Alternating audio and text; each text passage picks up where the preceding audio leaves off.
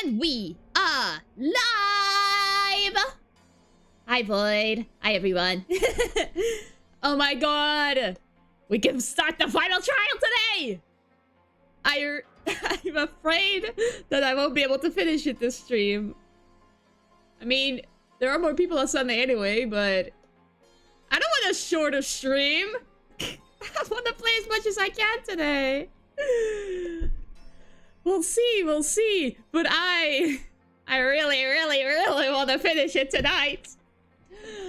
Though that means I will have to have dinner delivered to my desk again. Sorry, Mom. Sorry, Dad. But sorry, sis. It is too important. Kill that even lawyer that went to try.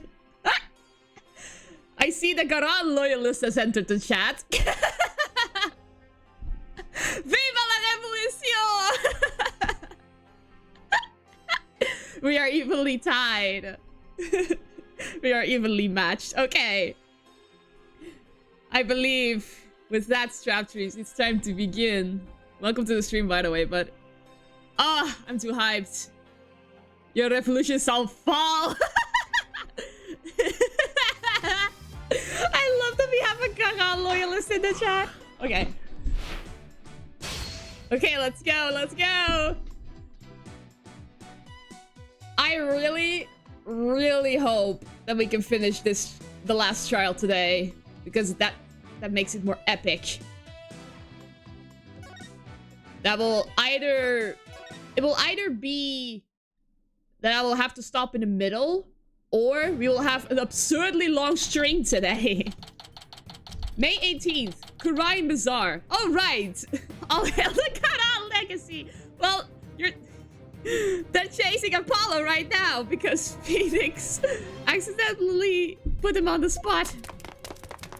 He ratted him out by accident. Those guys sure persistent.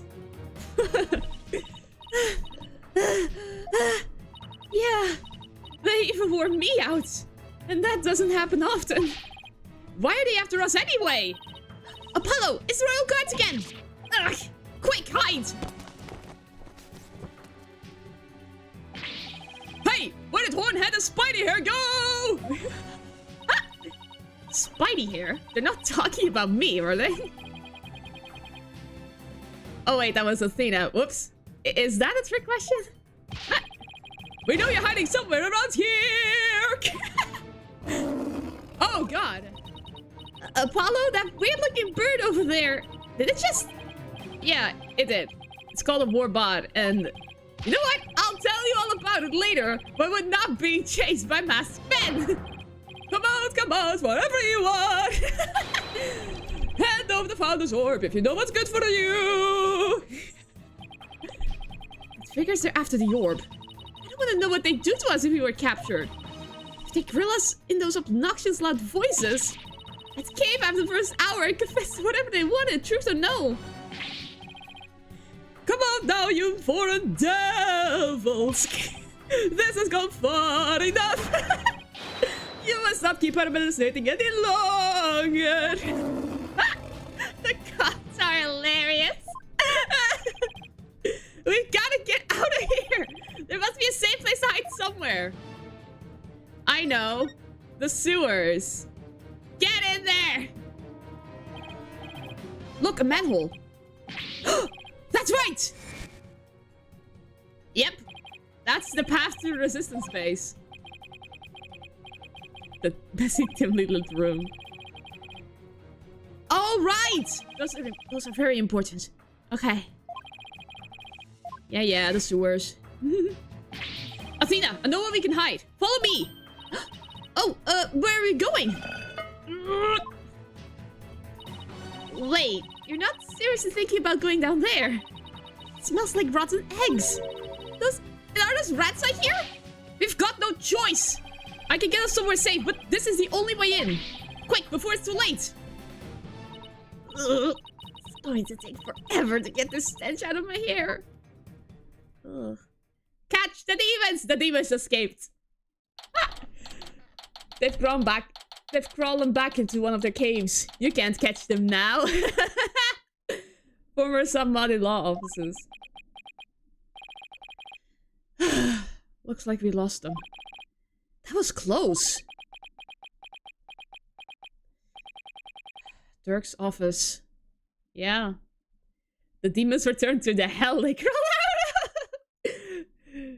They will return, don't worry. How long has it been since I last set foot in here? Oh, hi, Wayne.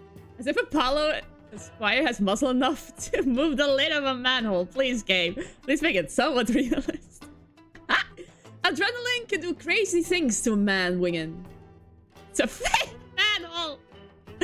But it leads to a real sewer. That means it's a real manhole. It's made out of cardboard. At least we're safe for now, but... Why is the thing now huddled over in the corner like that?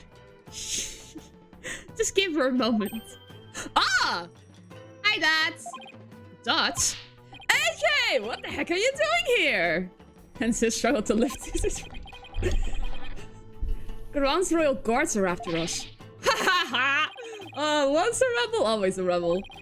Don't worry, the regime doesn't know about this place, so you can relax now. Good, but since when am I part of the rebellion? I don't recall signing up. Apollo! Phoenix! Mr. Wright, what are you doing here? We saw you two go into that manhole. There was another way in. He also was just randomly here. He's just standing because he can't sit anywhere. Because the couches are too dirty for anyone. You narrowly skipped the guard's notice. He just found like one clean corner in the entire room to just stand there. It's like watching a pair of ostriches burying their heads in the sand. Everything is covered in dust. I guess that was a closer shave than I had thought. Anyway, you're safe and sound now, and that's what really counts. Oh, I also have some evidence for you. Ooh, thanks, Mr. Wright. Case evidence received from the boss himself.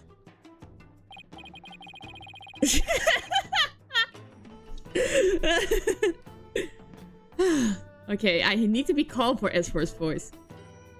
So, what is this dubious hovel we found ourselves in anyway? It's the Defiance Dragon's safe house, also known as the former Samadhi law offices. I see. Well, though it might just be happenstance. Here I am, the chief prosecutor, hiding out in a rebel base. Please don't report this place to the local police, Prosecutor Edgeworth. Might as well take a look around while we're waiting for the heat to die down out here. Come on, Athena, stop moping over there and help me check this place out. Please tell me there's a shower here. There's a sink in the kitchen. And if you're lucky, maybe even some soap. I'm sorry I even asked. Let me examine the place. Oh my god, I need to see the photos as Apollo. Hmm? Who's the kid? Wait a second! That's you, Apollo! I'd recognize those horns anywhere. Is that really the only way anybody recognizes me? Yes. Oh, you are so cute. And who's that fine-looking young man? That's Nayuta, back when he used to smile.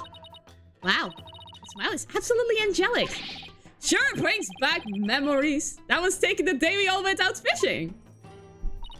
What was prosecuting somebody like when he was younger? He was kinda quiet. Passionate when it came to his convictions. When he finally made prosecutor, he was all fired up to change Garayan for the better. Now he's nothing more than Garon's lackey. Seems like Dots has a lot to say about Nayuta. I mean, yeah, it's Uncle Dots. He practically raised that kid alongside Dirk, and now he's on the other side. I'll ask him about his thoughts later. Dots, what's with the altar? So we pay our respects to the victims of the Defense Culpability Act. Ah. The DC Act is a heinous law that puts innocent people to death. A law that's supposed to protect the people sends them to their graves instead.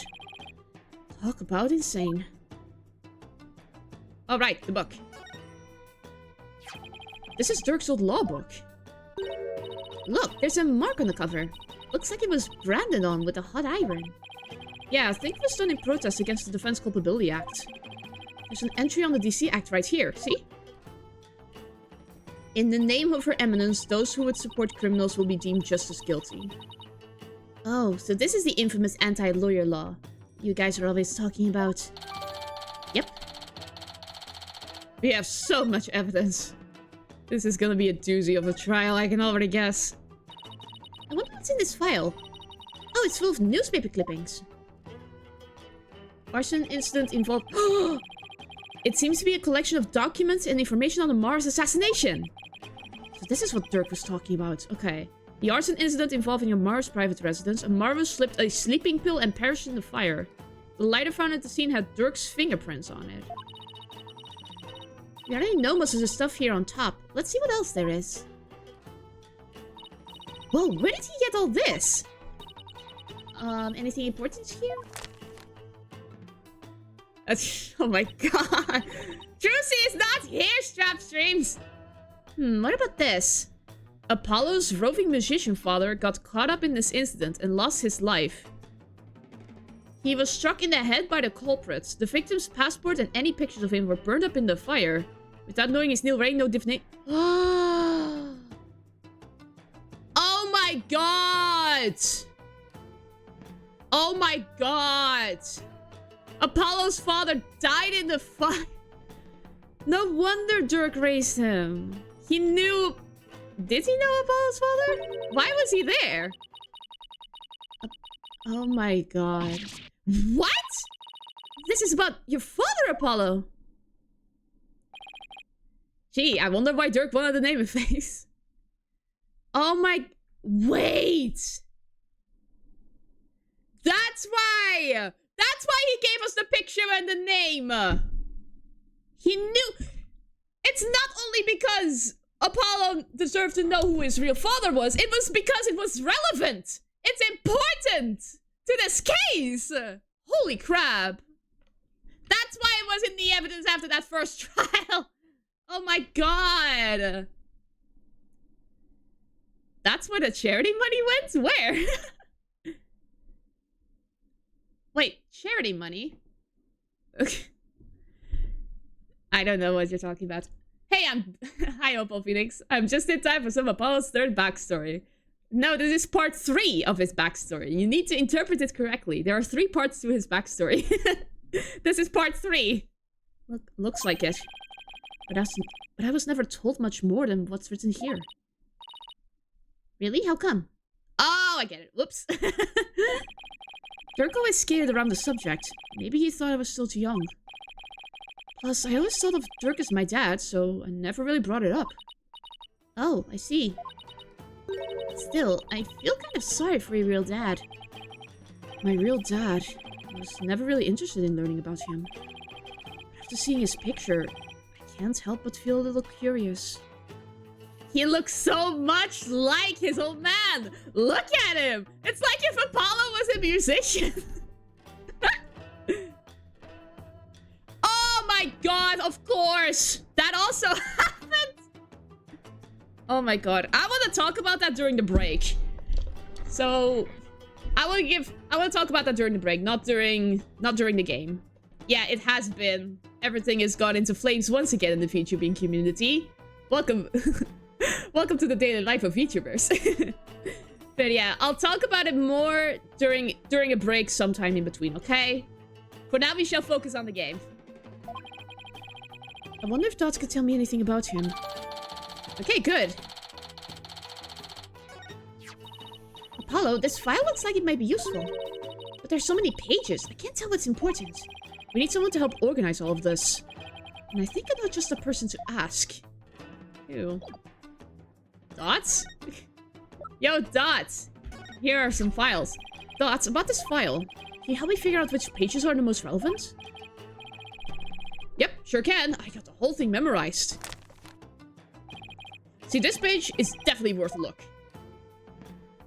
As the son of the terrorist Turk, Nayuda was expelled. Oh my god! I did that!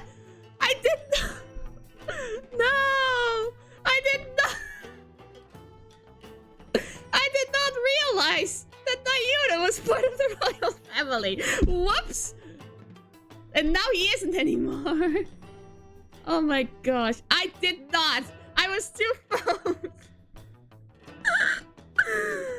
I was too dumb. I had way too much in my head the last few days.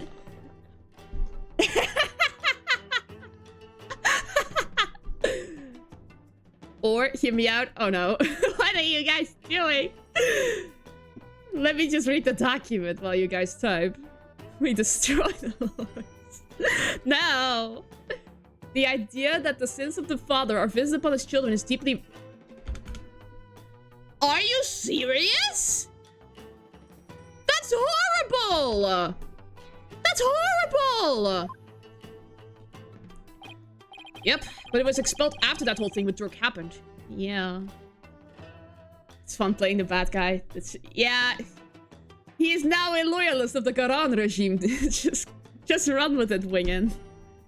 We need a stalemate. I'm part of the revolution. What are you gonna decide? Maybe I was consulted. Oh no. Must have gone through hell once he entered the legal world, though. Oh my god. He would have been eaten alive. Already at a disadvantage. And then Garan was like... And then Garan noticed who Nanyuda really was. Like... Must have been the moment he entered the prosecutorial place, but... Yeah, no. Poor Nayuda. Because of the sins of the father are visited upon his children thing? Yep. In the eyes of the people, Dirk is not only a traitor to his kingdom, he's also the terrorist who assassinated the previous queen. So as his son, Yuri no doubt got the cold shoulder at every turn. Must have been really hard on him. Yeah, the ties between father and son aren't something you could break, even if you tried. No matter where he went, he was probably labeled the son of a criminal. Oh my god, that's why he's so detached from Dirk. It's a survival mechanism. Despite it all, he made a name for himself through blood, sweat, and tears. I mean, just look at him now. He's a star prosecutor working among cases around the globe.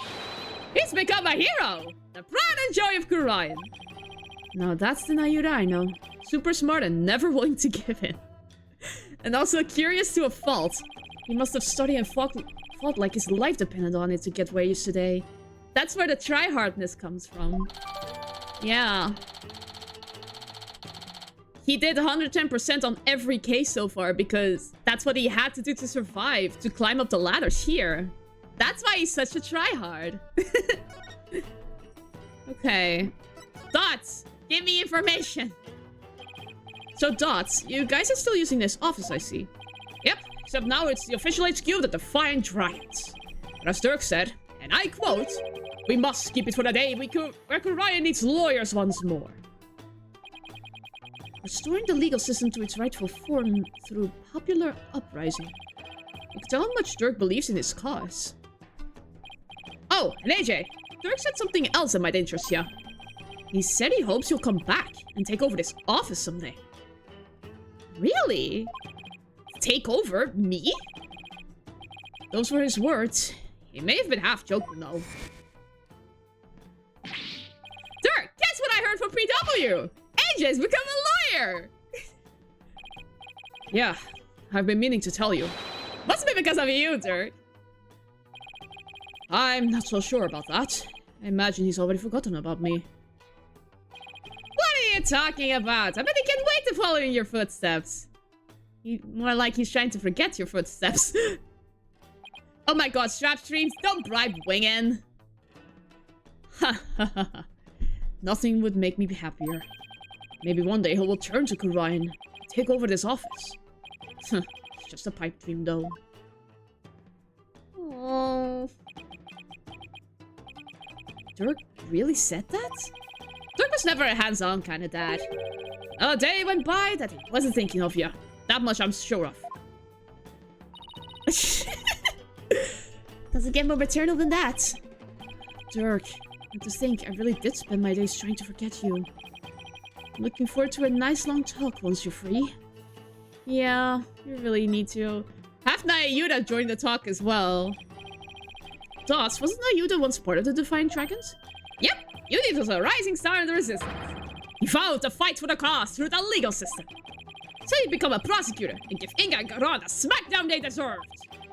But now he's... yeah, puppet of the Garon regime. Not only that, but now he's gonna prosecute his own dad. It doesn't add up! I wonder what happened to him. Lots and lots of psychological torture. Me too, but if I had to guess, take Garon has some serious leverage over him. Leverage? Like what? Wish I knew. Seems like Dirk knows. I tried to press him about it, but he wouldn't say. Come to think of it, Dirk did say... Nayuda is suffering. Oh, yeah. Mm-hmm. Yeah, what he's doing is killing him inside. If that's the case, I bet Nayuda doesn't really want to go through with Dirk's prosecution. How would he search here, but never hurts... Oh, wait. They're done already. What else do I need to present? Oh, wait! Ask about his father. Right. Dots, I wanted to ask you about this picture. That's a picture of your pops that Dirk found. He had a heck of a time tracking it down. He said he searched all over for it. Why? Why would he go through all that trouble? Dots, please tell us everything you know about Apollo's dad. Whoops. It immediately went to the talk screen. Do you know what my biological father was like? Dirk once told me about him. He was a modern minstrel, walking the world and making music in his travels. Cool. A bard. This file also has some information on your real dad. It says he died in a blaze at Queen Amara's residency 23 years ago. That's right. Dirk had invited him over. Dirk's the kind of guy who can become fast friends with just about anyone. Oh, right. He probably met Jove in the bar, and after 5 minutes, they were besties. And it seems your pops was like that too, AJ. They hit it off at the bar. Oh my god, that was way too easy. And the next thing you know, Dirk's asking Nova to play some tunes. And then the place went up in flames. Yeah, Dirk had just stepped out for a sec when the fire broke out. Where was Lamorar in all of this? Where was Thalassa? Apollo, you were there too, but you were oh my god! You were already born. Oh no. I remember hearing about that when I was little. Yeah, it was a crying shame. Your pops just happened to take you along that day. So you were there with him when the fire broke out. But Dirk risked his life to save you. It's like Dirk's done nothing but save me all my life. All your pop's stuff got burned up, including anything that could have helped us identify him. All we knew about him at first was his stage name. Jangly Justice or something like that. Oh, he's horrible at names. Dirk did everything he could just to think of what little we know now. What about my mother? Do you know anything about her? Yeah, where was Thalassa in all of this? All we know is she was traveling with your pops. That day, she was off doing something on her own. Oh no, they were separated. So then, she probably didn't even know my father had been with Dirk, huh? But she must have been desperate to find you and your father once you've gone missing. No doubt, but the Queen's assassination threw the kingdom into chaos. The police were so overwhelmed, they were probably hardly of any help to her. We searched and searched till our legs gave out too, but we never found her. That's horrible. With your father's stuff all burned up, we had 0 leads. Not even a photo. Oh my god, they don't even know who... They don't even know Thalassa is Apollo's mother. They didn't even know her. They only knew Jove. Ah, that's horrible. So that's how I became an orphan. Yeah, who knows? Maybe your mom read about the details of the fire in the newspaper. Maybe she figured you died along with your pops. Wow. I had no idea you'd been through all that, Apollo. So then you believe me? What? Oh my god! Your poor son. Imprisoned for a crime he didn't commit. Oh my god, I forgot Believe was in the resistance. Let's petition the government for his release and a declaration of innocence. Oh, thank you! I'm forever in your debt. Who's that? Hey there, missing me? Hard at work, I see. Yes, I have my own battle that I must wage. After all, there are many who suffer under the Defense Culpability Act. Miss Ibby, please don't forget about our case, too. I won't. I will look into it as soon as I am able. Wow. Dots? What's Miss Inme doing here? She's lending an ear to all those suffering under the regime's wrongful accusations. A lady whose husband's been imprisoned. Parents whose sons been falsely charged. No! She's helping out those types of people. So she's trying to help the revolution along. In her own special way. Yep. Thanks to her, more and more folks are coming over to our side. All the people who've been unhappy with the regime have been waiting for just a chance. They're starting to speak out in support of us. People are responding, and the grassroots movement is growing. Dirk's dream of revolution may finally come true. What should we do about the Founder's Orb? We'll probably run into the Royal Guards again the moment we leave this place. Well, we can't stay here forever, so we'll have to think of something. I've got it. Why don't you hold on to it, Dots? Are you sure about that, Apollo? It should be safe here, right? You can count on me. I'll get it back to you in time for tomorrow's trial at the Hall of Justice. Found the sword left with Dots. Oh boy, I really hope this doesn't backfire. What now, Apollo? Well, we've got a handle on what happened 23 years ago. Maybe you should pay Dirk a visit. There's something I want to show him. I'll join you. I want to talk to him before tomorrow's trial. Maybe I should wait here then. We'll attract undue attention if we go in too large of a group. Okay. Oh my god, so many locations. Hi, Dad. Ugh.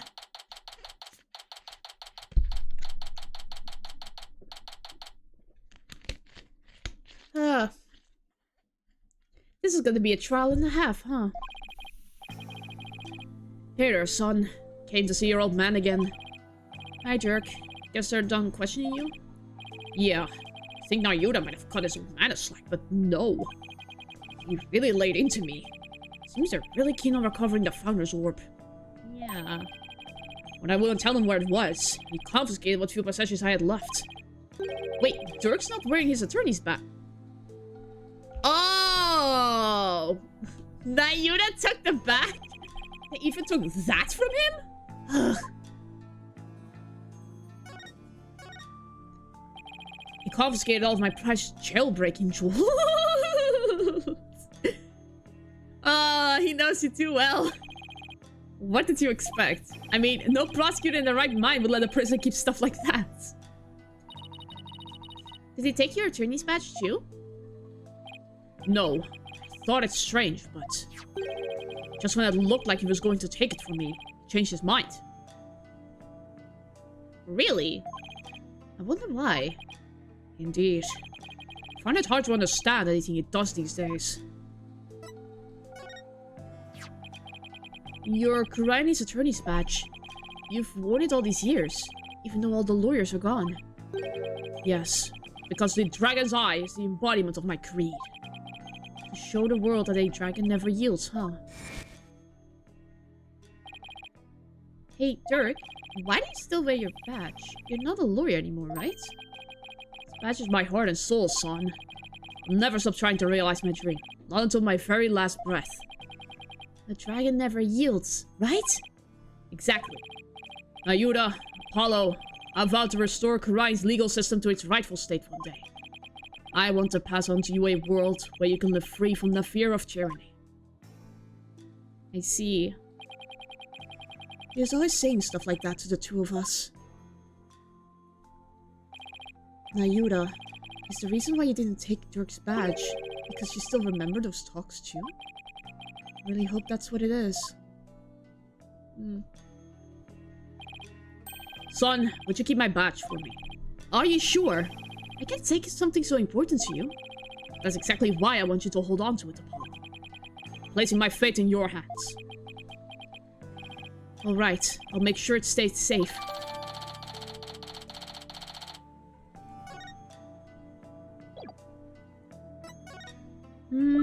What do I need to present to you? Prepared that myself.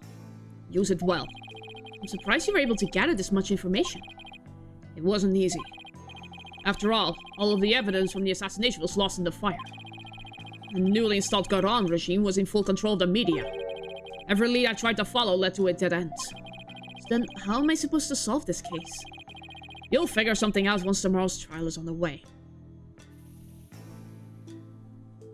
I have a feeling. After all, no one's looked into this assassination since my last trial.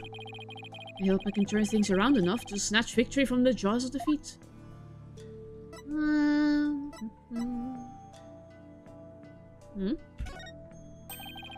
Nah. Whoops. What am I supposed to show you?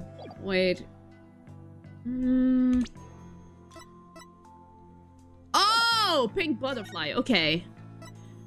Thank you! Thank you, notebook! I found it in the tomb. Look familiar? That's... Oh, so it is familiar. Dirk? Where did you find it? Down between the monk statues in the tomb. Is it yours, Dirk? Oh, it's something I bought. It's not yours. You're lying! Why is he suddenly acting all awkward? I wonder when I lost it. Let's have it. It's very important to me. Of course. I'll just make a note of it for future reference. It isn't his.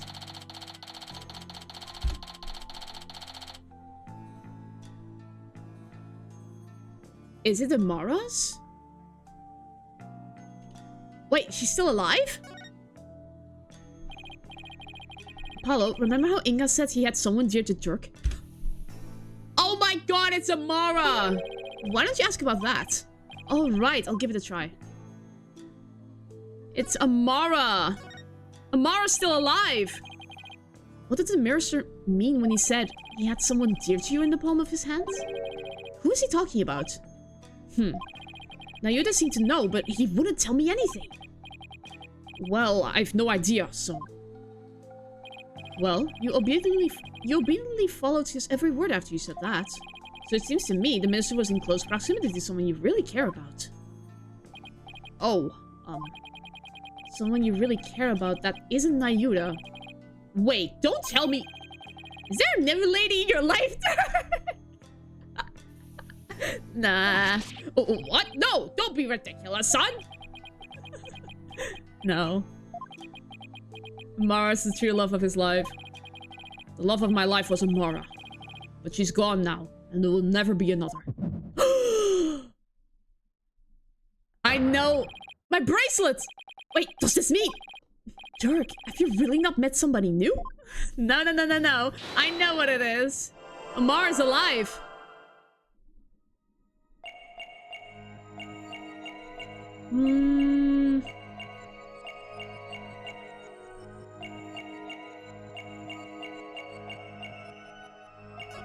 But she's gone now.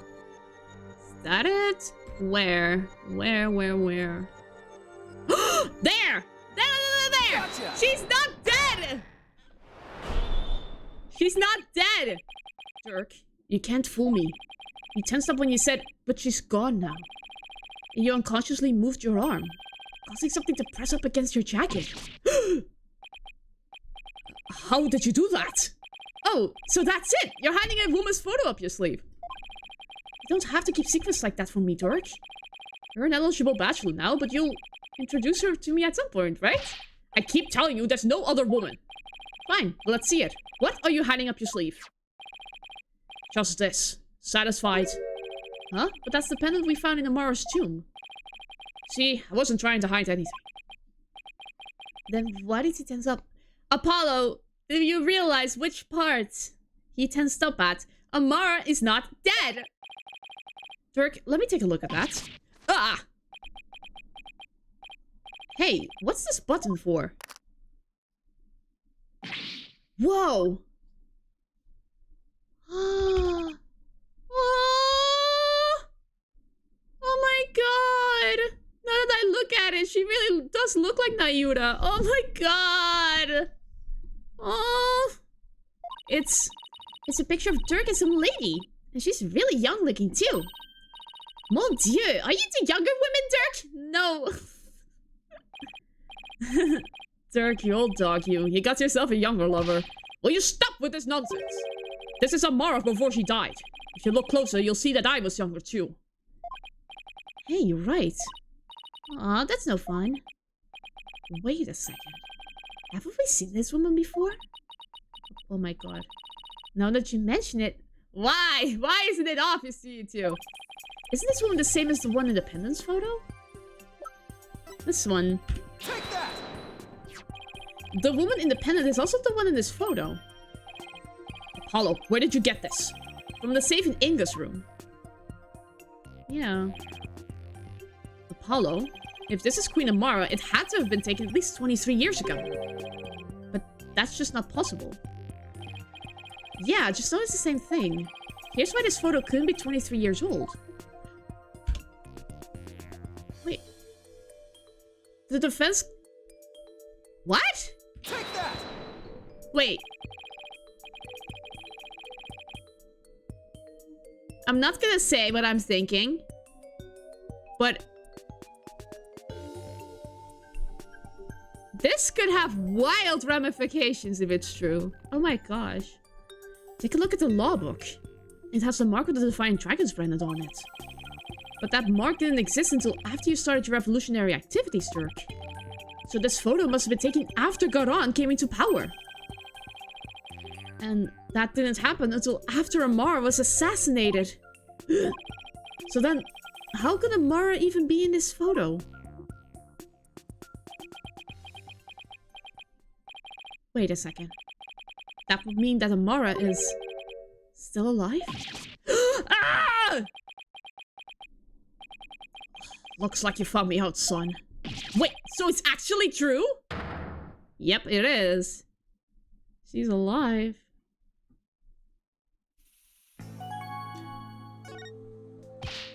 Dirk! What do you mean Amara's still alive?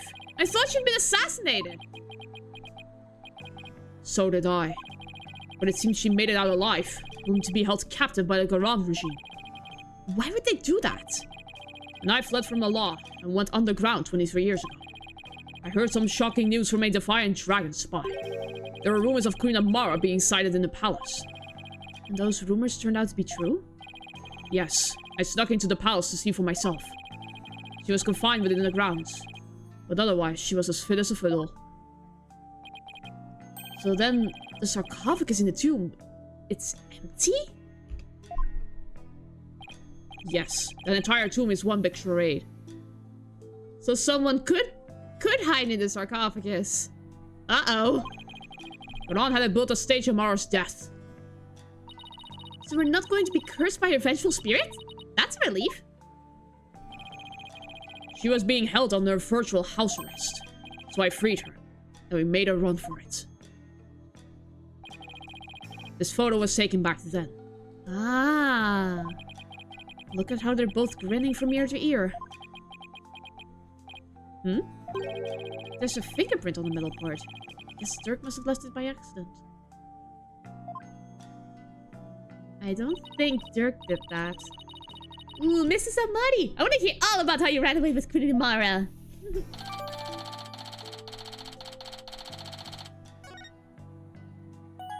On the run with Amara. I'm surprised Amara agreed to run away with you. I mean, Garan must have told her that you tried to kill her. Tried to convince her that I wasn't the one who set the blaze. And she believed you? She said, and I quote, "I shall accompany you, so I may ascertain the truth myself." She always was a tough one to read. Just like your son, Dirk. I bet she was thrilled you came to her rescue, Mrs. Amari. To be set free by your beloved. It's like something out of a fairy tale. Yeah, well, there was no happily ever after once Garan's people caught up with us. They took Amara away to who knows where. Snuck back into the palace, searched high and low for her, but to no avail. They probably moved her to some remote mountain prison or the like. Dirk, does Nayuda know about this? He knows she's his true mother. I told him as much. Wait, is that why Nayuda is following Garan's orders? Most likely. Yeah, I think so too. So then, do you think that deep down he doesn't really want to prosecute you? Well, he's not one to show his feelings. And lately, I've had no idea what he's thinking. Apollo, we need to grill the queen about Amara when we have the chance. I was wondering about something. The little baby the lady's holding, is that Prosecutor Amari? No. That's not true. Not necessarily. It could just as well be me. After all, we're only 1 year apart. I don't know. I mean, the kid in the picture is too cute to be you. Wow. Let's settle this by asking Dirk himself. I think I know. I'm not gonna say. Oh no, if that is true. Dirk, about the cute little kid in this photo. Is that me? Huh? What are you talking about?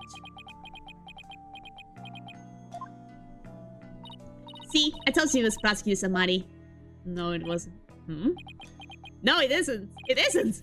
Oh, I see. Well, either way, it's not you, son. So then, if it's Nayuda, it was taken when he was about 1 year old, right? And that would mean he ran away with Amara around 22 or 23 years ago? Hmm? You're pretty good with numbers, son. Impressive. Huh? What kind of answer is that? I don't think that's true. Before you go, son, there's something else I need to tell you. Something important. What is it, Dirk? I've never seen you act so serious before. So, what's this something important you have to tell me?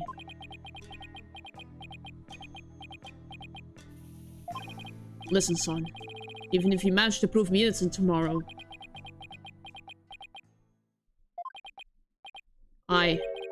I don't have long to live. What? Huh? What are you talking about? What I mean is, I can already hear the Twilight Realm calling my name. Are you sick or something? What is happening? There is no escaping death now that it has its sights set on me. What? Is this another one of your jokes? I wish it was. You can't fool me, Dirk. Hmm? That's strange. Why isn't my bracelet reacting? Oh my god. Are you sick? It's something like that. Oh my god, he's cursed.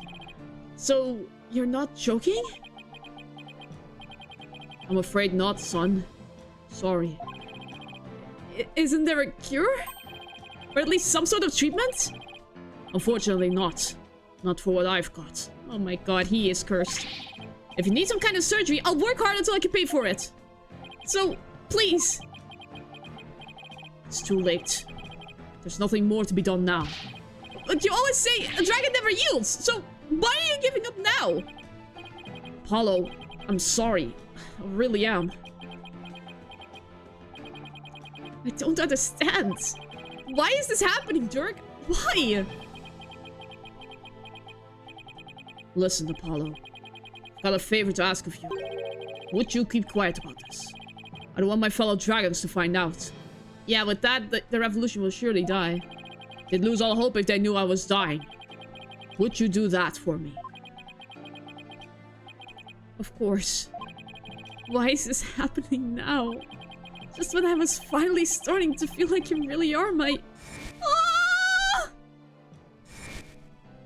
Oh my god, no!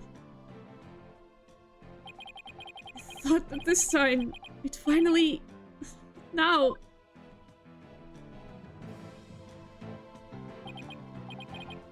Damn it. Why? Apollo. Listen, son. I don't have much longer to live. But I'll never let them execute me. Not before I finish what I need to do. I know, Dirk. There's no way I'm going to let them prove you guilty.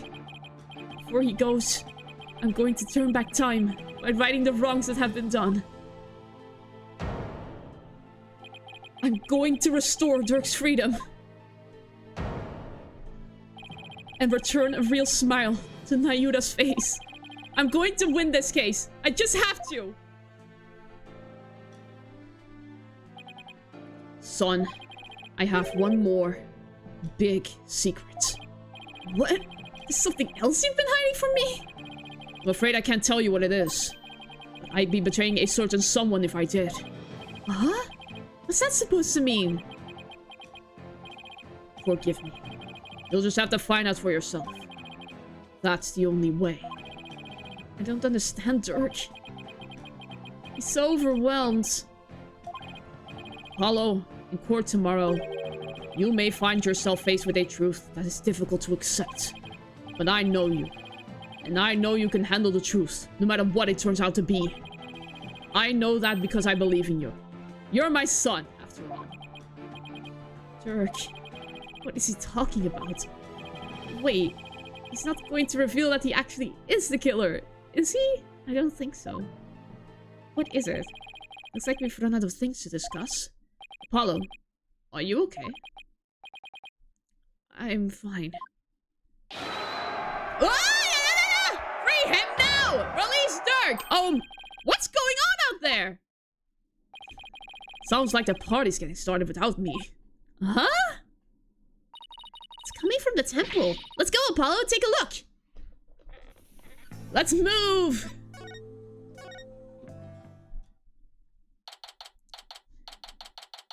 Temple. Whoa, what is all this? Oh my god. Oh my god, Dot. Ow, ow, ow! Let go, will ya? He's just standing there. What are they? Huh? Well, look at that. Oh my god. We're coming to take their courts back. Believe. Amazing. Don't hold back, man. Arrest them all. Viva la revolution! Go, Dots! Woo!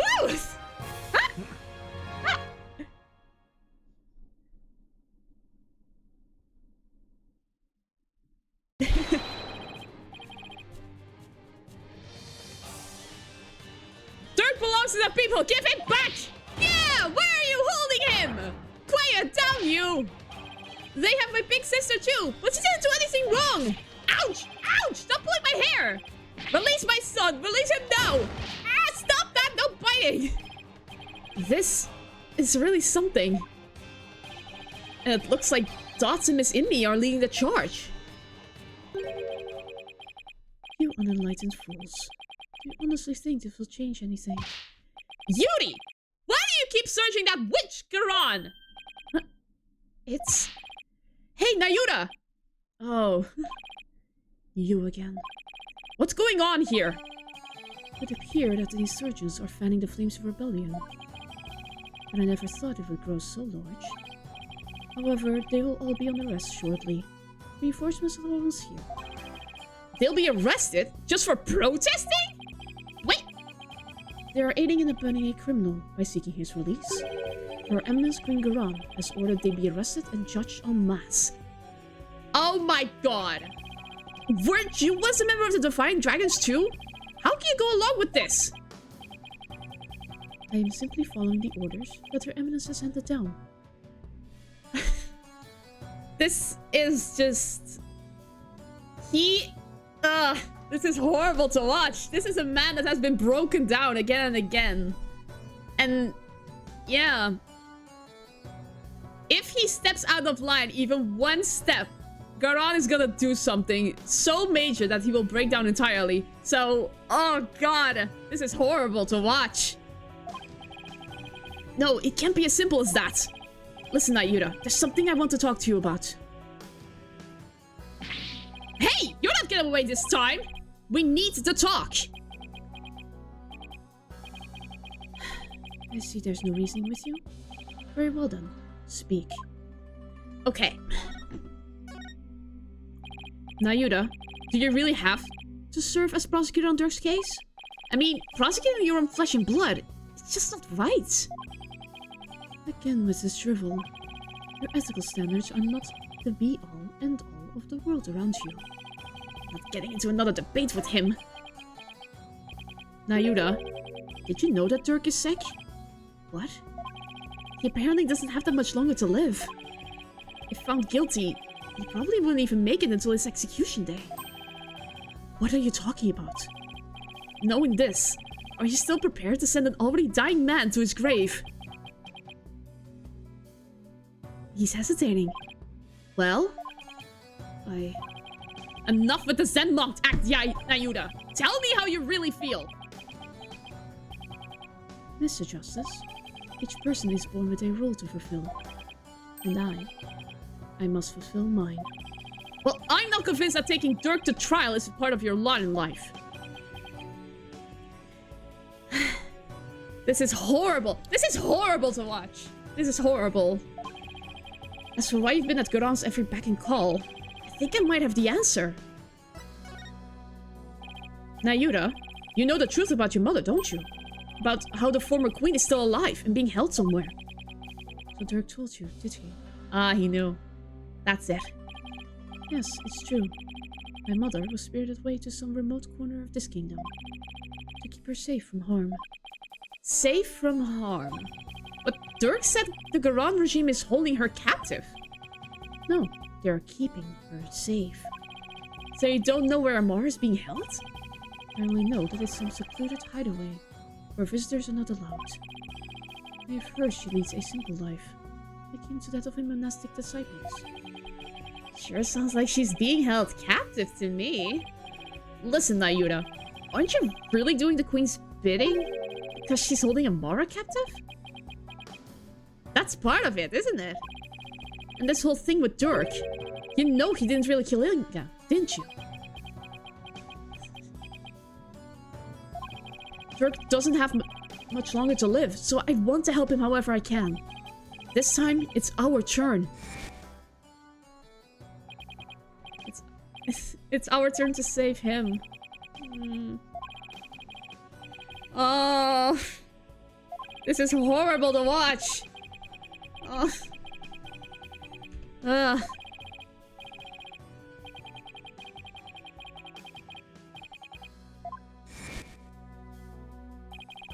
It's our turn to help Dirk however we can. He's not gonna... It's not enough. It's not enough. What you speak of is futile. Let it go and move on. The guilty verdict. The hopelessness. You must resign yourself to it all. Oh my god, he has just... everything I've said is true. Oh, it's horrible.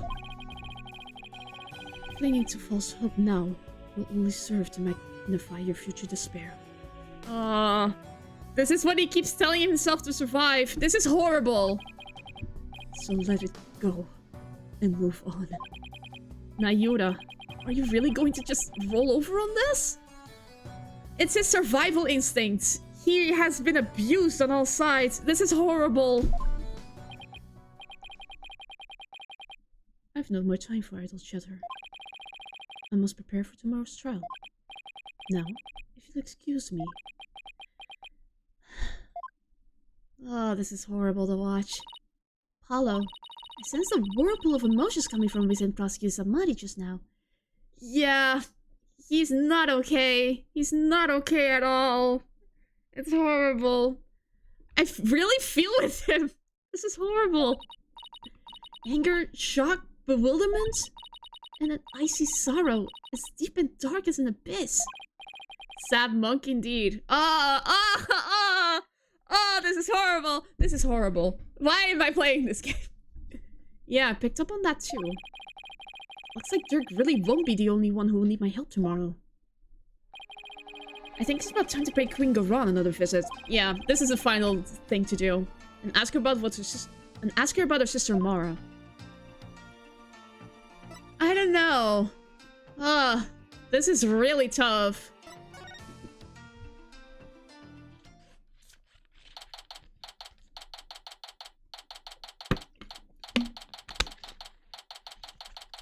Am I the only one who's feeling this way? This is just... I really feel with Nayuta, man. This is horrible to watch. I'm gonna cry in this trial. I'm sure of that. The Royal Guard isn't around. That is other Hui! You cannot continue to deceive people like that. Reifa, justice is much more than simply speaking the truth. Is that Princess Reifa and Green Garan over there? You deceived me too, Mother! How could I ever believe a word you say again? You nincompoop! Huh? Your benevolence. I couldn't help but overhear. You impudent! Ow! She knows something. Are you okay, Mr. Wright? I can't believe she actually punched you. Yeah, I'm used to it by now.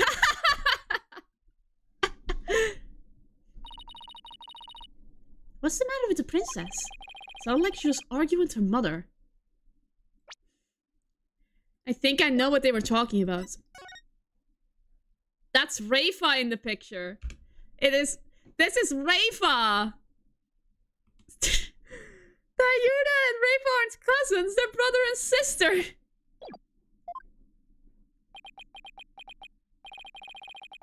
Maybe it has something to do with this picture. Reifa said she had to ask her mother about it. Some secret or another as soon as she saw it. So then, does that mean that Princess Reifa knows what really happened? That Amara wasn't assassinated and is still very much alive? No, I think she figured even more out. It would seem so, but she doesn't seem to be taking Garan's lies very well. Wait, that isn't the case?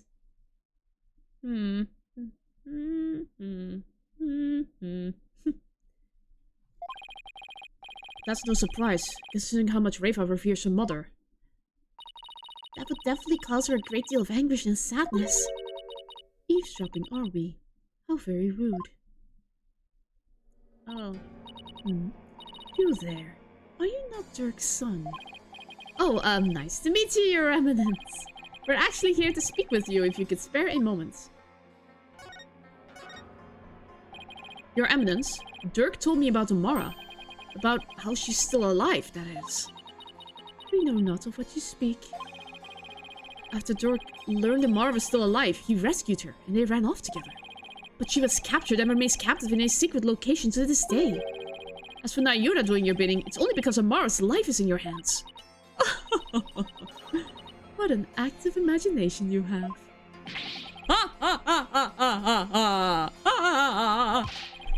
A lawyer and a comedian. How droll. Wow, where did they come from? Anyway, if she's going to play dumb, I'll just have to jog her memory with some evidence.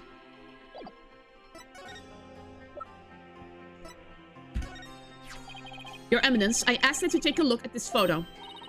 Why, that's... It's a photo of Amara. And here you can see a law book bearing the mark of the Defiant Dragons. I believe you know what that means.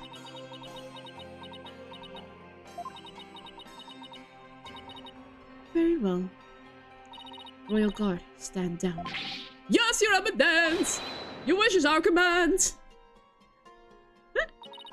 It seems there's no need to perpetuate the charade any longer. We shall speak of all we know. Okay. So then, you admit that Amara's still alive? Yes, she is under our protection in a safe location. I think you mean being held prisoner. And where is she being kept? Oh, now why would we tell the son of a traitor that? Yes, she has a point there. Now, heed our warning, horned devil. It would not be wise to inform the people that Amara yet lives. It would only serve to plunge public order into chaos. I have no intention of doing that. Besides, there are real terrorists out there who might try to kill her. Good. Now, there was something we have been meaning to ask you. Do you know what has become of the Founder's Orb? The Founder's Orb went missing after Dirk took it into the tomb. As his son, we thought you might know something of its current whereabouts. I knew it! I suppose I should thank you for that free running tour of Kurine. That was the Royal Guard's own doing. Nice try, lady. But now you're definitely not getting the orb, ever. Why do you want the orb so badly anyway? Because it would be most dangerous in the wrong hands. It must be recovered. Is the legend true? Can the orb really impart spiritual power?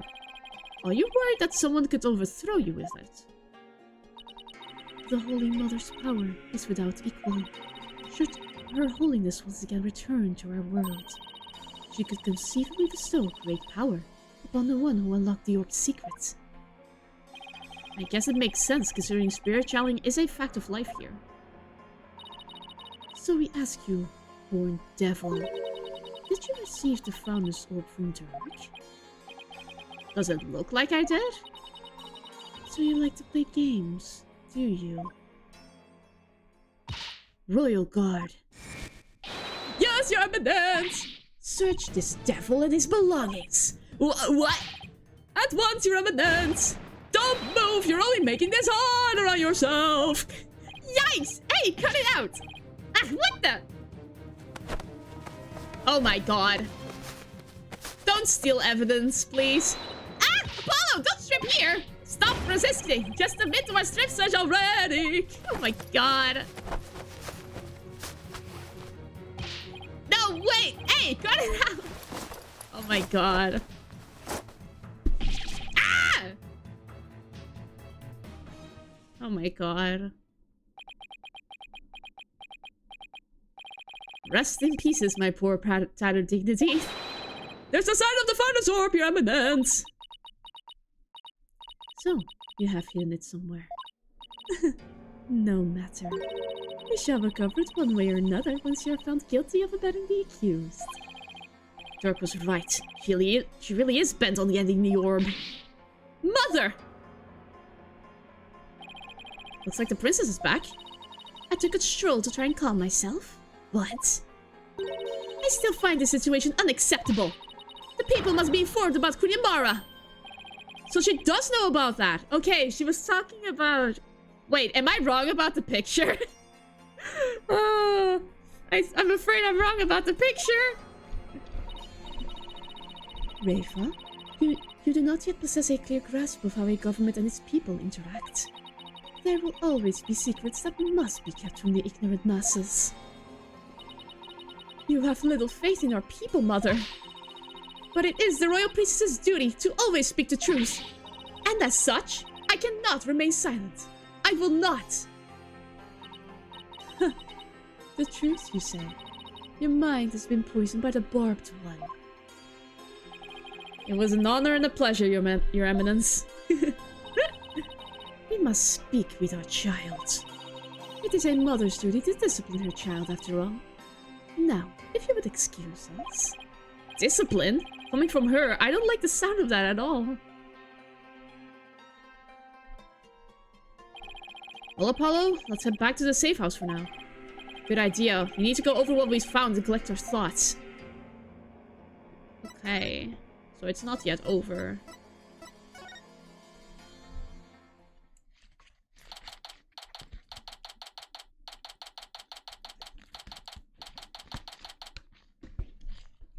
This is going to be very complex, I believe. Not I hope. Ah, you're back.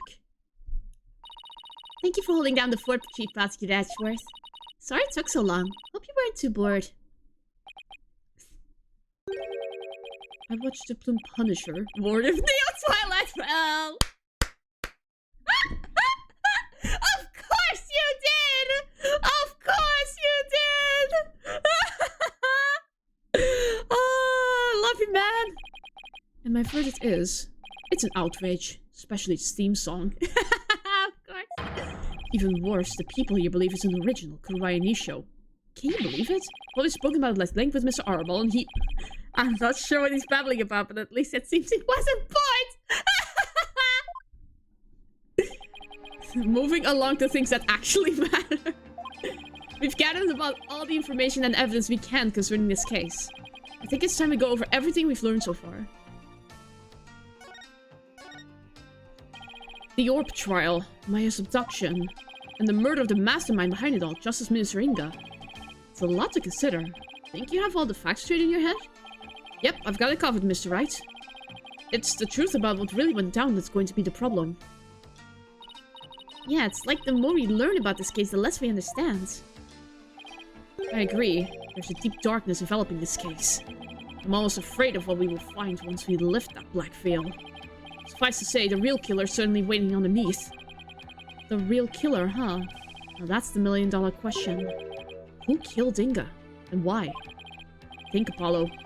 Who would you say had a motive to commit this crime? I for one am drawing a complete blank. I want to know how the killer slipped into the tomb, killed Inga, and slipped back out. Without ever being seen. That's a bona fide locked-room mystery right there. Well, we've collected plenty of evidence and statements. Just hope the rest comes out in court. It'll be a thinner tightrope than usual, that's for sure. This case has one big fly in the ointment. In order to prove Dirk completely innocent, we also have to exonerate him of the crime committed 23 years ago. Amar's supposed assassination. Right, we know Amar is still alive, but Dirk could still be charged with planning to kill her. He couldn't discover the truth, even after 2 decades of investigating. So our biggest hurdle is going to be the complete lack of evidence. The fire made sure of that. Mr. Wright, have you ever won a case without any evidence? No, that's one thing I've never done before. Yay! A trial unprecedented even in the decorated annals of the Write Anything Agency. Still, I can't help but wonder, was there really no evidence left behind? I think I know what the plan is. Oh, and we can't forget about the Defense Culpability Act. Those who would support criminals will be deemed just as guilty. In short, if Dirk is found guilty and is sentenced to death, we'll likely join him in a very public execution. Yeah. Beat the charges or die. What kind of crazy upside-down legal system is this anyway? Don't worry. I can't ask someone as young as you to risk your life, Athena. So tomorrow, it'll just be me and Apollo on the courtroom floor. Excuse me? But you can support us by watching from the gallery. Aw, no mood matrix this trial? That sucks. What? No! I want to help! I'm part of the agency too, after all! Sorry, but this is a direct order from your boss. Ugh! Phoenix, why do you decide now to be a responsible boss? Plus, there's Prosecutor Blackwell to think of. Oh my... He said it's use me for sword practice if I put you in harm's way. Of course he would! Oh, Blackwell! Ugh. Simon. Well, at least promise me this, you two. Promise me you'll make it back alive. Make it back alive. What's with that face, Apollo? You'll never inspire confidence in your client like that. And it'll play right into the prosecution's hands. Remember, the worst of times are when lawyers have to force their biggest smiles. You're right. Even when it seems hopeless, when there's not a shred of evidence to be found, we can never let it show on our faces. Right? Oh my god, Wing It, no. That's mean. I'm gonna delete that, actually. That was a bit mean. But will I actually be able to do that tomorrow?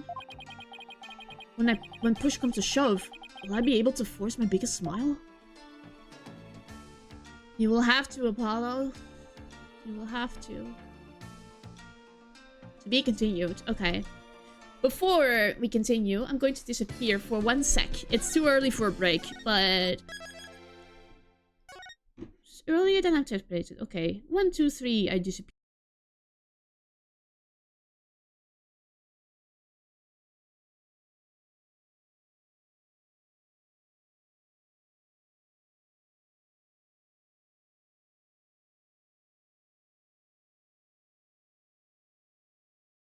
One, two, three. I appear once more. I don't know what it is with voice acting, but... Ghost!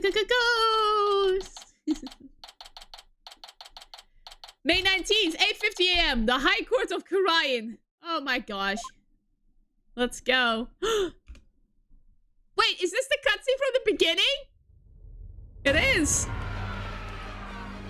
Viva la revolution!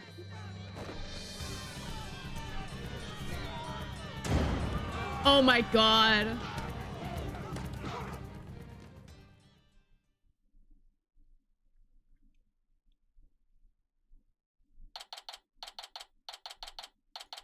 May 19th, 9:28. The High Court of Kurain. The accused lobby. Yeah. Yeah. The trial was delayed, I guess. It's complete chaos outside. Let's just say the Defiant Dragon supporters, demonstrating for Dirk's freedom, have taken a very special interest in the outcome of today's trial. They look about ready to string us up if we lose. Trials here are pretty much like the ones back home, but with one major difference. Oh right, this is Apollo's first trial in Kurain. The divination seance. The victim's final memories will become a matter for deliberation. I've heard about that, but they haven't stopped you from winning your cases here in Kurain. True, but it wasn't easy. Still, the memories of the dead are simply another piece of evidence. There's always a way to deal with them, if your client is truly innocent. Well, I know Dirk is innocent, but... he has a secret. He had something to do with it, I think.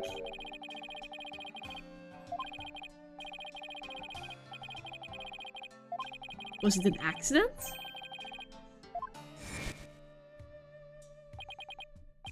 I really hope it's not an accident. That would be lame. Dirk, what is that secret you're keeping? Hey, AJ! That! Here you go, just like I promised.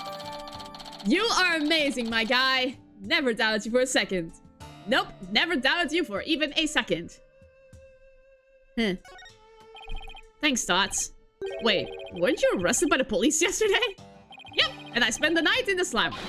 I had a fine meal, a shower, even a bed. What more could I ask for? That actually sounds way better than where we're staying.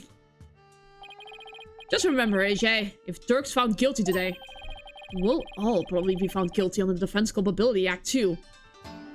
Even the rebels? Yeah, Nayuda said something to that effect. That witch Garan wants to take advantage of today to crush our revolution once and for all. The fate of the revolution, and every Kurainese person, rests on this trial. We're counting on you, AJ. We'll be fine. I'm going to win this one. You'll see. The trial will begin shortly, Apollo. Let's make our way into the courtroom. At least we're together side by side, Phoenix. Right. Apollo's leading the trial, but Phoenix is still with us, so it's fine.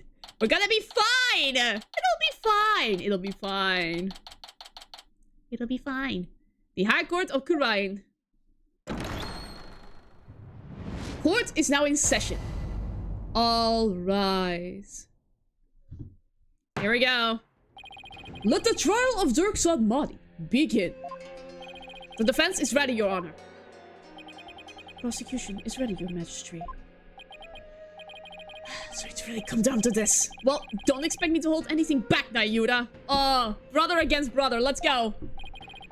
This trial will examine both the murder of Justice Minister Inga Karkul Kurain and the assassination of the former queen, Amara Sigatar Kurain.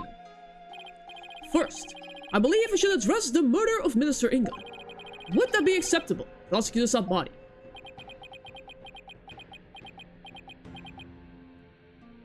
Hello? Prosecutor Sabmadi? Ah. Yes, of course. Please proceed. What's with him?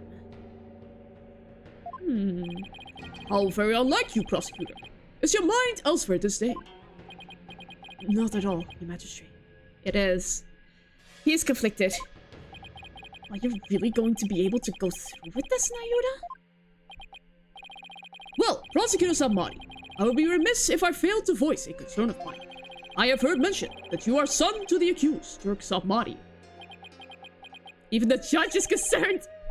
You have heard true. Does the fact pose some sort of a problem, Majesty?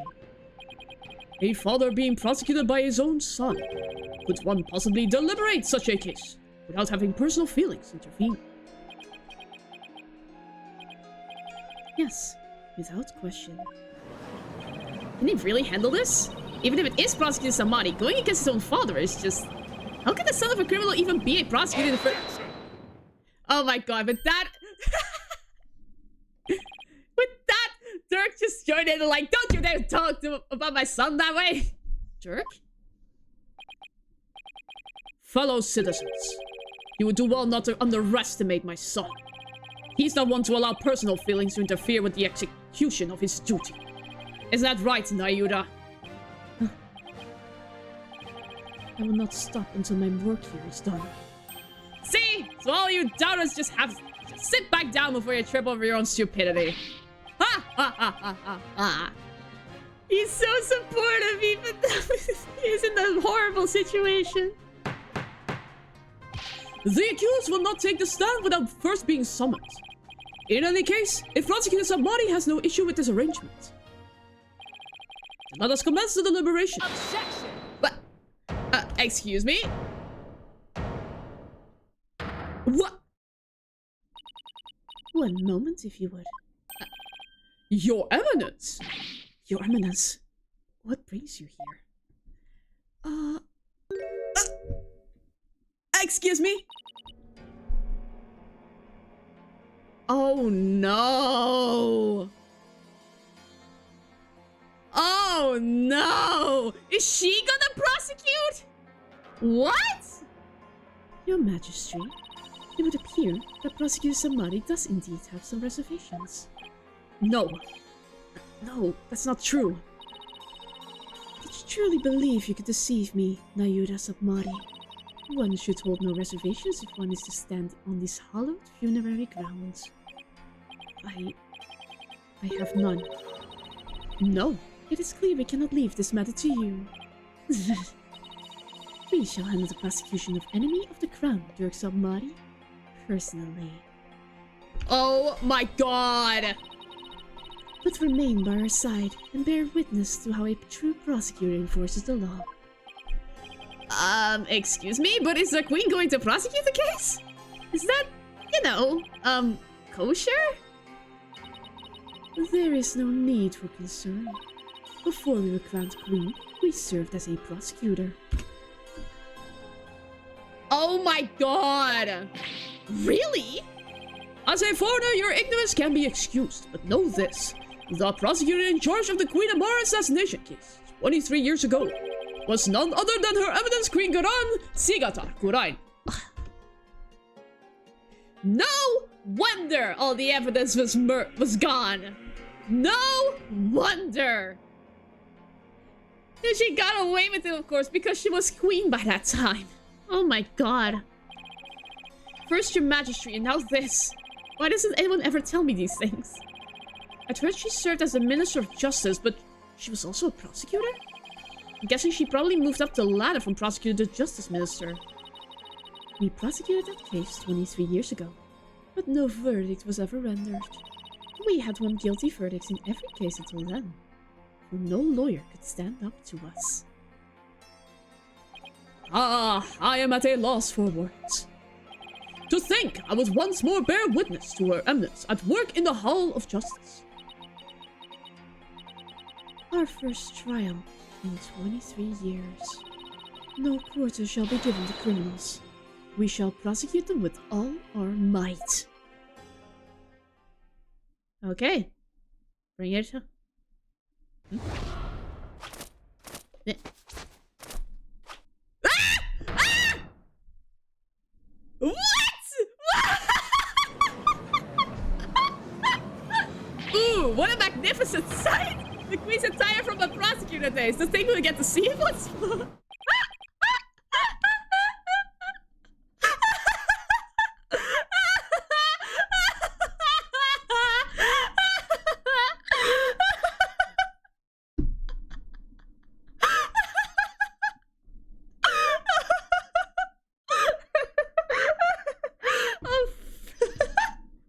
Oh god!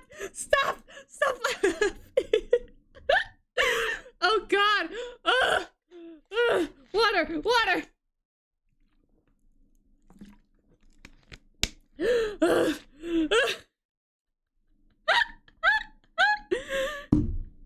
That out! That's less subtle than a Disney film!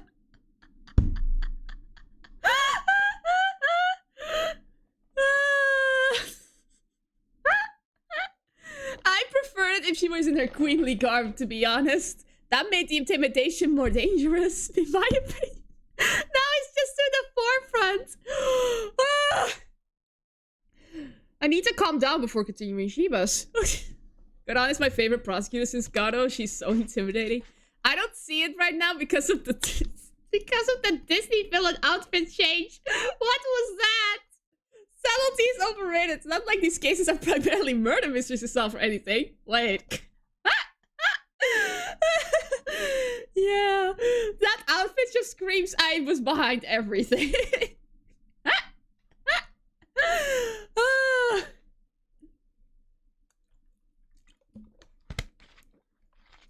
That outfit should have been more subtly designed, in my opinion. Okay. What the? That's Queen Garan? Talk about an extreme makeover, indeed. Indeed, Phoenix. It's all coming back now. The feel of my blood pumping through my veins. Woe to you, O enemies of Kurain, for I shall personally slice, dice, and grind you up into hog feed. Yeah. It was I all along! Yeah, that totally doesn't scream murderer. I don't suppose I can ask her to roll back to her polite pre-makeover personality. I hope so. Sorry, Apollo, we can't have... Sometimes we can't have what we want. Know this, lawyer. Yes? Now that I stand as prosecutor, consider your defense's bench a headman's scaffold. If you wish to leave any last words, I advise you to start thinking of them now. Just wait for what this crazy bee does. I am afraid now. This is... While you still have a head for which to think, that is. Meep. She's dead serious. Now, it is time for the divination seance. Rafa, come forth. Oh, Rafa. You're benevolent. Thank you for gracing us with your presence. Is she gonna... I don't think she... Oh no. She's not gonna be able to do it? Your benevolence. I understand it may be difficult for you, but... May we proceed with the divination seance?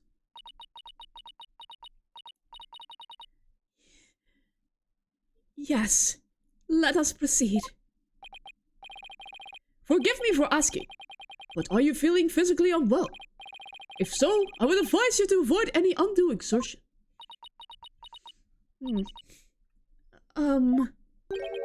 Your benevolence.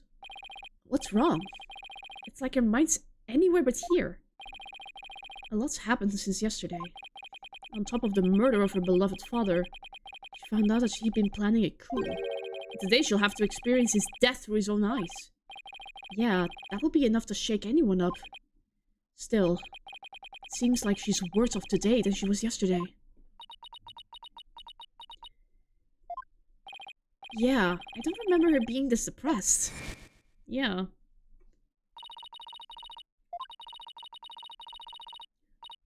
Oh my god! Garan, did you do something to her? Oh my god! Wait. Karan didn't do something to her, did she? Your Eminence, about today's divination seance. As I understand it, the prosecution has yet to review its content. Is this deviation from protocol a part of your plan? Prosecutor Sabmari, would you care to explain your actions? Your Eminence, the accused was caught at the scene of the crime. Therefore, I deem no seance would be necessary for such a clear-cut case. Does she have the Infinity Stones on her rings? You and your bleeding heart. Oh, he didn't do it for Rayfa's sake. That's so sweet of him. You seek to spare Rayfa the trauma of witnessing her father's death. Is that why you have done this? Not at all. You were concerned for me, Prosecutor Sabmari? That's oddly compassionate of him, of all things considered. Your Eminence, your Majesty, regardless of what is best for her benevolence, this case is blessed with a bounty of incontrovertible evidence. So I believed we could reach a swift verdict without devoting precious time to a seance. You have a point. Personally, I would like to spare her benevolence and the undue misery. Experiencing the murder of a loved one is a burden no one should have to bear. Prosecutor Sabmari, your Majesty, can this trial truly proceed without a divination seance? Can't blame her for not wanting to experience her father's murder firsthand. Your Eminence, what are your feelings on the matter? Shall we have her benevolence return home for some much-needed rest? We shall not. Why? You fools spoil her with your feckless words of compassion. Oh my god.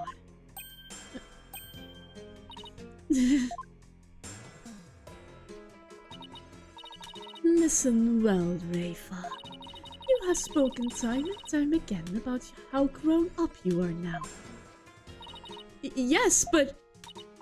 So, let us see if the royal priestess has truly come into her own. Are you prepared to fulfill your duty and perform the divination seance as you should?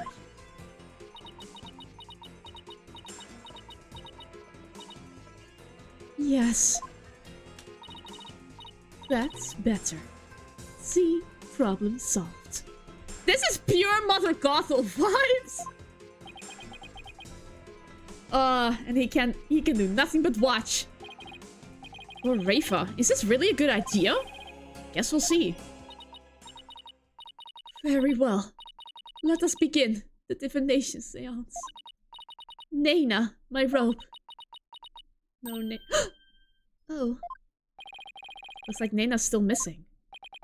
It's been a whole day already. Barbed head? Yes? You removed my rope. What? Why me? Don't keep her benevolence waiting now, Mr. Wright. Can't you see she's ready to begin?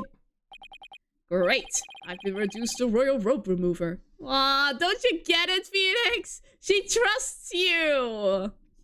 She trusts you to do it. It's so sweet. It's like she's grooming Mr. Wright to be Nena's replacement. Yeah. Very well. Your benevolence. Please start when you are ready.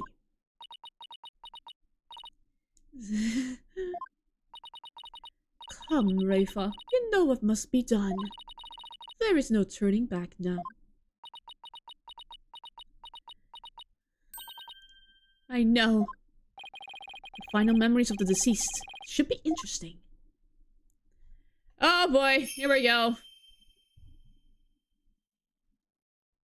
O Holy Mother, we hold this divination seance in your name. Let the eyes of everyone here be clear, and our ears be unstopped. O dance of devotion, guide the victim's soul to me, so that we may receive their final memories in the pool of souls. Here we go. Stay stable, Rayfa. You can do this.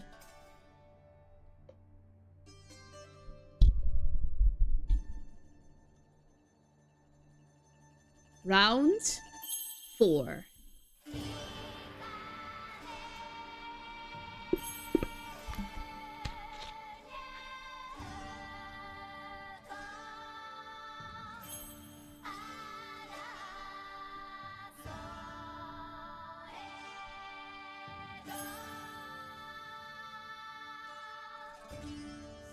Okay, good so far.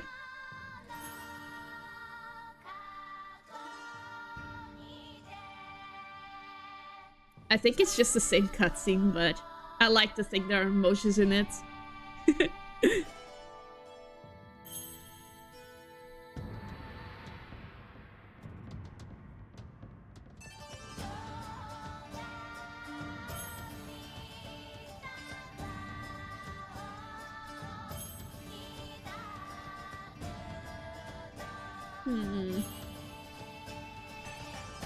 Is she gonna do it? I think it'll work.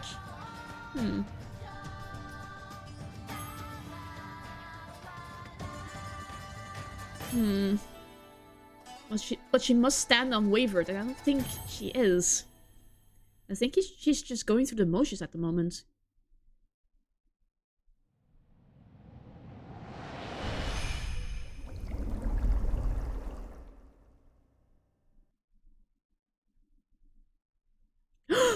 Oh no! No! No!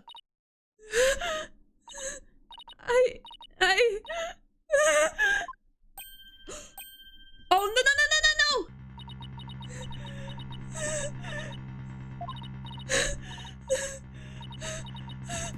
Oh. Oh, no, she's having a panic attack! No! Oh, no! Your benevolence! What's wrong? Oh, no! No! This is unacceptable. Are you freaking serious? Oh my god, your daughter just fainted from a panic attack and you just stand there like unforgivable child. Ugh. Bailiff, take a benevolence to the first aid station at once. This is not good. No, no, no, no, no. I really hope she's alright. Oh no. Your Eminence, do you have any idea why her benevolence collapsed so suddenly? It seems she was not ready for what the deceased was to reveal. It overwhelmed her. Her inexperience and immaturity left her ill-prepared to face her father's death. It's because you forced her to before she was ready! And she said she could go through with it. How very disappointing. Sadly, I gotta go, since we'll be here for the break talk, so I'll leave my pre-message emptively here. Yeah. I'll talk about that later. But yeah, see ya! I know someone who's not winning Mother of the Year ever. Yeah, oh my god. She has such Mother Gothel vibes. I mean, of course Rava's going to be overwhelmed. She's still just a child. She's 14 for crying out loud. It seems we have no choice but to move on to witness testimony. Your Majesty. Oh yes, let us proceed. Bailiff, summon the first witness if you would. Who is it? What? Oh my god, Dirk, those are your shoes? Really? Horrible shoes, Dirk. Is this not the accused? It is indeed. I thought I would give him the opportunity to plead his case. For true justice is more than a literal presentation of the facts by the prosecution. Oh, Paul. That seems uncharacteristically fair of her. However, should the accused fail to produce convincing testimony, he, along with his cabal of traitorous lawyers, shall immediately be found guilty. And their heads will roll from their shoulders. What? Should have known there was a catch. Your courts, your rules. Same as it always was, I see, Goran. Oh my god, that's true! They must have faced off in court! Oh my god. Now then, Mr. Dirk, if you could enlighten us to what happened. Well, I would, if I could. Oh, yeah, right, he didn't remember. Oh, no! This is a good start. Dirk explains himself. I was struck by a sudden dizziness the moment I entered the tomb. The next thing I knew, I was standing there with a bloody knife in my hand. Lying right in front of me was Inga, dead as a doornail. I have no recollection of what happened in the interim. But I didn't kill him. At least, I don't think I did. I'd go against everything I believe in.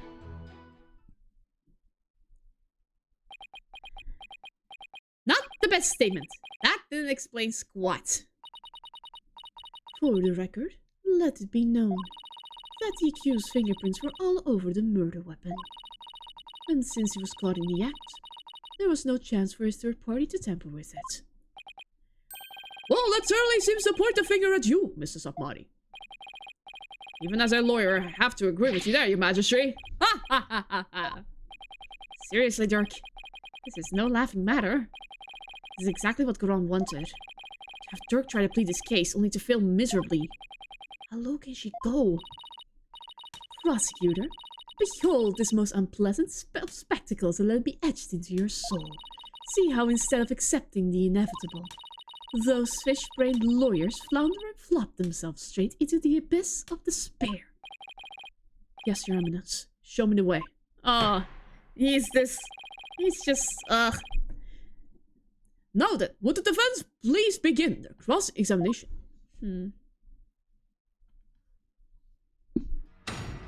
Okay. Dirk explains himself.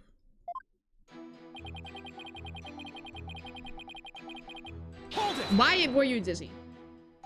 You were struck by a sudden dizziness. Was it because of his illness? Is that something that's ever happened to you before? Can't say that it has. Maybe age is catching up with me. I'm no spring chicken after all. That's not the issue here. A most cunning excuse. One befitting an insidious insurgent. Oh. A killer who does not recall his crime. How very convenient. Next, I imagine you will plead insanity. You aim to seek a lesser sentence through excuses and subterfuge, do you not? No. Don't make me laugh, your malevolence! Ah! How dare you? I'm merely stating my innocence. I have no intention of offering excuses. It's your baseless speculation I will decry as foolish. You deceitful witch! Ah! Ah! It is at your wish that I shall claim your head right now, in this very hall. Well, that will certainly speed things along. Ha ha ha ha! Hold it! Oh my god. Dirk, why don't you let me handle it from here? And if there's anything you need to say, you can say it from me, okay? Anything to stop you from needling the queen. Next time you have an objection, you'd better have some proof to go with it, Dirk. The accused will continue with what he does recall of the crime.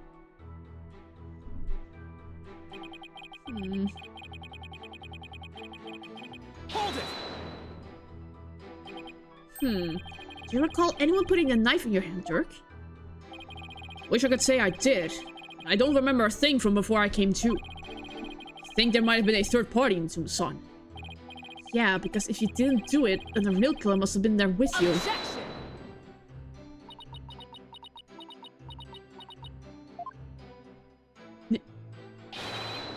You called, Your Eminence! Does she go anywhere without those goons? Was there a third party in the tomb when you were securing it? No, Your Eminence! We searched high and low, but we found no one of the sort! And there you have it. Oh, right. They did search the place. Furthermore, my guards had the entire tomb surrounded, so there was no way for anyone to escape.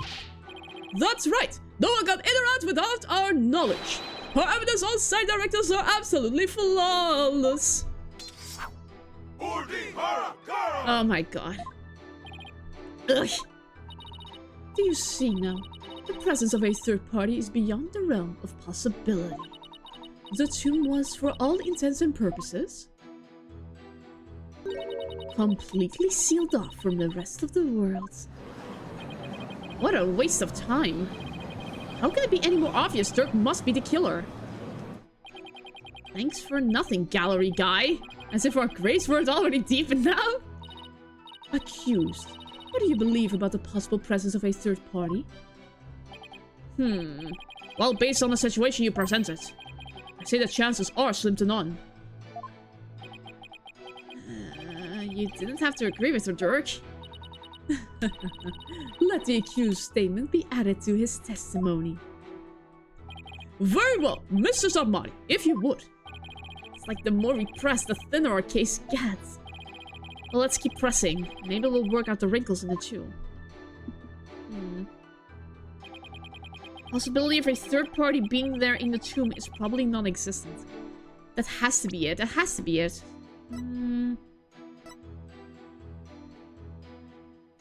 We're not gonna press the sarcophagus because they're not gonna let that slide.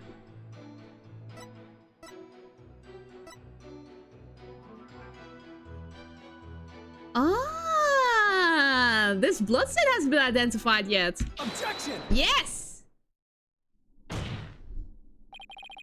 Your Eminence, I'm afraid this trial will not go exactly as you anticipated. Because I can show how there might have been a third party in that tomb. Oh, how very fascinating. Go on. I do so love a good fairy tale. We did a luminol test at the crime scene. And we found a bloodstain that didn't match the Justice Minister's blood. I will remind you that neither Dirk nor Miss Faye were injured during the incident. The thing is, this bloodstain we found had been wiped up by someone. What's this? But who would have done such a thing? That's the big question, isn't it? Who wiped up the blood and why? Thinking about it logically, it must be someone who wanted to conceal their presence at the scene of the crime. Oh? And to whom do you suppose the bloodstain might belong? The bloodstain belongs to...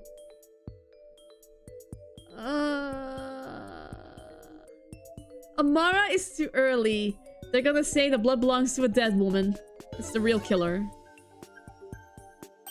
The bloodstain belongs to the real killer, of course. Whoever it was, they were probably shot while they were attacking Mr. Inga.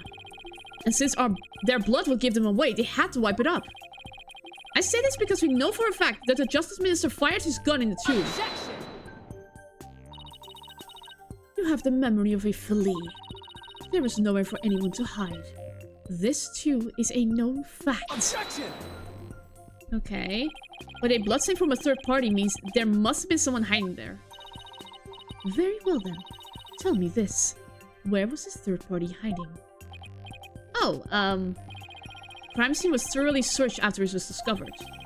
So if there was a hiding place, it would have to be somewhere no one would dare look.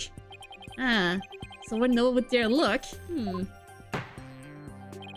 Let's have your answer, defense. Now, where could a third party have hidden? A place no one would look. The sarcophagus. Take that! There's one place no one would search. Not even the Queen's Royal Guard. And that would be... inside Queen Amara's sarcophagus. Even now, it's locked up tight. No one would find you if you hid in there. I'm told that it's temperature control to preserve the mummy within. But if someone dressed warmly enough, they could withstand the cold for a short time. This is sacrilege! Surely the perpetrator of such a foul deed will be cursed. But that's just it. The killer knew everyone would be too scared to open the sarcophagus. True, the guards were so scared of being cursed they wouldn't even touch it. And when the coast was clear, the killer made a quick escape from within their frigid confines. Well now, that does sound like a plausible method of evading capture. The defense requests a DNA test on the bloodstain. And then we'll see just who the real killer is. Insolence! What? Bow your head and kneel, lawyer. So your head may be parted from your shoulders. For I already know what the bloodstain is. Huh? But the trial's not even over. Whoa! Wind powers. How soon you forget. You are already on the headsman's scaffold. As such, I could order your beheading at any moment. All I did was request a DNA test. There is no need to request such a test, for it has already been done. Royal Guard, bring it forth now. Here you are, Your Eminence! The police has already identified the source of the bloodstain. The DNA test revealed that the blood is of the traitor Dirk Samari. How? What? But Dirk wasn't injured. So where did this blood come from? Maybe he coughed. Oh no! Dirk's illness. Still, there was a lot of blood. Did he really coughed up that much? And did he wipe it up to hide his failing health? Dirk, is it really that bad? Oh no. Oh shoot, you got me. Oh no, he didn't! Dirk, why? Why? Pay attention, poor devil. For this case has already been solved. You claimed that this bloodstain would lead us to the real killer, did you not? About that? Did you or did you not make that claim of your own volition, defense? Yes, I did. After she steered you in that direction, that is.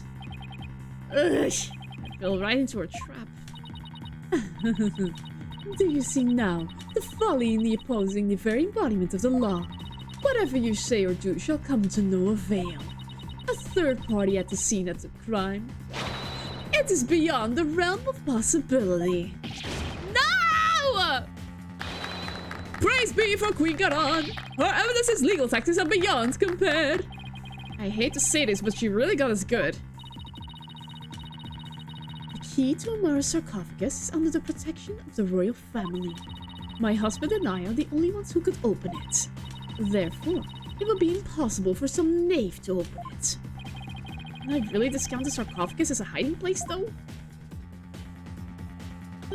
What if the real killer is still in there? Oh, that's just ridiculous. I believe we have rebels and sympathizers in the gallery today. It is to you I speak. Have you been listening? Dirk Samari, the one who proclaimed a bloodless revolt, has betrayed your cause by resorting to murder. No, it can't be. Dirk would never. It must be some kind of mistake.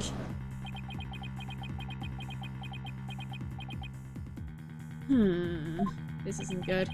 The Defiant Dragons and their sympathizers are starting to have doubts.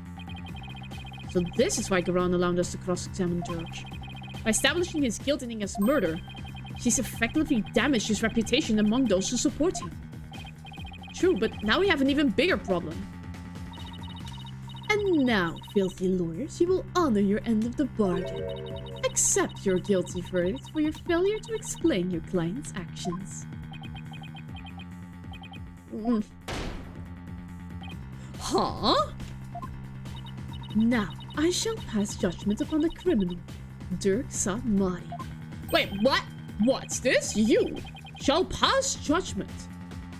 You are not the judge, Your Eminence. What, Your Eminence? Isn't that my role?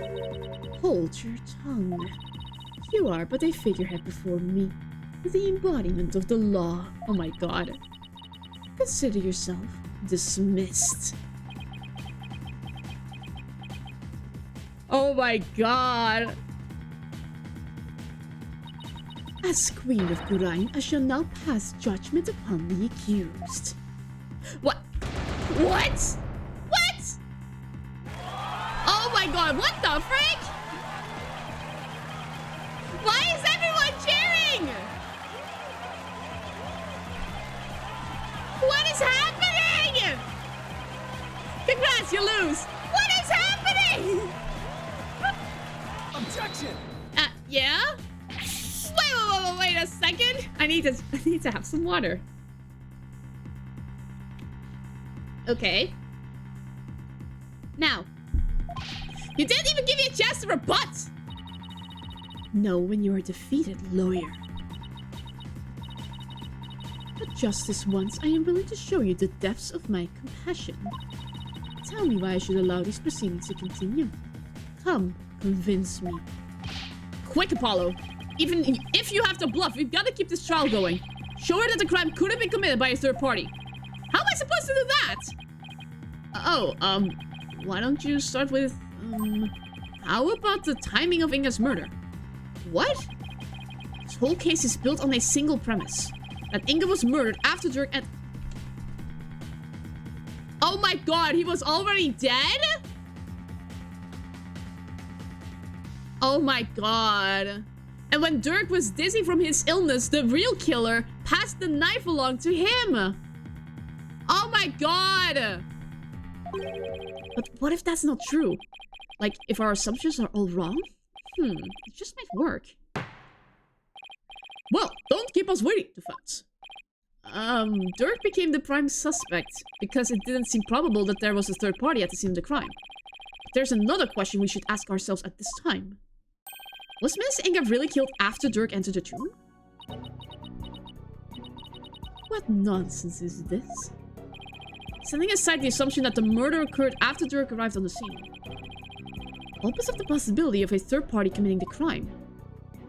The question before us is, when was Mr. Inga really killed? Before Dirk entered the tomb? Isn't it possible that before Dirk even set foot in the tomb, Mr. Inga was already dead? That would certainly make the possibility of a third party more probable. Why, of course. I fell unconscious right after I entered the tomb. Even if I hadn't, I wouldn't have had a clear line of sight to his body from the entrance. Which means... you wouldn't have noticed his body either way. This scenario is entirely possible. And so we can't rule out the possibility of a third person committing the crime. I see. Well, that certainly does make sense. So far so good. This might actually work. Yeah, but you have to convince her. Very well. I shall play along with whatever little game you have knocking around in that tiny mind. I was starting to get quite bored of all this. I could do with a distraction. Yes! Let us hear some testimony that will shed light when exactly the minister was slain. I got the book. Bailiff, summon Rafa. Surely she has recovered by now. Really? Really? What about me? Don't I serve a purpose anymore? Nope. You're just a spectator like me, sitting in a chair high above the rest. I hope you are feeling better, your benevolence. Must I perform the divination seance? What? Oh, no. We merely require your testimony this time. It's okay. You're fine. How could my testimony be of any value? Your benevolence? Princess Rafa seems awfully depressed. After what she's been through, summoning her again is like rubbing salt in the wound. Being unable to perform the seance was probably the last straw. I hope she doesn't pass out again. Ugh, this is horrible. Prosecutor Submari, may I ask you something? Of course, your benevolence. Oh my god. Oh. I've been meaning to ask you this since yesterday. Did you know about Queen Amara?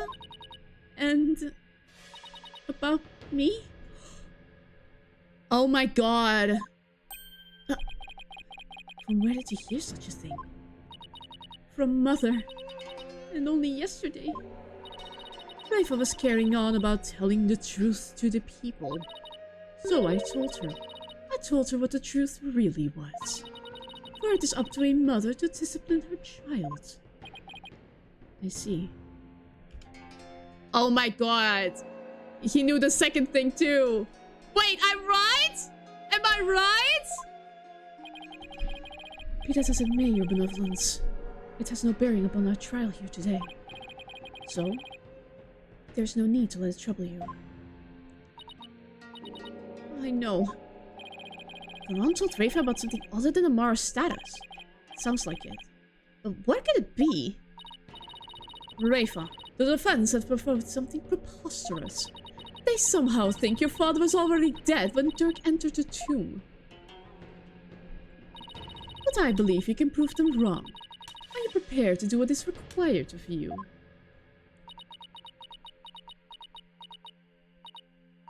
Yes, I am ready to testify. Very well then, your benevolence. Your testimony, if you please.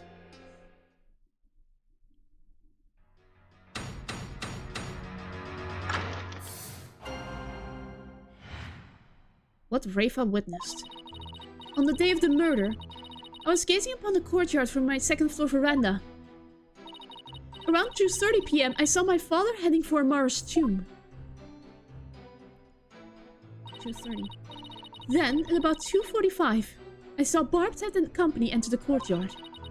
I saw no one go in or out of the tomb after my father entered about 2:30. That's still a half an hour. The killer was already inside. Your second floor veranda.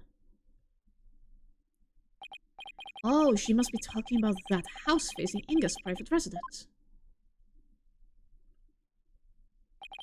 So that's the location from which you saw your father. And at about 2:30? Yes. And shortly after that, your people arrived at the royal residence. So, after the minister entered Amara's tomb at around 2:30, no one went in or out of there until the murder was discovered.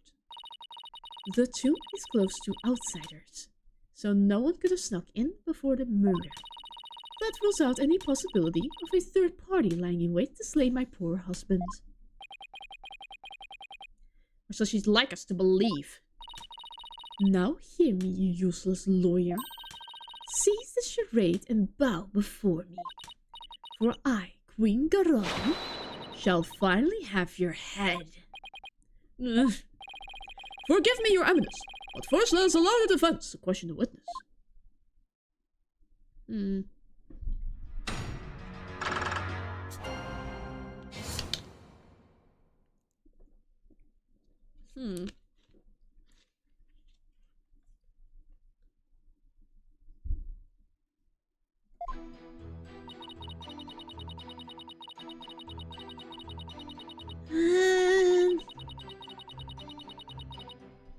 Hold it! Did your father seem different or troubled in any way? Let me think. Oh, there was one unusual thing. There was? Yes, a shriek emanated from within my father's quarters. After which I witnessed him bolt outside, his countenance drained of its usual color. He screamed and he was looking pale. What do you suppose happened? I know not. Perhaps he had a bad dream. Maybe it was a nightmare about being raked over by the coals by the queen.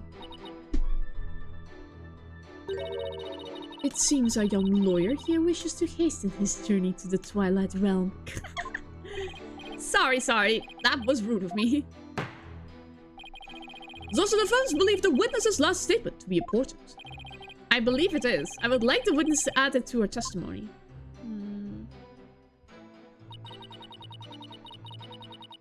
Why? Hold it! And why do you think he screamed? Was he surprised by someone who didn't belong there? Did anyone else come out? I didn't see anyone else. Just my father. That last statement was seriously lacking in conviction. Should I press her on this?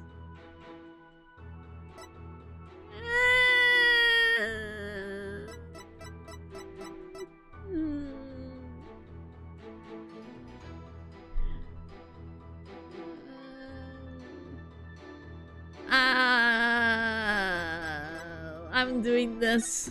I'm sorry. Your benevolence. Let's have some details. The more the better. Details, you say? Yes, for example, are you sure you didn't see anyone in the royal residence before 2:30? Oh my god. Well, is that a yes or a no? Oh my god.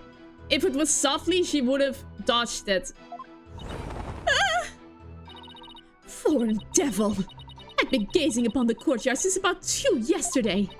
Yet I saw none other than my father. Oh.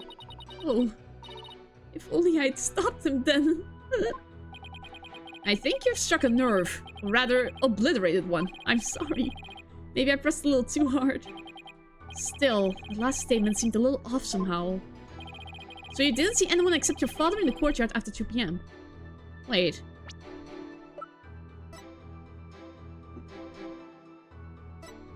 Ah!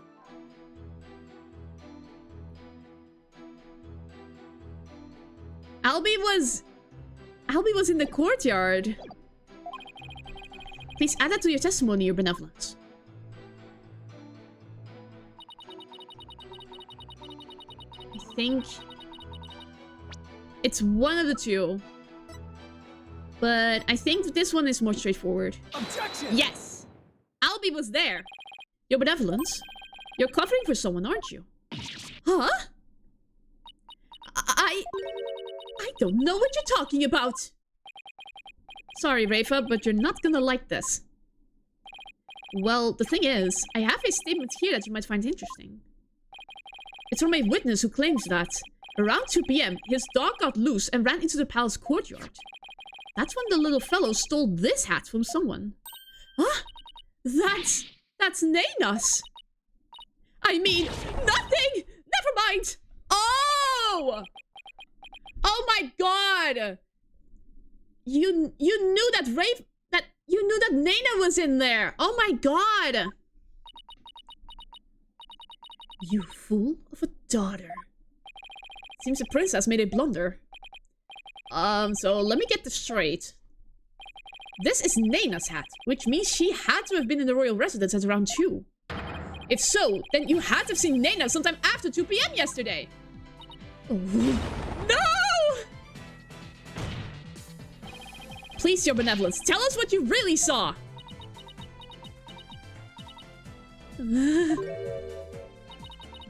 It is as you say, Hornhead. I saw Naina. And I saw that dingbat dog steal her hat from her. In front of my father's residence. I knew it.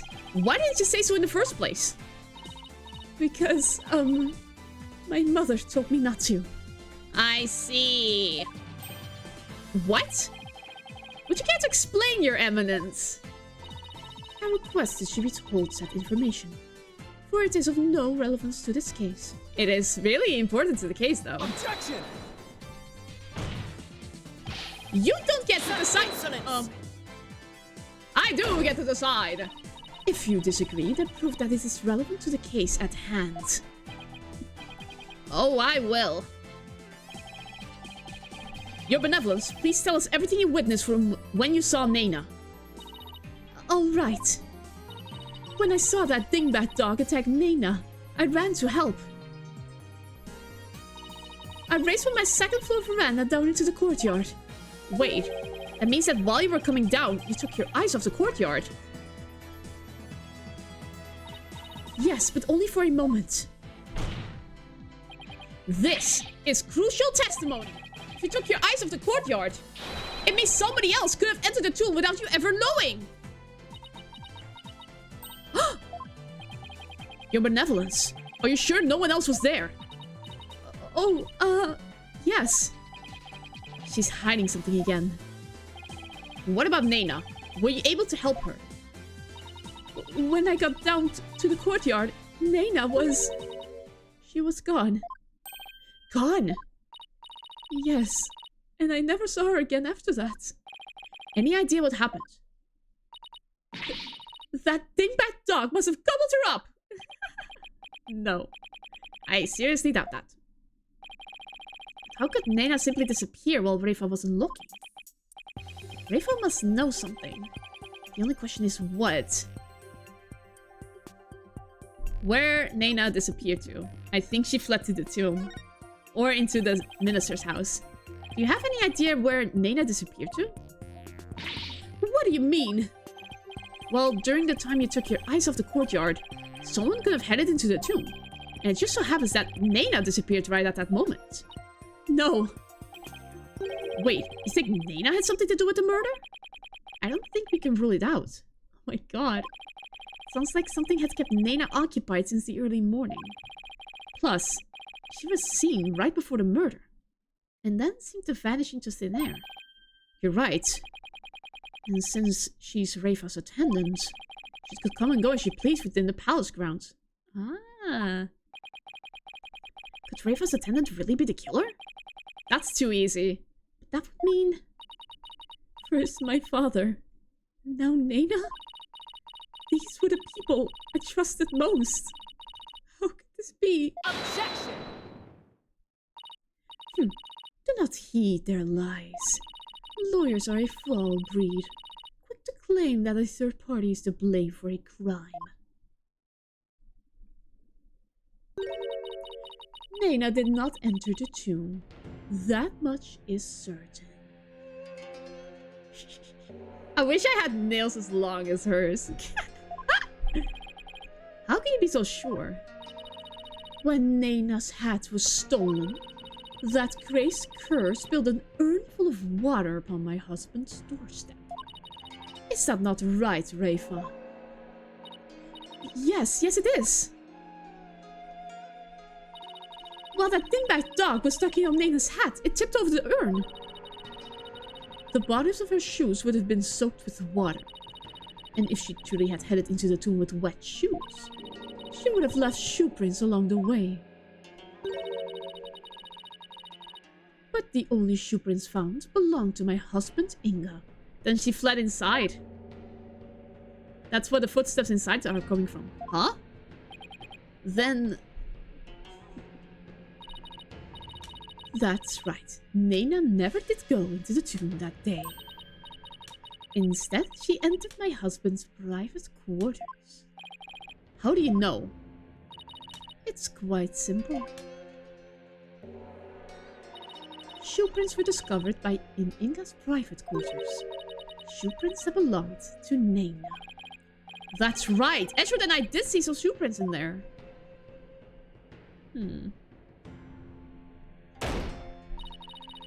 Now do you understand? Nena could not possibly have gone into the tomb. And that supposed third party at the crime scene is but a figment of your imagination. Ugh. Another glorious seduction! All hail the genius of this ravenous Queen Garan! Bow down before a glorious lawyer! Oh my gosh. Ah, these guys! They're like an a cappella group. Could this guy's fanboy any harder? But is it really true? Did Nena not go into the tomb? Excuse me, but... Mr. Wright? Your benevolence? What time was it when that dog attacked Nena? I believe it was about 2:15 p.m. I see. Apollo, if Nena entered Inga's private quarters at around 2:15, and Inga came racing out at around 2:30, pale-faced and screaming, then... Oh, I know what you're getting at! Yes, that might explain his scream. Would the defense please share their theory regarding Justice Minister Inga's scream? Certainly, Your Majesty. Minister Inga screamed because he was attacked by Nena. He saw a ghost. He saw me. No, he was attacked by Nena. Maybe he was attacked by Nena. This would make the Justice Minister's private quarters the real scene of the crime. Does your idiocy know no bounds? The minister's body was found in a tomb. Or are you suggesting that the body was moved? Do I think the minister was moved from his private quarters? I think the possibility...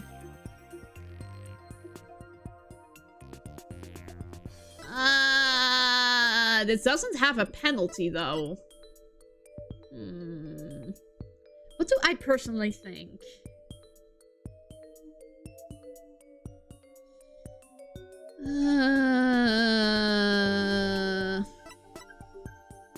I do think he was killed in the tomb. I'd say there's no way that the body was moved. After all, there was an awful lot of blood in the tomb. Yes. I understand that the scream was in reaction to Nena's attack, but Inga died in the tomb. We need to explain how those two realities could coincide. How are we supposed to do that? Oh, maybe. Maybe where he was stabbed and where he died were two completely different locations. What do you mean? It's just, let's look at this simply as possible. If the minister's body wasn't moved, he might have been stabbed by Nena in his private quarters, but then died in the tomb. I see. On the one hand, that seems plausible, but on the other, it seems decidedly implausible. Prosecutor somebody, what is that fool babbling about now? Is this a riddle for one of those fortune cookies Americans seem so fond of? Perhaps, but I believe he himself does not know what he means to say. In all likelihood, it was a poor attempt to confuse us. We should simply ignore him. Objection! Nope. I wasn't finished yet, so hold off on the analysis, would you? The autopsy report never stated that the minister's death was instantaneous. So he could have conceivably moved from one place to another after being stabbed. Oh my. Are you suggesting he ran all the way to the tomb with a knife sticking out of his back? Well, yes, that's the gist of it. In short, Minister Inga saw Nena with a knife, let out a scream, and when he turned his back to her to flee. Right, after that, that's when he was stabbed from behind. Well, Your Majesty, does my theory hold water? Insolence! No. How dare you bore me like this? Huh? You are a humorless moron, spewing an endless stream of unamusing drivel. I wasn't trying to be funny, Your Eminence. Prosecutor, enlighten this ignorant clown in lawyer's clothing. Your Eminence. Ha! Ah! No, not again! Nayuda? Oh boy. You dull, slow-witted, putrid-minded lawyer. Perhaps you would be too stupid to notice you have been stabbed in the back. But a normal person would have noticed due to the excruciating pain. Now hold up. Excruciating pain?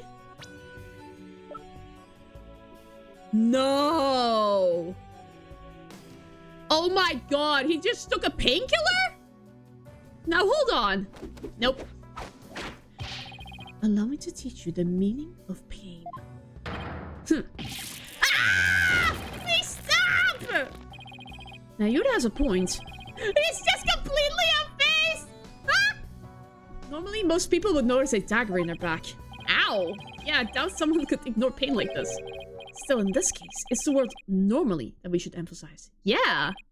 Paulo, take another look at the court record. Right, there must be something that explains this. I know it, I saw it already.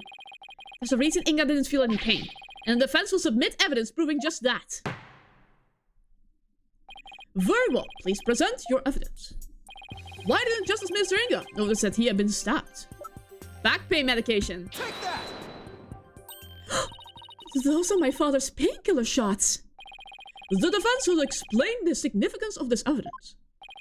Minister Inga suffered from terrible back pain, so he often injected himself with these. We're told that one shot in the back would make all his pain go away. With this, it's easy to explain what happened. Don't tell me you didn't know about this, Your Eminence. You can't mean. Minister Inga was stabbed in his back, close to where he usually injected the painkiller. Therefore, it's entirely possible that he hadn't noticed that he'd been stabbed. What? What's this? Interesting. Really good.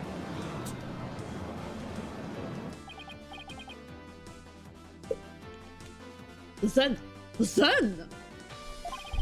Are you suggesting Justice Minister Inga really ran off with a knife protruding from his back? I am, Your Majesty. So then, when I saw my father, he had a knife sticking out of him? I mean, with that cape of his, I couldn't see his back very well. Yes, the knife was there. It was just plunged in so deep you didn't notice it under the cape. Therefore, when you saw your father, he was already dead. Murdered by Nena in his private quarters. Pokunka! Oh no. Holy Mother of Kurain! Are we dealing with the living dead here? Well, technically, he wasn't dead yet. I know it's hard to believe, but this is a plausible sequence of events. Oh my god! He just... After he entered the tomb, he just collapsed from the pain. And then Dirk just took the knife out of him in his dizziness. Oh my god! It's hard to believe, but this is a plausible sequence of events. Once Minister Inga arrived at the tomb, he could have removed the knife and dropped dead from blood loss. Nena killed my father? There must be some mistake. The defense would like to call Nena to the stand. You seek to drag an innocent old woman to the stand with no proof whatsoever. Well, there's no real proof, but... What a tangled web of expedient lies you weave. I can no longer tell fact from fiction. What shall I believe in now? I'm sorry, Rafa. All I've done is confuse you. But I have a sneaking suspicion Nena's involved in this case one way or another. Just when I thought we'd blown this case wide open. Well, there's no turning back now. You fool of a lawyer. I know why you're so desperate to prove the accused innocent. You do? Yes, because he faces public execution if proven guilty. As shall you, under the stipulations of the Defense Culpability Act. From the moment you accepted this case, you have had no choice but to fight for your lives.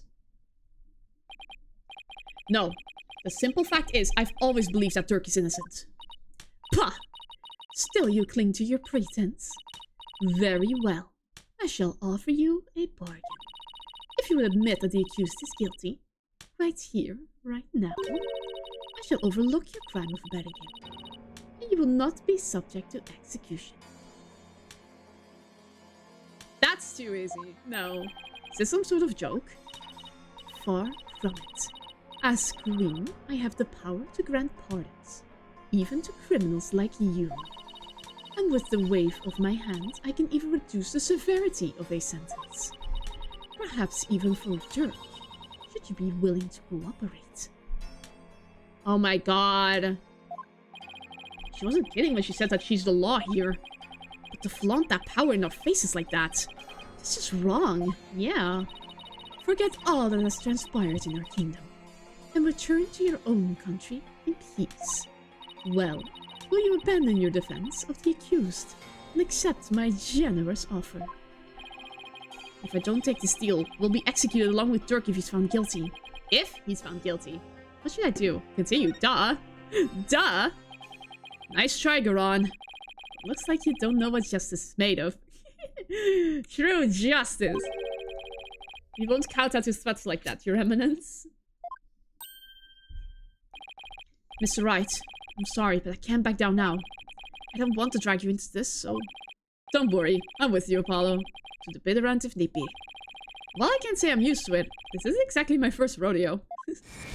Yeah, you've already did this twice. Yeah. Aw, Albie.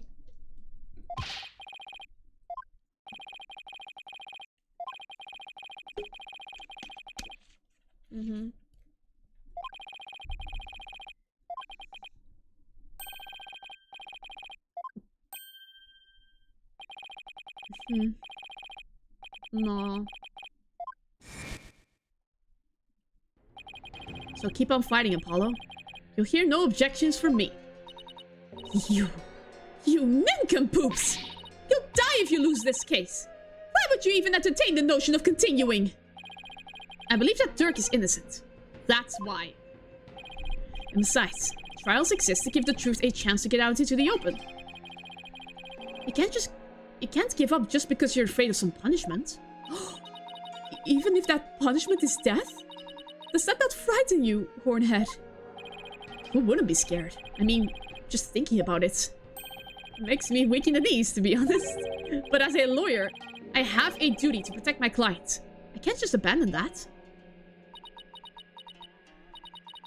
A duty you're willing to die for? And yet, Duty. It's a heavy burden, alright. Rafa looks like she's really struggling. Oh, Maya.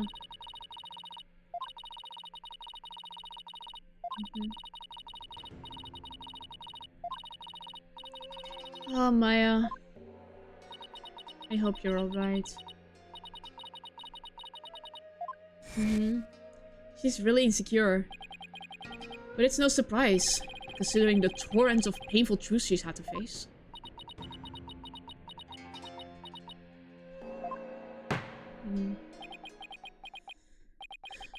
Very well then. If the defense is prepared to face the death sentence under the Defense Culpability Act, then I see no reason not to continue with the proceedings. But I must admit, I see no grounds for doubting the accused's guilt. Unless the defense has further evidence that would indicate a different suspect. Do we have anything like that?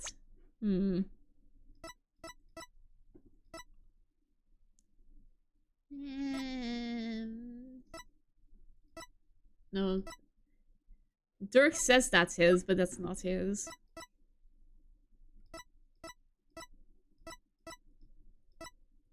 No, I don't think so. Well, lawyer, do you have any new evidence you would care to present? Or shall I have the executioner start his preparations? If she thinks I can do this, she's got another thing coming. But first, I have some serious thinking to do. I'd say that new evidence indicating a different suspect does not exist at its current time. Such evidence does not exist. Just as I thought. I was so hoping you'd present meaningless evidence and allow me to claim your head. Glad I didn't walk head first into that one then. So what now, Apollo? Well, unless we can prove that Nena killed Inga, this trial is over. So are we. Isn't there still a way to get the proof we need? Oh no. Even without evidence? You know, a key means of obtaining testimony here in Khura'in. Huh? Wait, are you actually suggesting? It certainly won't be easy, but it's worth a try. Your Majesty, a crucial step in uncovering the truth behind this case has yet to be taken in this trial. But I'm positive that I can back up our claim with this one step. You mean you will be able to prove that Nena killed Justice Minister Inga? And just how do you propose to do that? With the help of a certain someone. You need help. From someone. Well, I can't imagine who it could be. But I suppose I must ask. Whose help do you need to uncover the truth? Help? Take that! What that is. Me? Here in Khura'in, legal proceedings include the viewing of the victim's final moments. But that requires your benevolence's help. Such information is just as vital as any other piece of conclusive evidence. If you're right about this, Rafa's power should enable her to see the very moment Nena stabbed Inga. It will be hard to watch your father's murder, but it's the only way to uncover the truth. Your benevolence. We need you and your power. You need me? Objection! Wretched simpleton. Did you not see what ensued in the previous attempt? You would only succeed in wasting more time. Or is it your goal to make her collapse again? Objection! The princess said she was prepared earlier. Besides, it's her duty as royal priestess. I'd say it's all up to her now. Am I prepared? Prepared to fulfill my duty? Isn't a divination seance required at all trials anyway? If so, I imagine there'd be a problem with handing down a verdict without one. Indeed, it would be problematic. Under Khura'in's law, A seance must be conducted before a verdict can be rendered. Such insolence! Yikes! Oh boy, the book. Must you try my patience so? If I must dispense with that vexing law, then dispense with it I shall. What? Huh? As ruling sovereign of Kurain, I proclaim the following. Oh my god. Henceforth, the divination seance shall be optional. Oh my god! What? She has the power to do that? Yes! She just rewrote the law with a flourish of her hand!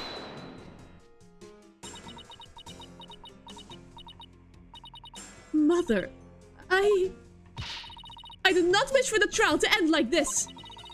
It is as the defense said. I must not neglect my duty simply because I am afraid. I shall go through with it this time. I will conduct the seance once more. Such insolence! Rafa, do not be fooled by this lawyerly guile. You are not prepared to witness your father's death. She's such a gaslighter. Oh my god. But Hornhead needs my help. Rafa, did you not tell me earlier? Did you not tell me you were prepared? But despite your grandiose posturing, you collapsed in a most piteous fashion. Even worse, you have erred in your insights of late. Or has not the barbed one there overturned them more than once? Oh. You cannot be trusted to keep your word, nor can you reveal the truth through your insights. So I say to you, be gone! Oh my god. This sacred hall of justice has no need for such a worthless royal priestess. Oh my god. Worthless? Wow. How can she say that to her own daughter? So, Mother, you think me worthless? Objection! No. Her benevolence says she can do it, doesn't she? So I don't see why you have to condemn her before she's even made the attempt.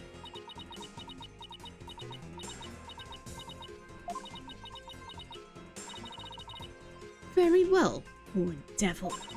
If you really are so bent on having a seance, I shall give my consent. Really? However, should Rafa fail once more, you two and the accused shall all be executed on the spot. Come again? This is proving to be far more entertaining than I had anticipated.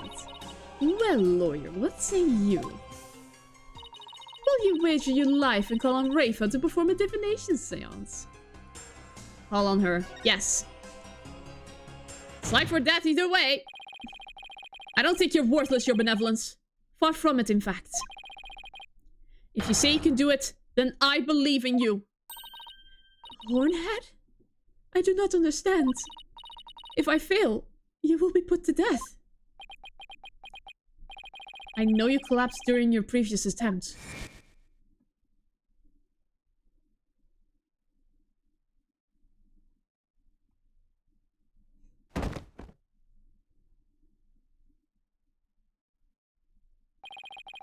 Can't even imagine how terrible it must have been for you. But despite that, you are willing to try again.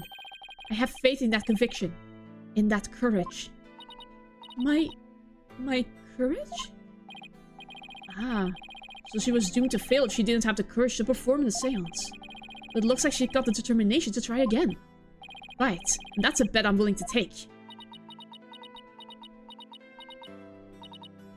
But it is as the mother said. I've erred in my insights as of late. Not only have I failed to reveal the truth, I've also contributed to false accusations. Knowing that, can you still say that you believe in me? Objection! Say it, Phoenix. I wouldn't take stock in those words, your benevolence. Despite what your mother says, I don't think you've made any errors at all. Huh? In the trials I've been a part of here in Khura'in, I would have never proven my client's innocence without your seances. Because even though they didn't always reflect the absolute truth, the insight they provided served as vital leads to finding the truth. Vital leads? My seances? So please, your benevolence, try to perform the divination seance one more time.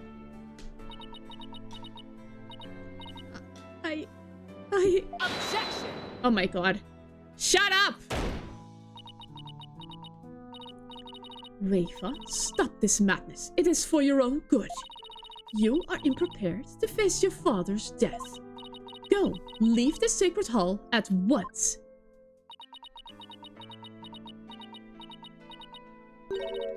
No. What did you say? I said no, mother! For I am the royal priestess of Khura'in. I have no need for you now. Even if you do not need me, mother. Hornhead and this Hall of Justice do. He proved that to me by risking his own life. It is because of him that I now understand. The divination seance is my sacred duty. I must fulfill it, no matter the risk. Your benevolence. Mother taught me that the divination seance was a mirror reflecting naught but the truth. But I began to have my doubts after Barbed Head disproved the insights it offered. And now, I don't even know who or what to trust anymore. Father, Mother, even Nena. I had believed in them above all others. But I finally know now. I know in what I can trust.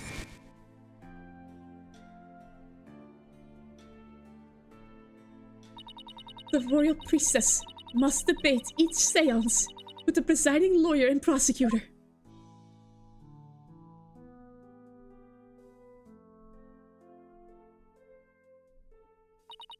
So that it can be interpreted properly. That is how I believe trials here in Khura'in should function.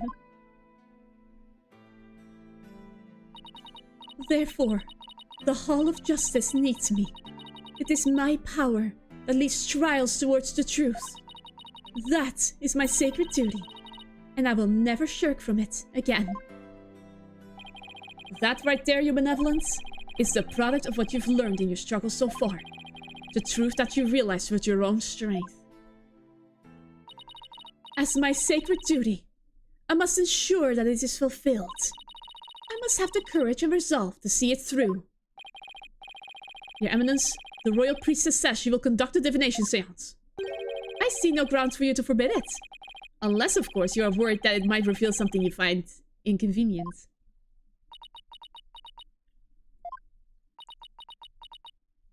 Mother! I am done letting you have your way! Reva, you would actually rebel against me, your mother and queen. Though I am scared to see my father's death. I must face my fear.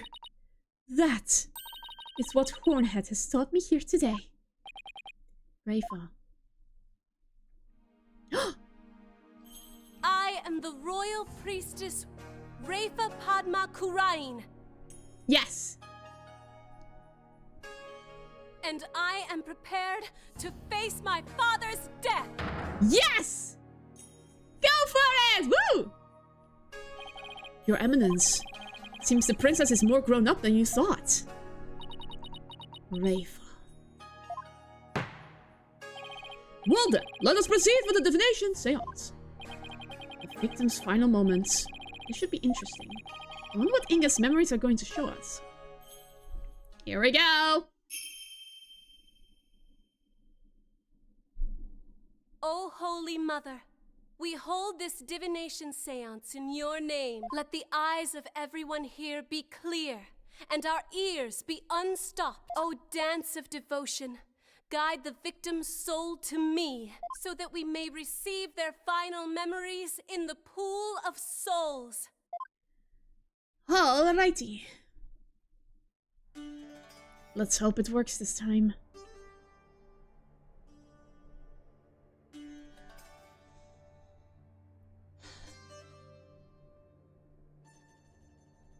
Round 4.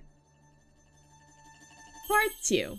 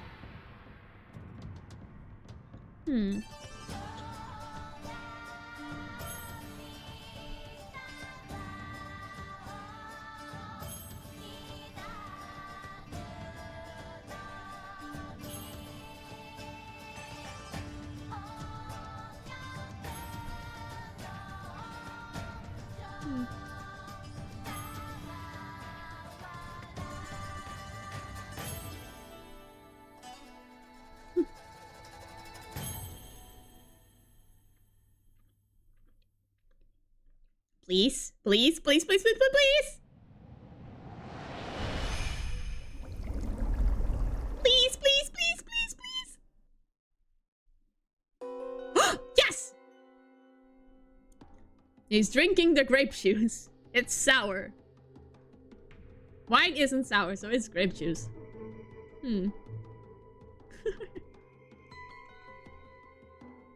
He's walking. A man's voice.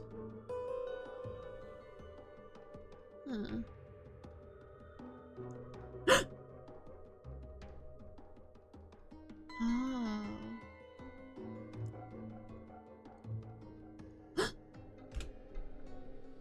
What? Why? Where is his face? Where is his face? What the frick? Huh?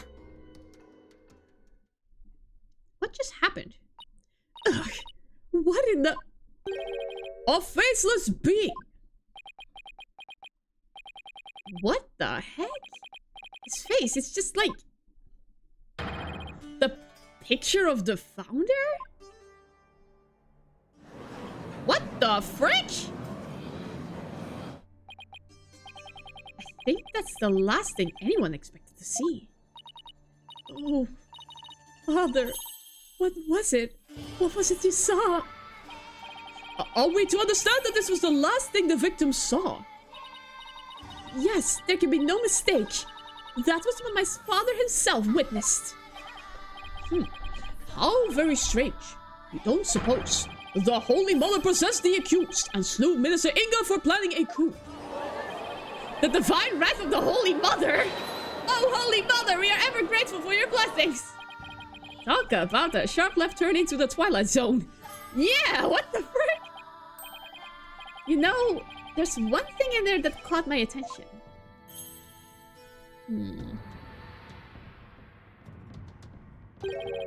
That laugh. Who does it belong to? Why are they laughing? Who knows? Though I suppose it could be Jerk after he slew my husband. Haha. That figure didn't even have a mouth. Oh, I think we're done here, lawyer. How so? He claimed that Minister Inga was stabbed in his private quarters. And feeling no pain, went to the tomb, where he eventually fell dead.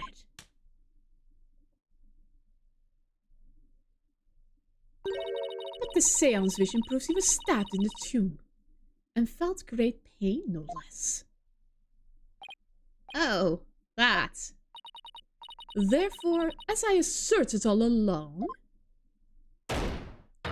it was the accused who stabbed the minister in the tomb. Ah! It just backfired. Big time. Wow, Goran has the devil's own luck, doesn't she? Now then, I shall give voice to the soul of the deceased. Listen well and heed these words.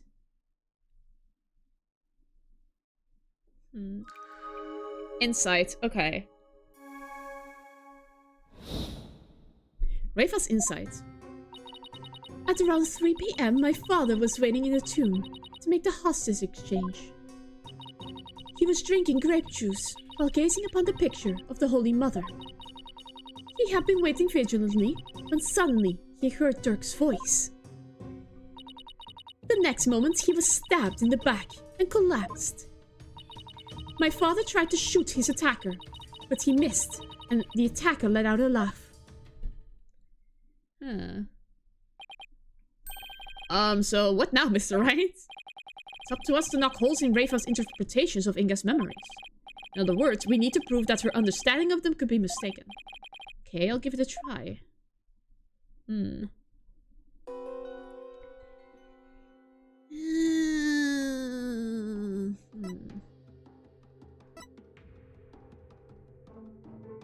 But I don't... It wasn't specifically Dirk's voice, I think. In the third part. Yeah. Why is it so unclear? Can we clarify this a bit? Objection! Yeah. Okay, correct. Your benevolence, there seems to be an inconsistency in your interpretation. An inconsistency? Where?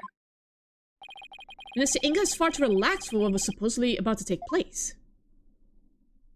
Yeah, it was stabbed by surprise. When he heard the voice you claim is Dirk's, he didn't seem the least bit alarmed. He just kept looking at the picture of the founder. Yeah. That's strange, right? He was waiting for Dirk to arrive at the founder's orb. But when he heard the voice, he didn't even turn to look.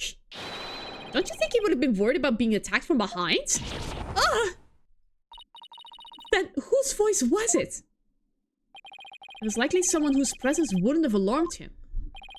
Someone like a friend. Objection! But there was no third party at the scene of the crime. Therefore, the voice can only have belonged to Dirk.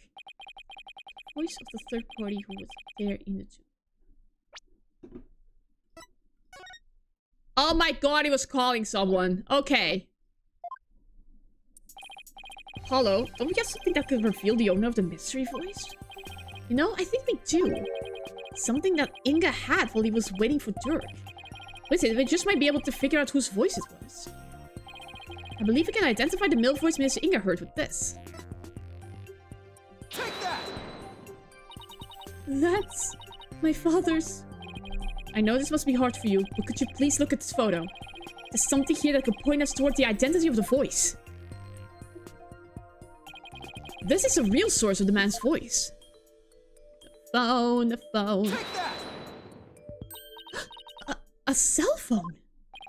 Right, I believe that the voice the minister heard was of a call on the cell phone. I see. Well, that certainly makes sense. What is your eminence's view on the matter? I concede the possibility. Then it seems I must refine my vision. Okay.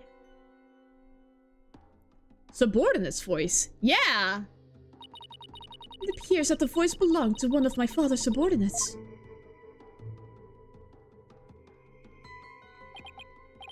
Why do you suppose he was talking to one of them then?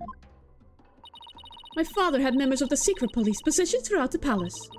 They were supposed to contact him as soon as they saw Dirk and the rest of you. Okay, now we're getting somewhere.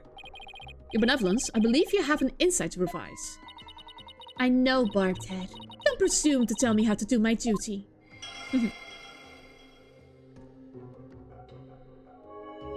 My father then took a call from a subordinate at the palace.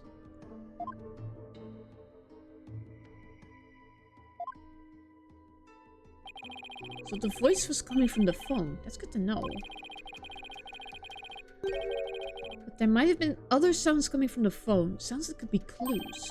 Let's take another look at Reva's insights. And really focus on the various sensations. Okay, I think I'm getting the hang of this now. Okay.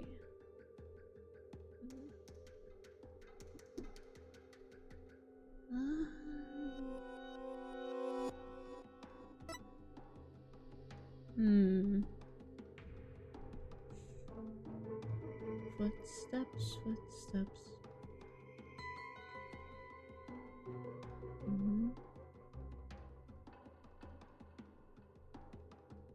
Huh?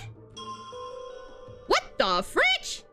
What? Where did this come from?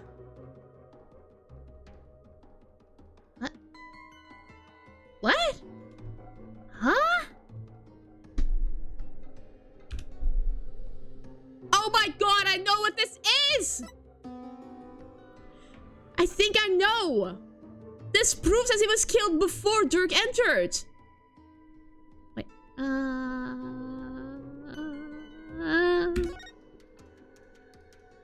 what is the Lions Roar doing there? Objection! I hate to break it to you, Your Benevolence, but you misinterpreted something again. What do you mean? Again? Smooth, Apollo. I think you just hurt her feelings. She may put on a brave face, but she feels more than she lets on. Let me rephrase that, Your Benevolence. Your interpretation of your father's phone call to his subordinate at the palace is inconsistent with its final memory. What do you mean by that? A lion's roar could be heard over the phone. Don't you find that strange? You claimed the call was with someone at the palace. But let me ask you, do you keep lions there? No. The only animals at the palace are little birdies and my pet frog. Aww. Wait, that giant one in front of the minister's house is her pet? Besides, there aren't any lions in Karain. We don't even have any zoos. A rather sad state of affairs, I'm afraid. Aww, she wanted to see a zoo.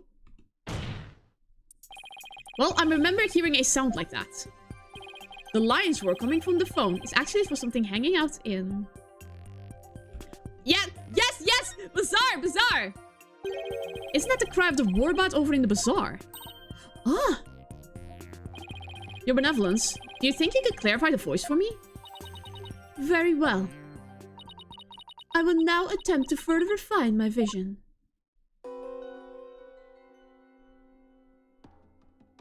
Warbot's cry. What's this?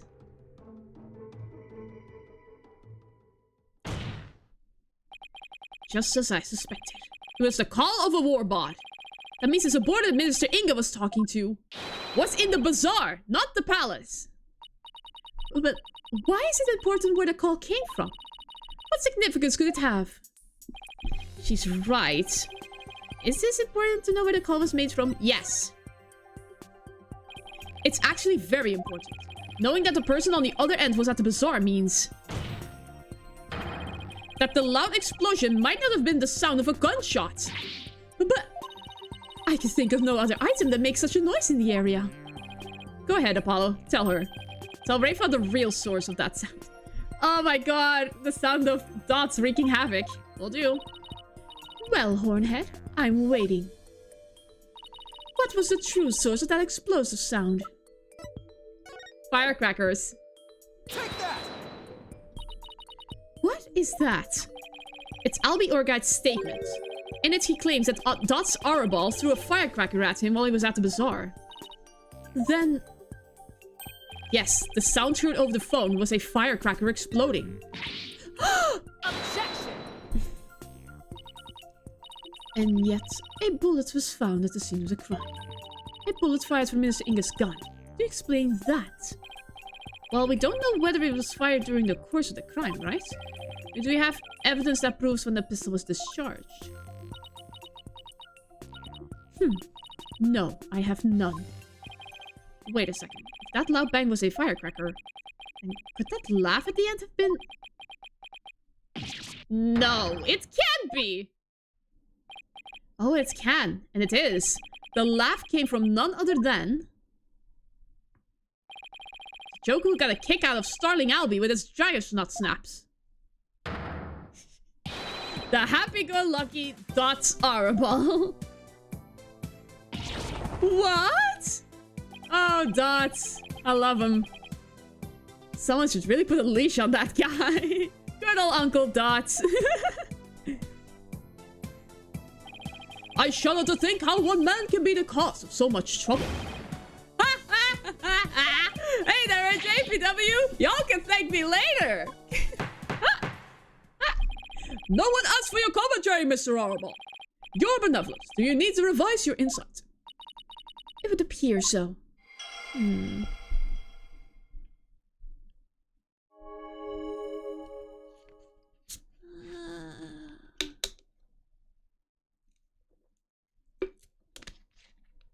My father took a call from the subordinates at the bazaar. True source of the loud bang was the firecracker Dots threw. And the final laugh belonged to none other than Dots himself. Well, this changes everything. Let's go over the details of Reva's insight again.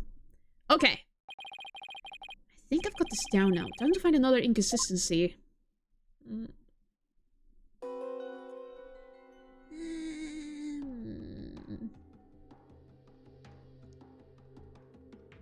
It's 3 p.m. That's wrong. That's wrong. But how to prove it? How to prove it? Dots had the explosion at 2 p.m. This was... He was dead! He was dead at 2 p.m! That's it! Objection! This is the proof we needed! Your benevolence. There's a glaring problem with this insight. There is? You stated that the murder happened at around 3 p.m. Which is right around the time my client arrived on the scene. However, now that we know what the source of the loud bang is, your insight conflicts with a certain piece of evidence. I suppose I have to ask the obvious here.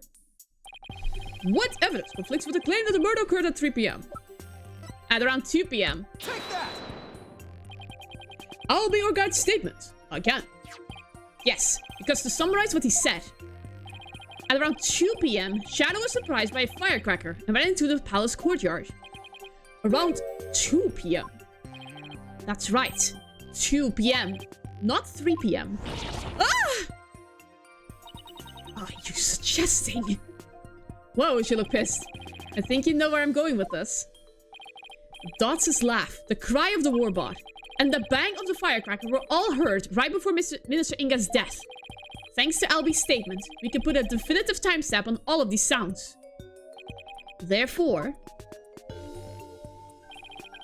what this vision shows is that it's extremely likely that the deceased's final moments were at 2 rather than 3, as we had originally thought.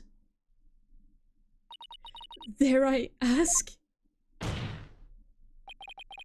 It means the murder took place a full hour before Dirk entered the tomb! Polkunka! Ugh. How can this be? Are you saying that I, the very personification of the law, have been mistaken? Oh my god, the nails were fake! Huh. Now you see why justice will always prevail.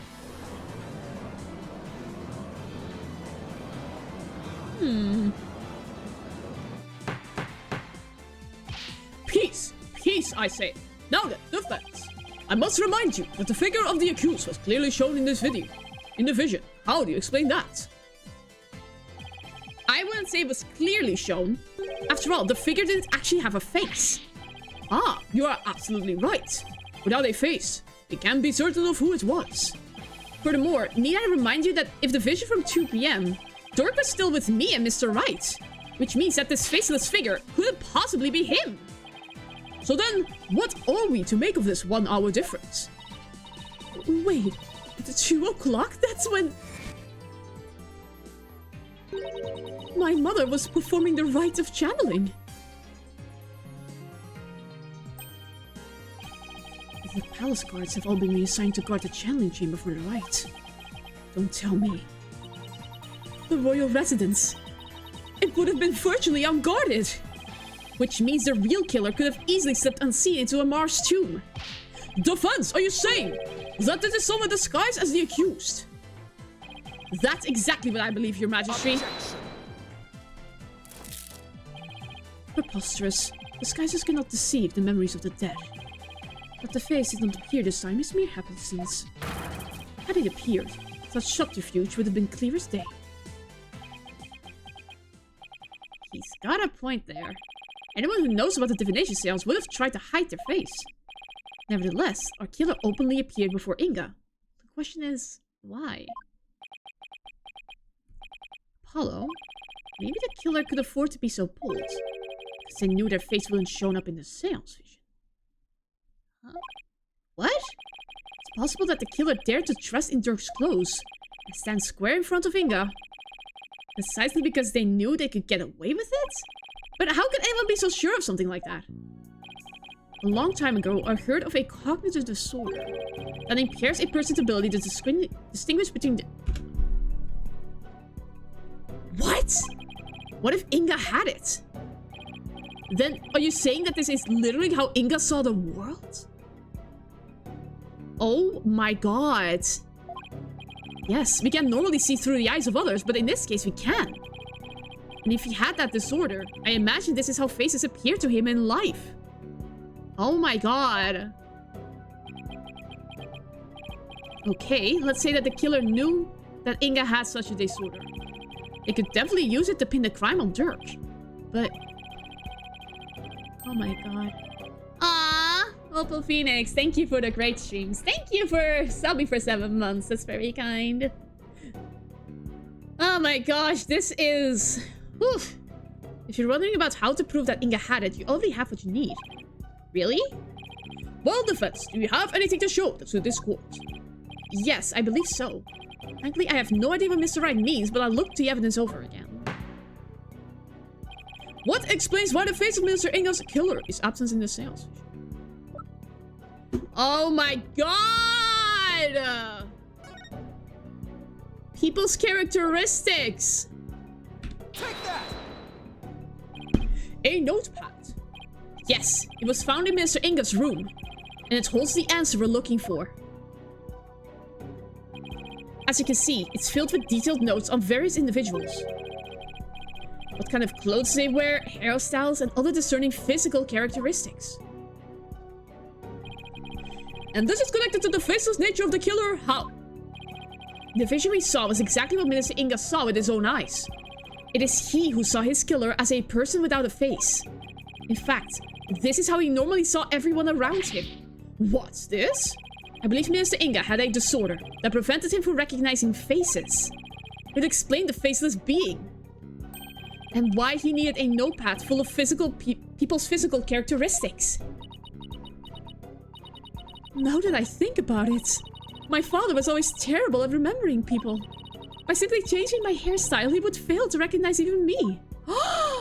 Your Eminence, you knew that your husband had such a disorder, didn't you? Say it. He never wished for it to become public knowledge. But I suppose there's no use in keeping quiet about it now. It is, as you say. My late husband had a special disorder that hindered his ability to recognize faces. The medical term for it is prosopagnosia. So Mr. Wright was right! The memories of those afflicted with such disorders in life do appear strange at times. There is precedent for this. So the killer likely knew about the disorder and used it to their advantage. Right. So there's someone who is both knowledgeable about the divination seance and aware of Inga's affliction. If I had a nickel for every time a Japanese mystery game used prosopagnosia as a plot twist, I'd have a dime. Really? I haven't played a lot of Japanese mystery games now that I think about it. I need to play more. Wait, aware of Inga's affliction. Your Eminence, who knew about your husband's condition? A small number of servants who tended to his needs. And me. Surely you're not about to insinuate that I committed this crime? I mean... I'm not. You are suggesting this yourself, Your Eminence. I mean, with that getup, I mean, you surely are the killer. Oh no, Your Eminence. Still, could she have done it? Garan has an alibi, remember? Oh, right. She was conducting the rite of channeling at 2 p.m. In that case... Your Eminence, does Nena know about Minister Inga's disorder? Of course she does. She is our head servant. So as head servant, she knew about Minister Inga's condition. And as the princess's personal attendant, she is familiar with the divination seance. If these two facts together don't make her a possible suspect, I don't know what would. Objection.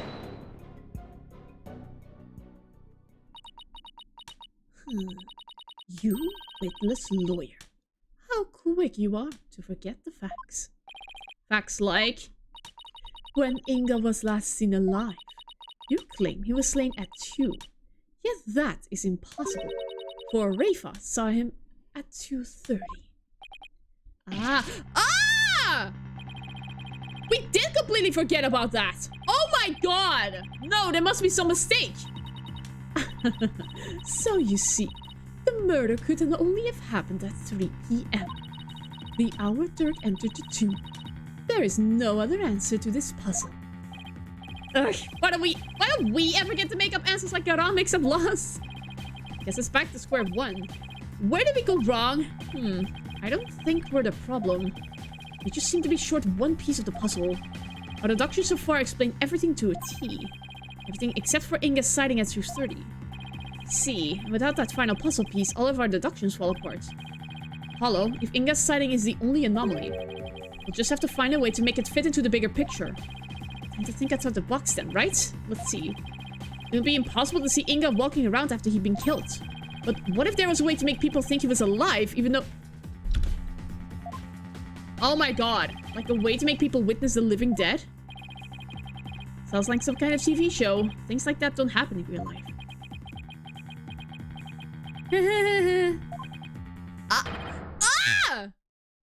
Apollo! Did you just... I did! I figured it out! I know how to make people witness the living dead! Your Majesty, our deductions were wrong after all. Despite Minister Inga being murdered at 2 p.m., he was seen heading into the tomb at 2:30. And I'll tell you how. I certainly hope you will. Because I have no idea what you're talking about. The Minister Inga her benevolence saw was, in fact, someone channeling him. It was the deceased being channeled. It's the only way a man who's already dead could have been seen by her benevolence. Channeled, you say? That's right. And there are only 2 people capable of spirit channeling here in Khura'in. Her Eminence Queen Garan and Maya Fey. It's possible that one of them was channeling the minister. It would seem that you are ever bent on making me party to this crime. Prosecutor, what was I doing at 2:30 p.m.? The time at which my husband was seen? Eminence, I believe you had completed the channeling rite. They were having tea with the king of the neighboring realm. There would have been many attendants there too. Yuda has to keep up with her schedule too? What doesn't she make him do? Poor Yuda. And that leaves only Maya. Yeah, it does. Maybe someone was forcing her to use her power towards nefarious ends. The real killer could have been threatening her. But that cannot be. So then, Inga's scream. That was probably from when he woke up from being called back to his world. To this world. After all, that's when the flow of time would have picked back up for him after he died. So Minister Inga probably leapt to his feet thinking he'd just had a nightmare. Ah, Phoenix Raito Zero. Congratulations, you're now a polka dot. Thank you very much. Then realizing it was almost time for the hostage exchange, he raced off to Amar's tomb, not even realizing he was already dead. Then, her benevolence really did see a dead man running.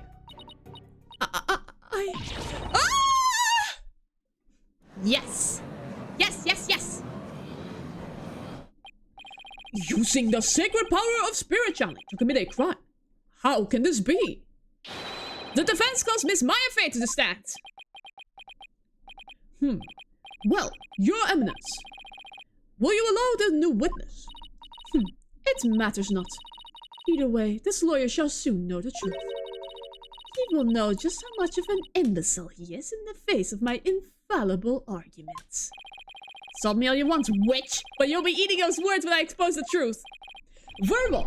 Let us adjourn until the next witness is ready. Yes. Okay. And with that, I will have a break. It's already been 3 hours? Oh no. Oh no. This is a dilemma and a half. Okay, first let's have a quick snack break. Again, thank you. Ah.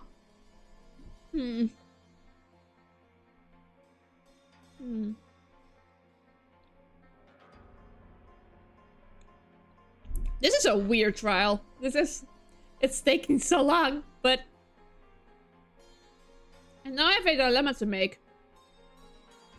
Either I cut off the stream right now and I will have 2 short streams, or I keep going and I have like a 6-hour stream.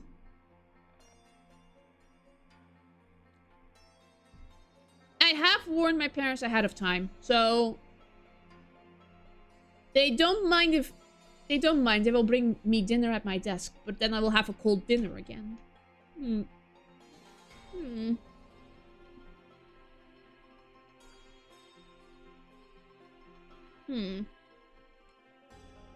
Difficult to decide. Okay.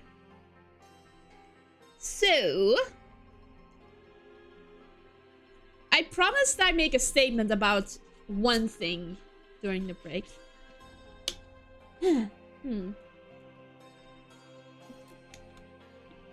So yeah, about... Well, the fact remains, I am a VTuber, so I must address the VShoujo situation that is happening right now. One of the most prominent VTuber agencies is collapsing because Iron Mouse is stepping out of VShoujo and has proclaimed that VShoujo withhold money from her and the Immune Deficiency Foundation up to about 500k, I believe. Yeah. And yeah, that is horrible. And with that announcement, every single member of VShoujo joined her into leaving the agency. So basically, one of the most prominent VTuber agencies shut down overnight. Oh my gosh. It is ironic. I auditioned for VShoujo when the last auditions opened, but I wouldn't have joined VShoujo either way. I mean, like, I would have wanted to join maybe, but the thing is, I am way too small and just... I wouldn't have had a chance to get in either way. I would have stood no chance. For me, the thing for me, especially, was the fact that I had applied.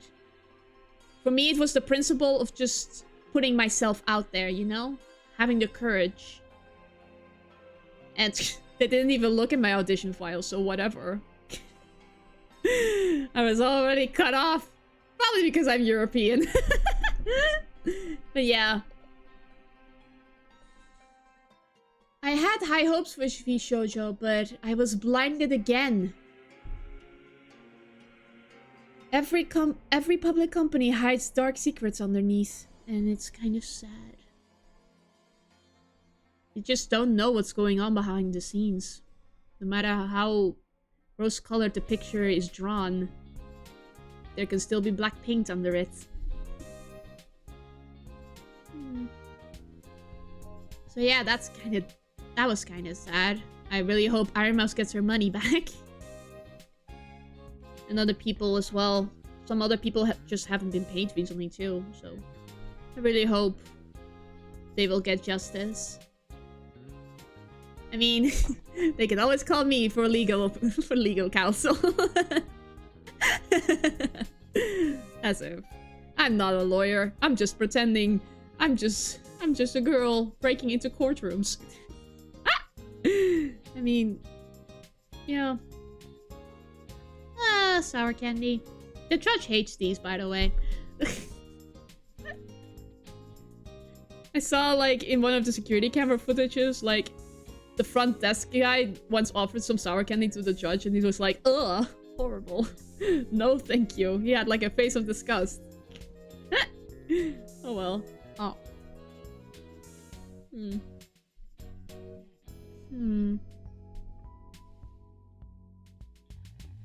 I quite like it.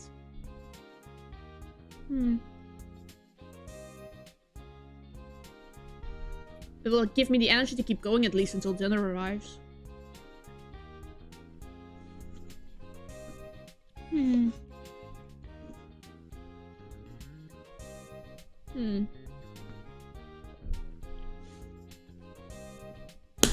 Close the lid.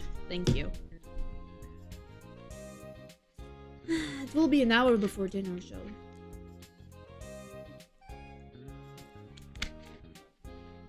I want to keep going. Shall we keep going? I want to keep going. But chat is so quiet.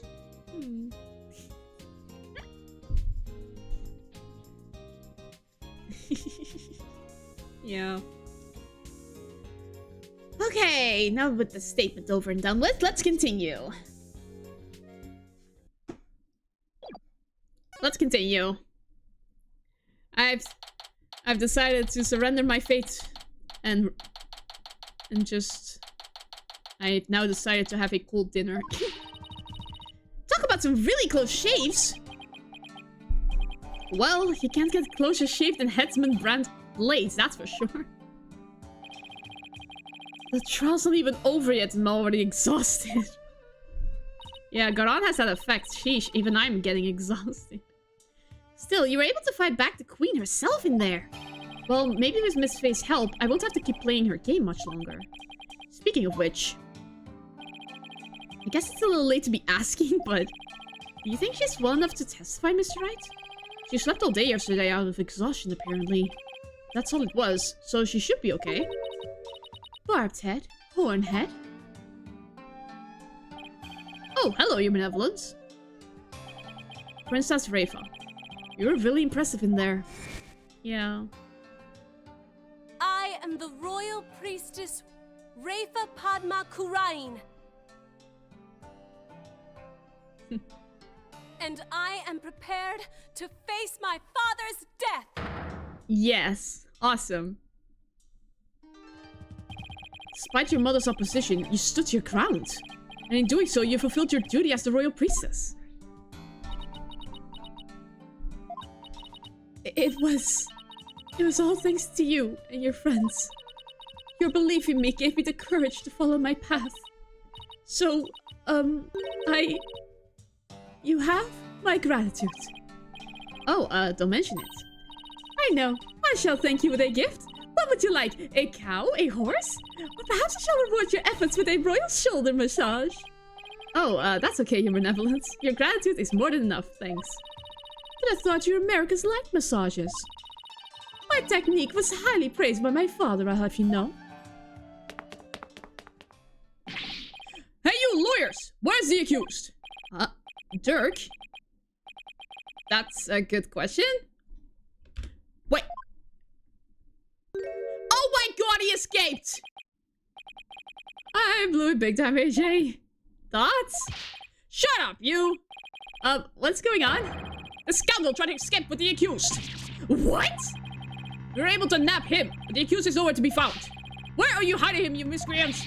I keep telling you, I got no idea where he went. I mean, yeah, we booked it together. Well, let's talk of him after that. So Dirk's on the lam now? Probably, but who knows? He vanished in the blink of an eye. Vanished? Wanna know something, AJ? Dirk said to me, I can put Amara in danger. Oh my god. I have to set her free before it's too late. What? Don't tell me he's going to rescue her. But that's what I am telling you. That's why I helped him escape in the first place. Dots, do you realize what you've done? Well, what's done is done. Still, why didn't you just go rescue her now? Maybe you didn't want to die with any regrets or something. You know, just in case he ended up on the chopping block. Why, Dirk? I thought you believed in me. Ah, don't be like that, AJ. He'll be back as soon as he frees Amara. You'll see.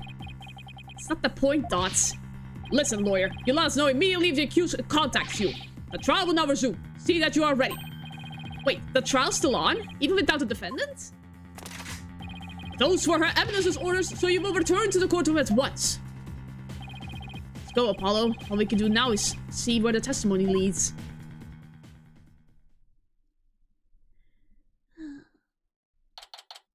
May 19th, the High Court of Kurain. This is gonna be fun. Dirk has escaped once again. Now then, let us resume the trial at hand. Your Majesty, my client seems to have gone missing. What do you think, Your Eminence? Should we proceed without the accused? Why not? My royal guard is searching for him as we speak. They shall find him soon enough. For they would not dare to keep me waiting. Yes, but what about the law governing court proceedings? I shall rewrite it! Then I shall simply revise it. Oh my god.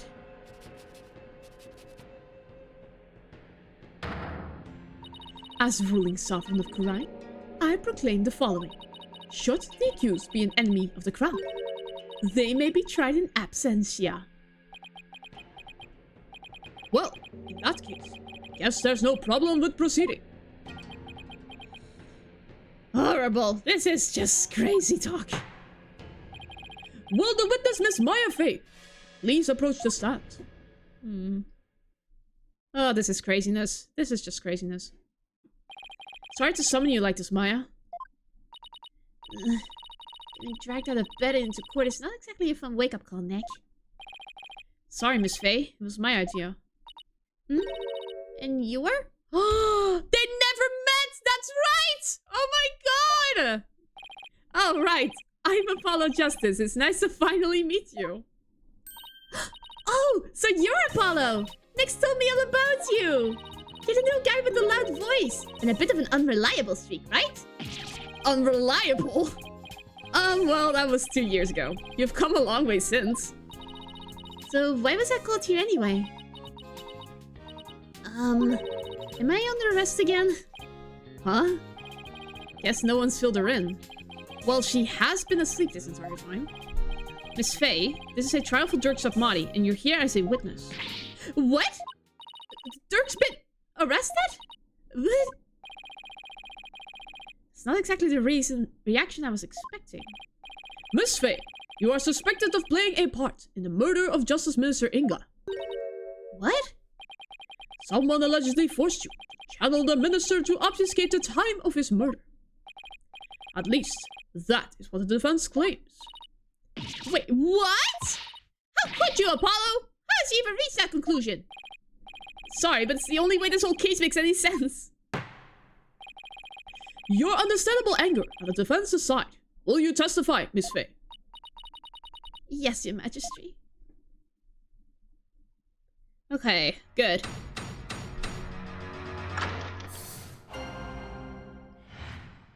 Channeling the minister. I don't have any idea what's going on, but I know I didn't channel Minister Inga. I didn't even have the chance to do something like that. Besides, I'd never go quietly along with some criminal's plan. Though, I guess there are some things that go quietly along with. Excuse me? Seems the witness doesn't believe she has ever channeled Justice Minister Inga. And if her words prove to be true, defense, your entire argument becomes moot. You do understand that, don't you? Yes, of course. Doesn't seem like Miss Fey is lying. Apollo, Maya was being awfully secretive about something just now. And I guess I'd better take a bit and try to get her to open up to me first.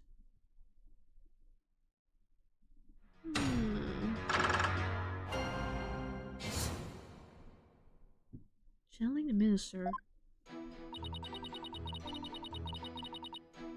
Hold it! You've been asleep ever since you were rescued from the tomb, correct? I was exhausted after being held captive for so long. That must have been terrible. Maya, Minister Inga didn't do anything to you, did he? Oh no, it wasn't like that. On the contrary, I asked you for all sorts of things. Like what? Like, I'm really craving burgers, and I'll die if I miss an episode of the Bloom Punisher. acting like a brat and added me a TV and even a few burgers from someplace. He was surprisingly nice to me. Huh? Are you sure we're talking about the same guy here? He may have loomed large, but he was unexpectedly easy to push around. Even though he's the one who was responsible for pushing those execution papers through. Oh, that. Approving executions was simply his preferred method of stress relief. With a wife like her, he was probably really pushing them through out of fear. Beginning to see why he wanted to stage a coup. In any case, my time in captivity wasn't so bad, but of all the things that happened... Hold it! Are you sure about that? Maybe you just don't remember channeling him. Don't remember? I may be 28, but I'm not senile, you know. He's 28. Something's not right here. Miss Faye, you were confined to Amara's tomb the whole time, is that correct? Yes, but I wasn't conscious the whole time. Okay, then let me ask you something. Did you ever see Nena in the tomb, dressed as Dirk? Huh? Is this some kind of joke? I think I'd remember if I saw something as crazy as that. Plus, I doubt anyone would carry out a crime like that right in front of a potential witness. I hate when he's right. Hold it! You didn't have a chance to channel him. Does channeling someone take a long time? Not really. Once you get the hang of it, it's pretty much instantaneous. But I was all tied up, literally. So there was no way for me to make the channeling mudra with my hands to do it. Right. Guess you really didn't channel Inga then. Maya, when mediums are done with a session, they can send the spirit back to the other world themselves, right? Sure, unless they're still in training. Amateurs can get possessed by spirits sometimes. But full-fledged mediums can stay in total control of a session. And they can send the diseased spirit away anytime they want. So I take it you can do that too, Miss Faye. Of course! It's a cinch for a new and improved Mystic Maya Faye, a spirit medium. That's strange, she seemed like the same old childless Maya to me. Urgh, I'll show you, childish neck.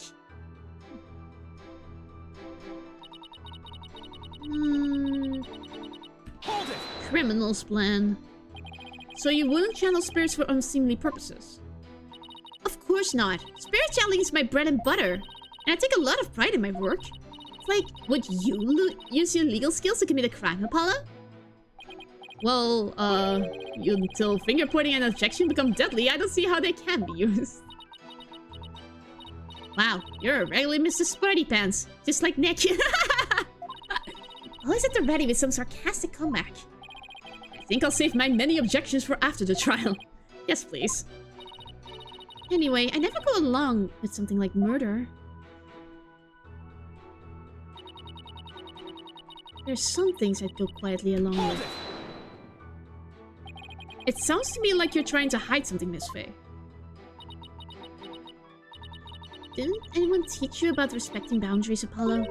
It's really rude to pry into a person's private affairs. Ah, sorry, I didn't realize, Wait, we're in the court of law. Yeah, I know. Then what was that all about me being rude? I'm just doing my job! So please, just tell me, what exactly are you hiding? Sorry, but I promised Dirk I wouldn't say. Huh? You made a promise to Dirk? Mm-hmm. Pretty big one. I think this is about all you're going to get out of her. Yeah. Enough! The witness is denying that she channeled any spirits. Further questioning is pointless. It appears your little fiction has been soundly exposed for what it is. You should listen to her, Apollo. I don't even know why you suspected me in the first place. I mean, you don't have any evidence of me channeling Minister Inga, do you? Oh, evidence, huh? There's no point in even thinking about it, really. I didn't use anything special to channel spirits, so there wouldn't be anything left behind. That's true. Just like when she channeled the High Priest, all Maya needs is her own body. If the defense has no evidence to offer, I will have to end this cross-examination. No, she needed the Magatama of parting. But now, even if she doesn't use any special items to do the channeling itself, I think there would be something to complete the deception. Is there any proof that Jonas Mr. Inga was channeled? You bet there is, yes. You bet there is. Really? Well, no. You're bluffing, I take it? I'll be fine! You are bluffing. If we're right, then there must be some sort of proof to back us up. Time to do some serious thinking. Apollo Justice? Okay, we know that when Rafa saw her father, he wasn't dressed like Miss Faye, right? Right, because if he was, Rafa would have immediately known he was being channeled. So that means... he was dressed in his usual suit when Rafa saw him. There was a change of clothes involved. Aha, good thinking, Apollo. This might be the perfect angle to attack from. Alright, let's have an answer for the defense. What proof do you have that Miss YFA channeled Justice Minister Inga?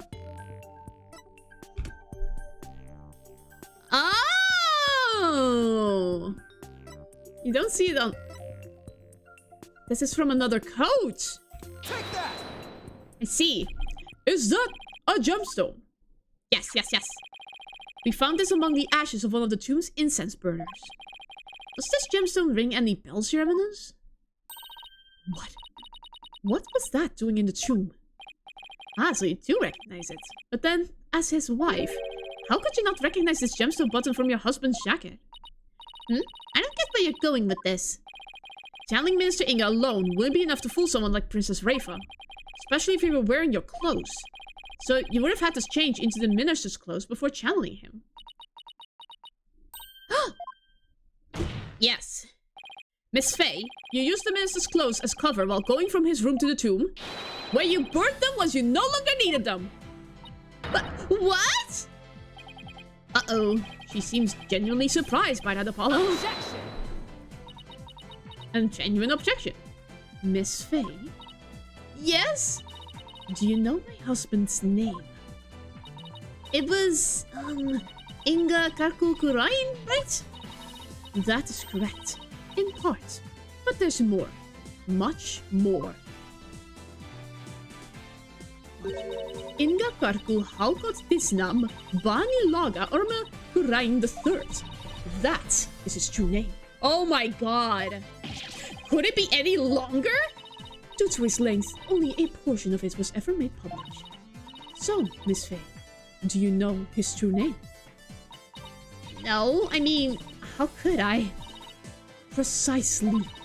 Yet a medium must know both the face and true name of the one she seeks to channel. So then, Miss Faye couldn't have channeled Mr. Inga? That's what I've been saying this whole time.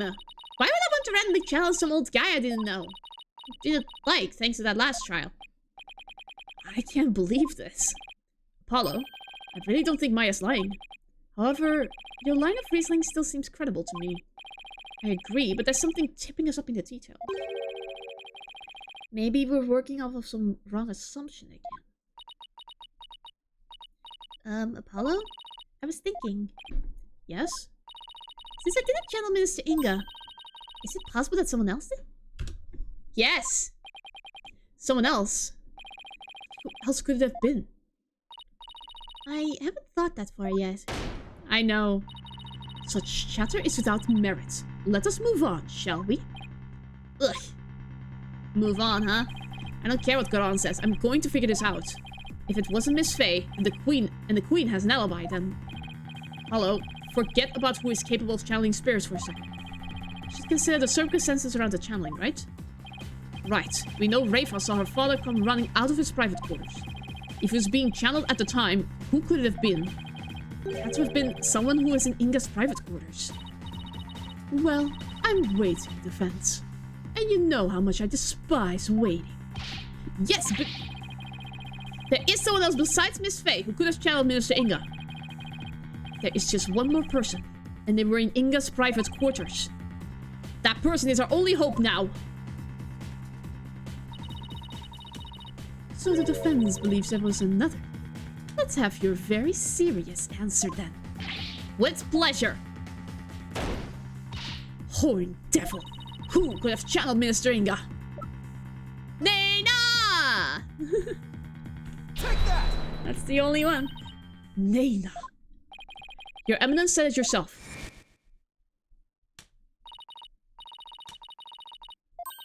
Nena never went into the tomb.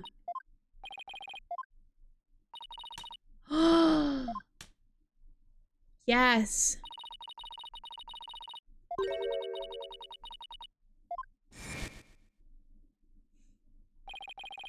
And then there's her benevolence statement. She said that Nena disappeared right after she entered Minister Inga's private quarters. The room from which Minister Inga himself came running out of not long afterwards. You are not seriously suggesting. It is the only thing that makes sense. Nena channeled Minister Inga and left his private quarters thereafter. That's why no one has seen her since. And why only the minister's shoe prints were found outside his residence. No way! That's gotta be it. Nena must have somehow channeled the minister. Oh my god. She is a woman of knowledge. So maybe. I mean, I do know the real reason, but... all of the circumstantial evidence has fallen into place. You can't ignore it anymore. You can't claim Nena isn't connected to this case somehow. In light of this, the defense calls Nena to the stand. Well, Your Eminence.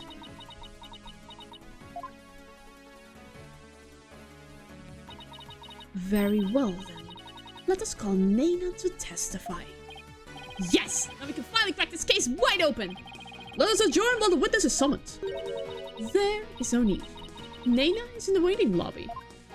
What? Nena's here. I thought she'd gone missing. It seemed she was feeling unwell and simply wished to rest undisturbed. But her concern for Rafa brought her here today. She took time off without Rafa's knowledge or consent. I'm betting there's more to a disappearance act than meets the eye, Apollo. Me too. That's Nena, alright. I see the cane. Oh my god, the hair. Miss Nena, do you understand why you have been summoned here today? Are you gonna speak? Yes, of course. Her Eminence has informed me that this man here suspects I have committed a crime. So this is Nena. It's quite the hairdo. Yeah, the head is gone. Though I will say... I suppose I'm not as old as I had thought. If this horn-headed nincompoop would take me for a criminal. Nincompoop? Oh my god. Nena got... Rafa got it from Nena! Isn't that Rafa's favorite insult? Guess Nena rubbed off on her, with all the time they spent together. You there, young hornhead. Yes?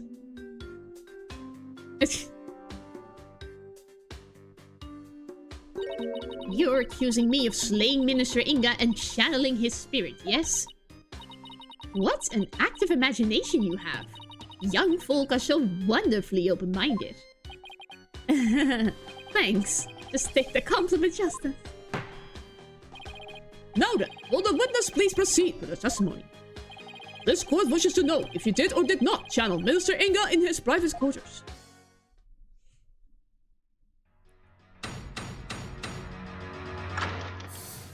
I like that the cane is in the form of the Mitama. I am no spirit medium, Sonny. I was feeling under the weather yesterday and decided to rest these weary bones.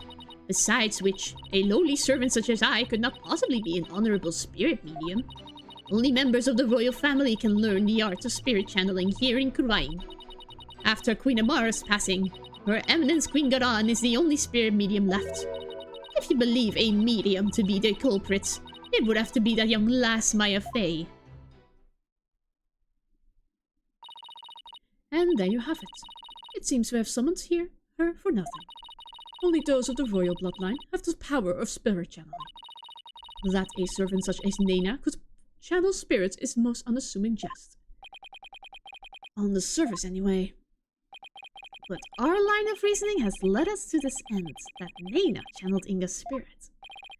Alright, the defense may now question the witness. Nena is Amara. Nena is Amara. I'm no spirit medium, Sonny. Not right now, anyway.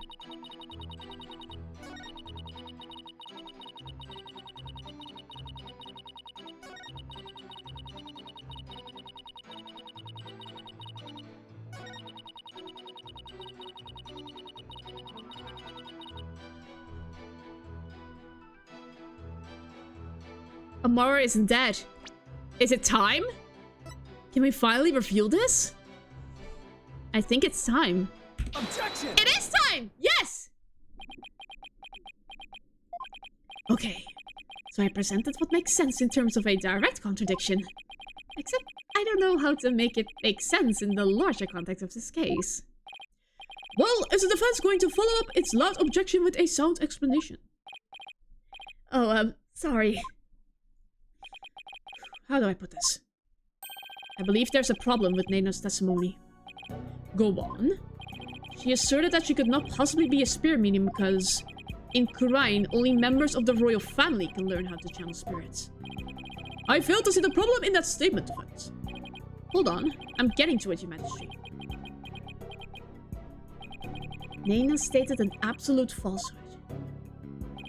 Since we know that Amar is still alive, at the same time, circumstantial evidence points to Nena channeling Inga. After all, just after she entered his private quarters, Inga came running out screaming, despite having been killed at 2 PM. That would mean that Nena channeled Inga, even though supposedly only one of the royal family are capable of doing so. Wait. Is it too late to ask for a refund on my trip down the rabbit hole? Phoenix already knows.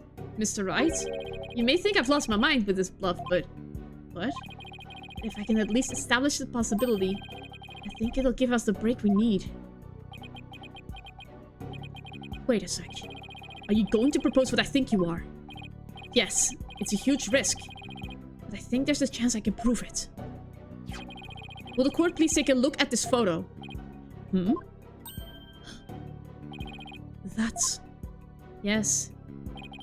This photo's very existence, to say nothing of the person in it, contradicts the witness's claim that Queen Garan is the only remaining spirit medium in Kurain. Oh, devil, you mustn't! Oh, but I must. Under these circumstances, the outcome of this trial depends on it. But you already knew that, didn't you, Your Eminence? Will the defense please explain who is shown in the photograph? The person in the photo is the previous queen, Amara Sigatar Kurain. Contrary to popular belief, she was never assassinated. In fact, she's very much alive. What? But that's nonsense. Take a good look at the law book in this photo, Your Majesty. The mark of the dragon branded on it could only have been placed there after Queen Amara's supposed assassination.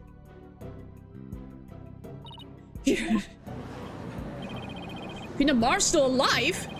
Has the lawyer gone mad?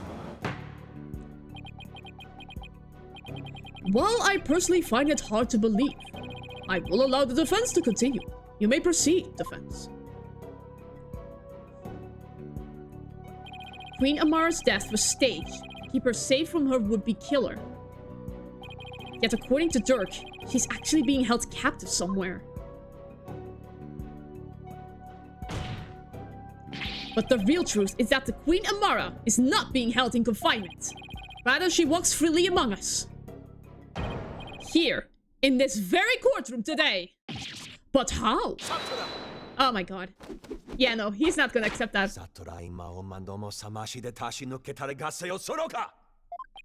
Do not be deceived, Your Majesty. The Red Pepper is skilled in weaving plausible lies. It is a cunning lawyerly art known as bluffing. But knowing this, there is no need to fear his forked tongue. Objection! That's where you're wrong, prosecutor. Cause you'll be quaking in your boots soon enough. Is that so? It's my turn, Nayuda, to wake you up to the truth right before your eyes. Queen Amara is still very much alive and has been disguising herself as Nena. Take But that's... This is the simplest and cleanest explanation for everything we've covered so far. The person who killed Minister Inga. Someone with intimate knowledge of the divination seance. The medium who channeled the minister in order to mask the real time of his death. Condense these traits into one person and you get a spirit medium of royal blood. And that person is none other than you, Nena. Your true identity is the former Queen Amara and the killer we've been looking for all along. What? Objection. Oh my god. Have you finally lost your mind, Mr. Justice? What you say is beyond blasphemous, even in the depths of hell. Oh my, such frightening allegations. Indeed, and absolutely ludicrous to boot. Her Eminence Queen Amara yet lives. And it's actually Miss Nena here. You have truly gone off the deep end. You don't have to take my word for it. In fact, a certain someone can help me prove it. Your Eminence! If Queen Amara truly is dead, you should be able to channel her spirits. Right here, right now. Isn't that correct? Oh! Ah! That's amazing! I can deny it no longer. The lawyer speaks the truth. Nena, the woman who stands here before us, is Amara, the former queen believed to have perished 23 years ago. Paul Kunka! Oh my god! Oh my god!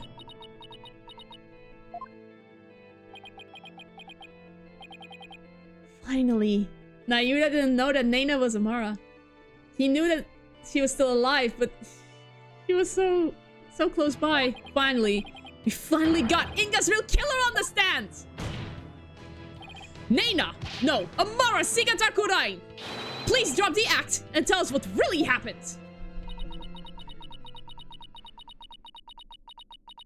Okay, here we go. This is crucial. Oh, dearie me. I guess I shouldn't have underestimated the power of youth. Well done, young hornhead. Oh god. Oh god, what is happening? It's time to transform.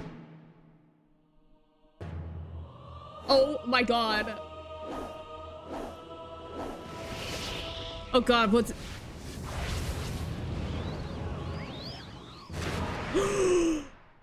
Oh my god! Whoa! I was getting tired of masquerading as an old woman anyway. It has been far too long since I last greeted you, good people of Kurain. Oh my god, look at the hand movements! It's like the Buddha has been reborn! It is I, Amara Sigatar Kurain, your former queen. Queen Amara?! Ah! Oh my god! Oh my god! And I thought Garan's makeover was extreme. Yeah! Oh my god! They're clearly related! Oh my god! This is gonna be fun! Can it really be true? You are alive and well? It is true. I feel as if I had been called back from the Twilight Realm. I fear I may have caused all of you a great deal of distress. Amara, I'm sorry I was unable to keep your secret any longer. I hope you can forgive me. It is quite alright, Garan. I am safe now. For Dirk that blackguard who threatened my life will be recaptured soon enough. Oh my god, she believes he's guilty. I need not conceal my identity any longer. Queen Amara, what does this all mean? Were you not killed in that fire 23 years ago? I barely escaped that blaze with my life. But though I survived, I knew that scoundrel would make further attempts on my life. Therefore, I staged my death and abdicated the throne to my dear younger sister Garan. But the building of that great tomb! And disguising yourself as a lowly servant! Why would you do such a thing? Garan, I would have you explain. I wished for her to be close at hand. It was the only way I felt I could protect her. And it was in the best way to hide her from the eyes of the public. After all, who could conceive of Amara lowering her station to that of a servant? She's got that right. Even Dirk thought Amara was being held captive in some far-off place. He never even guessed she was living as a servant right in plain sight. I must say, a life dedicated to the servitude of others is not the least bit disagreeable. It is a quiet, humble existence, far removed from the tedium of regal duties. Ah, but those days of peace have ended. And it's all because of you, Hornhead. You should consider yourself lucky that it's all this... If that's all this ends with. If there is something you wish to say, then say it. It doesn't matter who you are. You won't escape the crime you committed. The defense moves to indict you as Justice Minister Inga's real killer.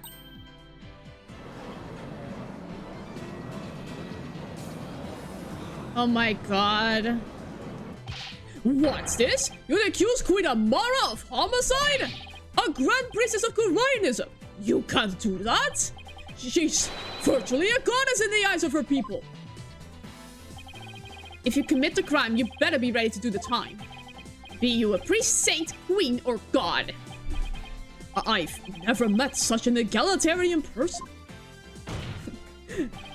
Queen Amara, in your years disguised as Nena, you would have learned about Minister Inga's disorder. So you knew you could dress in Dirk's clothes to forge a convincing seance vision. Isn't that right? What a curious character you are. You would label me a murderer? Me, the one who the people regarded as the reincarnation of the Holy Mother herself? You may be a grand figure in Koreanism, but as a foreigner, you're just another suspect to me. It would appear your words are not in jest. Am I to suffer the sullying of my good name with accusations of murder most foul? Please, Queen Amara, forgive his impudence! The lawyer knows not what he speaks! Fear not, good Majesty, for this is the sacred hall of justice. Though I am a Grand Priestess, on this stand I am but a witness like any other. I shall face his accusations with grace and benevolence. Your compassion overfloweth your mercifulness. Oh, young lawyer, in my benevolence, I must warn you that your assertion suffers from a tragic flaw. Huh? There's a flaw? Nayuta. Yes, your mercifulness. Who was present in the tomb when the murder was discovered? Dirk Sabmati, Maya Fey, and the victim Minister Inga.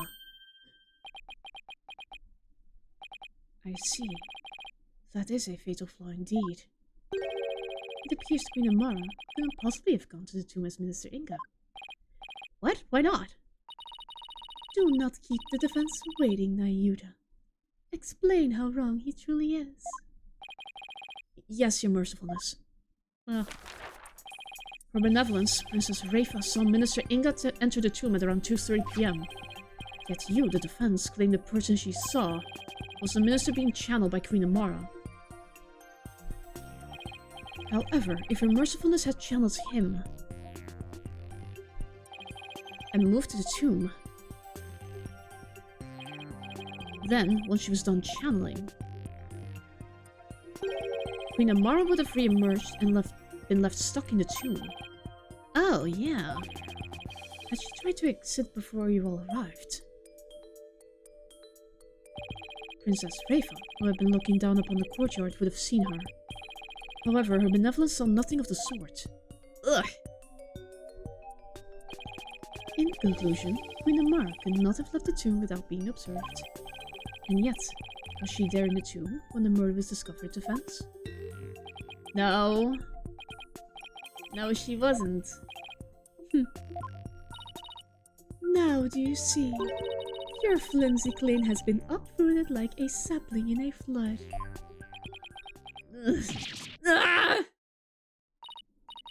Well, that was entertaining, Prosecutor Submari. Assume the prosecution of this case and clear your mother's good name. You wish for me to take over? Yes. Prosecute your father to save your mother. Oh my god. What a poignant fate you bear. But bear it if you must. But bear it you must. Are you ready? Yes, Your Eminence. Oh no! And there you have it, Your Majesty. I shall watch the rest of the proceedings from the sidelines. I relinquish complete control of the sacred hall to your authority once more. Why, thank you, Your Eminence.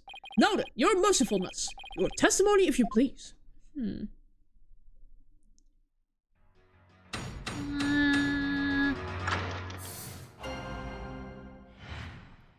The lawyer's theory is absurd. Now I shall destroy your utterly absurd and barbarous theory. I was not anywhere near the tomb following the murder. Were your theory correct, I would have been in the tomb once I had stopped channeling. My husband Dirk is the killer, but he has fled from the sacred hall. May the Holy Mother wait judgment upon the traitor Dirk Submari for his crimes. Oh, such marvelous testimony! You are truly a treasure, Your mercifulness! This too is but by the grace of her holiness. No doubt my unmasking here today was her will as well. Oh my, the Holy Mother, you say? Yes, surely her holiness has guided me to the witness stand.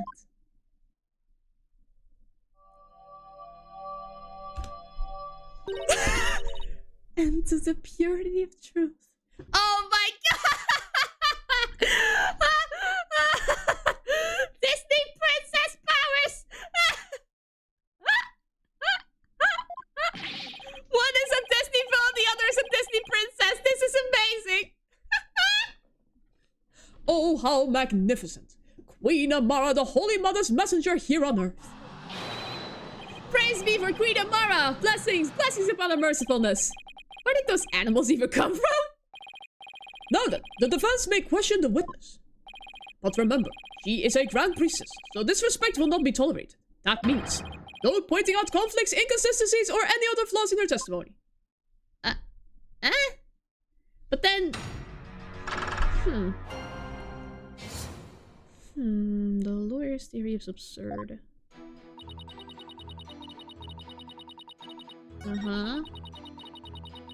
There's not anywhere near the tomb. Well, maybe you were hiding inside the sarcophagus. After all, it does technically belong to you. I bet you'd have no trouble opening it. If I had been in there, I could not be here today. For the tomb has been under constant surveillance since the murder. I would have never been able to leave. I guess not. If I might ask, what's in that sarcophagus anyway? You're still alive, so... There is despair, sadness, hatred, and malice. Only one brave enough to see the truth hidden deep within could discover the final hope. my continued corporeality. You completely lost me. In other words, it's empty. But no one dared to open it because they were too scared of the curse. Now, will you dispense with your theory? It is as simple as my sarcophagus.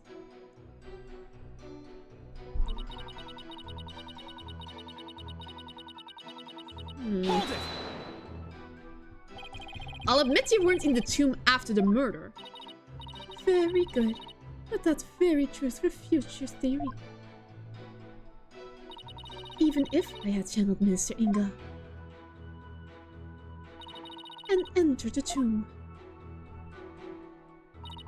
the moment I ceased channeling him, I would have re-emerged at the crime scene.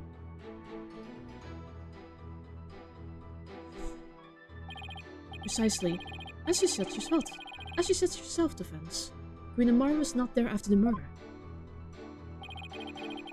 The only living souls in the tomb at the time were Dirk Sabmati and Maya Fey. Ugh. Be it in this life or the next. There is no escaping such simple truths.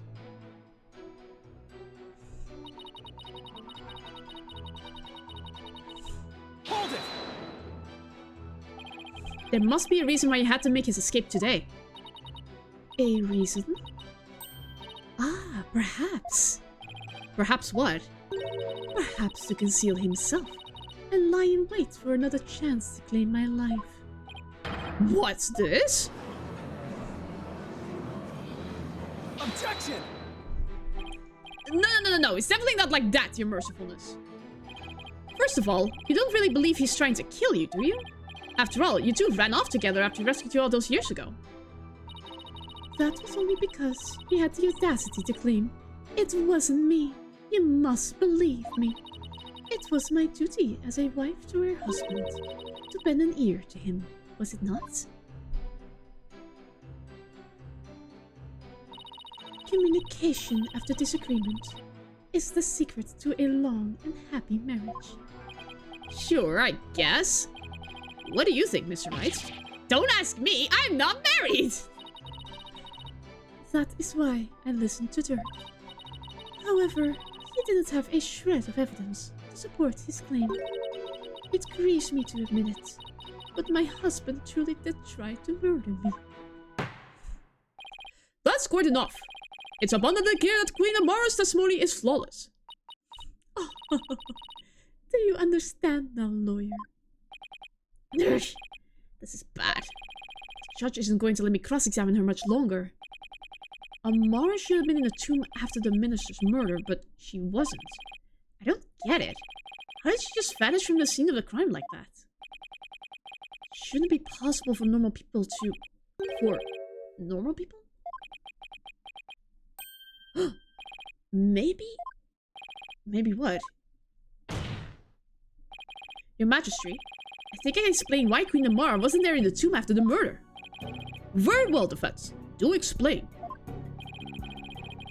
I believe it was accomplished through a method only she is capable of.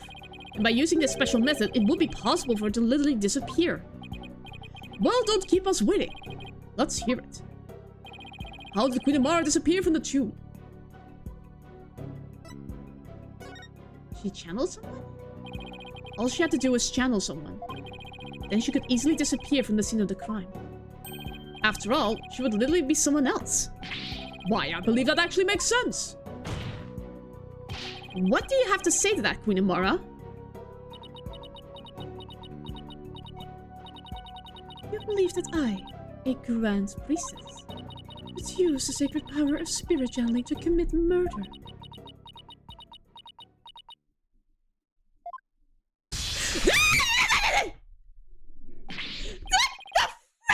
What the? Ah! Mercy, your mercifulness! Oh my god!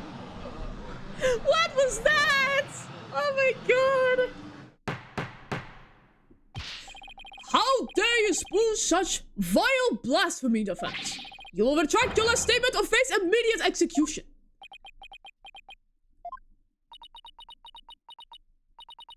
No, good Majesty. It is quite alright. Corvianism also teaches that we must respond at all times with reasoned principle. Therefore, I shall offer a measured response to this blasphemous accusation. You have something to counter with? Indeed. Now, are you listening? It would not have been possible to simply vanish by means of spirit channeling. After all, it will require a deceased person to channel it. Who did she channel? However, there was only one murder victim in the tomb. That was Minister Inga. The only others right after this murder were Dirk and Miss Faye.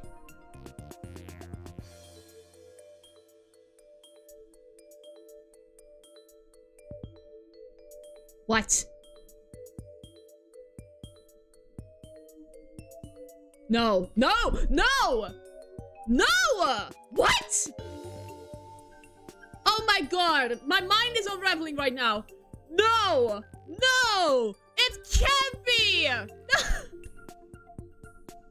No, no, no, no, no, no, no. Oh no. No. Had I channeled Inga as you allege? Well, the outcome would have been quite odd to say the least. But there beside that minister, a living, breathing one would have appeared. Oh no. Even if I had been in the tomb, there was no one to channel except the deceased minister. So you see, I could not have vanished by means of spirit channeling. That's true, but I can't rule it out yet. Because, well, what if there was another victim?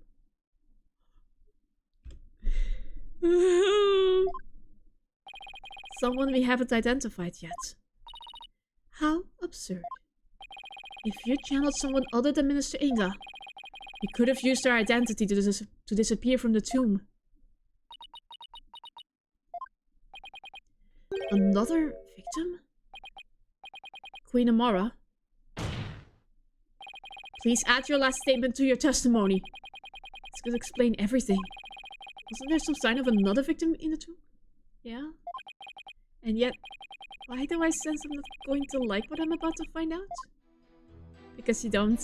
You don't. You don't. I don't want to do this. I don't want to do this. I'm so sorry. Mysterious bloodstain. That was the time that Dirk bled. He died. Objection! I can't believe I'm presenting this. But it proves there was another victim. Still, the only ones there at the scene of the crime were...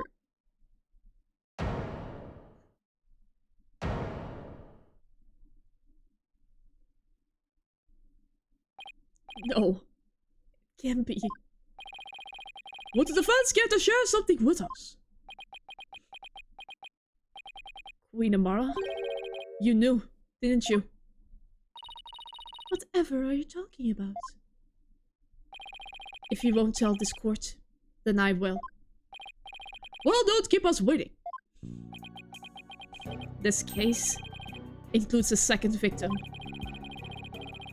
One of the two people found alive in the tomb after the minister's murder was actually already dead. But a second victim, Apollo. Queen Amara, after you channeled Minister Inga and moved to the tomb, you vanished from the scene of the crime by channeling the other victim. That explains why no one found you after the murder was discovered. I'm not gonna like this. Oh, you putrid pepper. Of all the half with the buffoonery to come tumbling from your lips.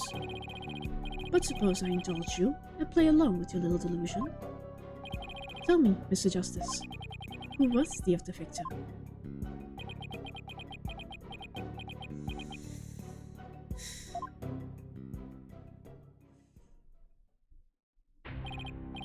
There is no way this can be true. But... No. I can't stop now. If this is the truth, it's the only way forward to solving this case. The other victim who Queen Amara channeled was...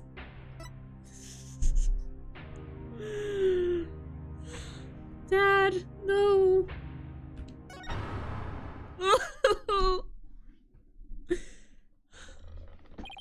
Listen, son.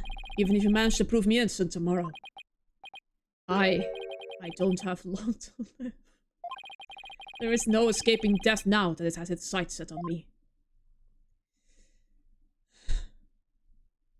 Dirk knew everything, but he couldn't bring himself to tell me. I have one more big secret. I'm afraid I can't tell you what it is. I'd be betraying a certain someone if I did. He was protecting Amara.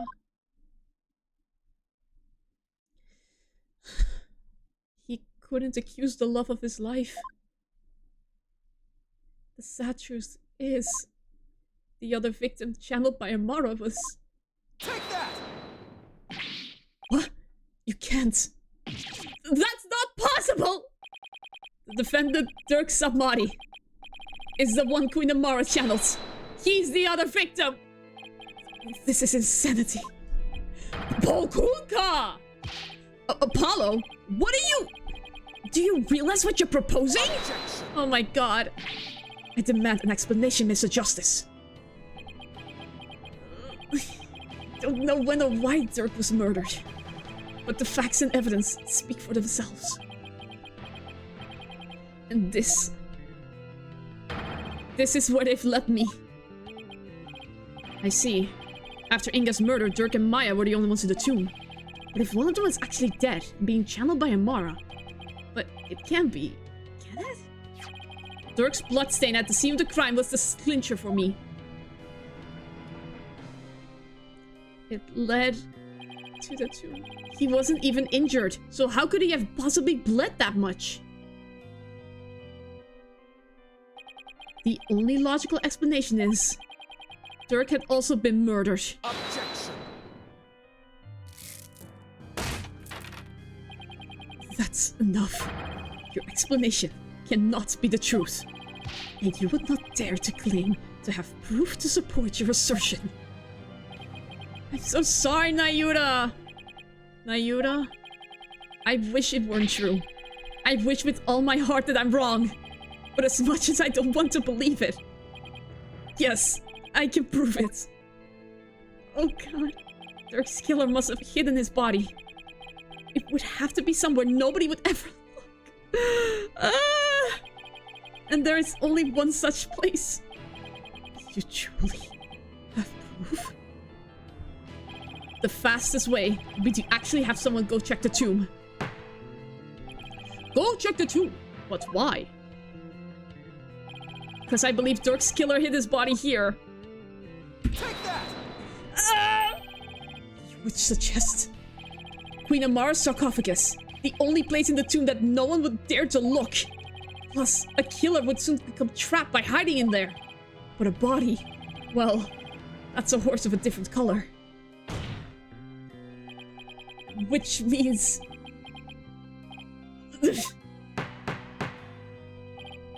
I believe we must search the sarcophagus at once. Your Eminence, being that Queen Amara yet lives, I trust we may now open it. If we must. Your Majesty, I believe Detective Sky is still there at the tomb. Let us contact her at once and have her conduct a full investigation into the matter. Oh no. I don't wanna move past this point. Now then, Detective Sky, your report if you please. I'll start with my findings.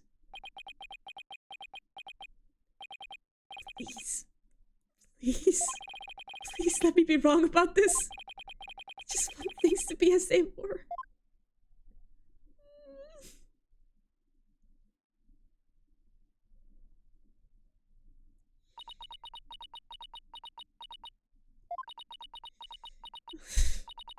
search of the sarcophagus revealed a body that appears to be several days old.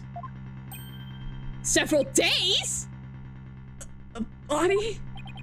Detect the sky. Tell me it wasn't Dirk. Tell me my whole theory was completely off base. She can't. I have a photo of the body. And I have positively identified it as...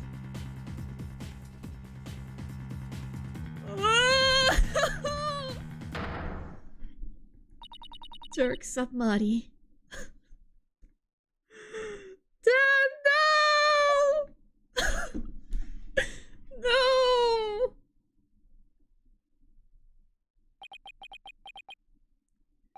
Dirk! No!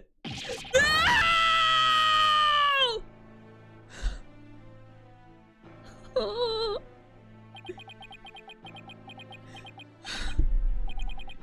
Why? Why did this have to happen?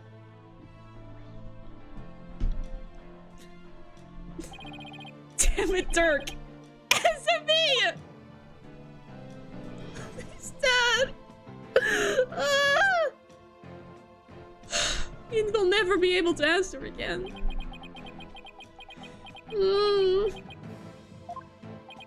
How can this be?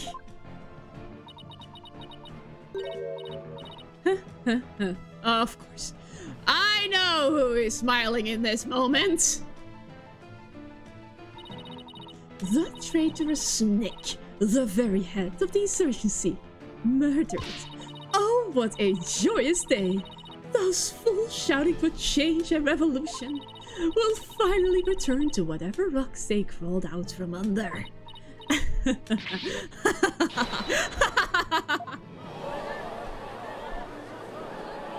Oh my god. I'm so sorry.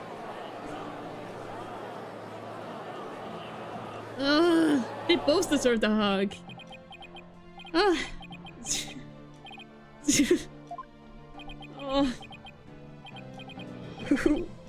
What was I even fighting for?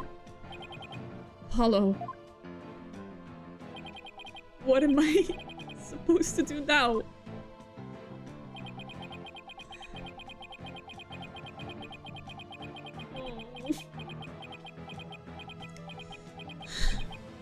This is horrible. This is so horrible. Hey. Hey. Son.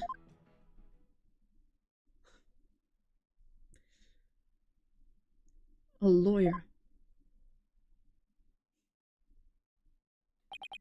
Should never look the way you do right now. A dragon never yields. Even when wounded, a dragon bites down hard. Never lets go till its dying breath. It glares, it roars, and it latches its jaws firmly onto its prey till the bitter end. That's what lawyers do to get to the truth. But, Dirk, what if the truth is that you're... Apollo, in court tomorrow, you may find yourself faced with a truth that is difficult to accept. But I know you, and I know you can handle the truth, no matter what it turns out to be. I know that because I believe in you. You're my son, after all.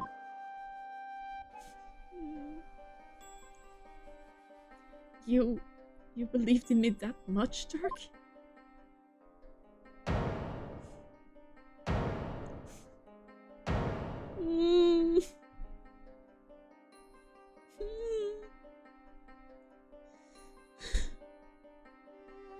Oh, Dad.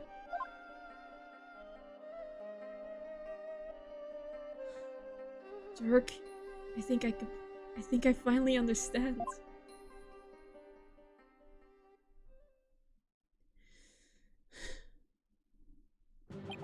I can't yield. Not now, not ever. Not after Dirk believed in me. despite knowing what was about to happen. Besides, Dirk left me with 2 things I must do. Are you alright, Apollo? Sorry about that, Mr. Wright. But I'm fine now. Apollo? Detective Sky! Yes? How sure are you that the body's been there for a few days? I'm positive. No autopsy has been reported. Yet I'd say it's been at least 3 days. Oh no. It crashed again. 1 second. Let's see. Testing. We're live once again.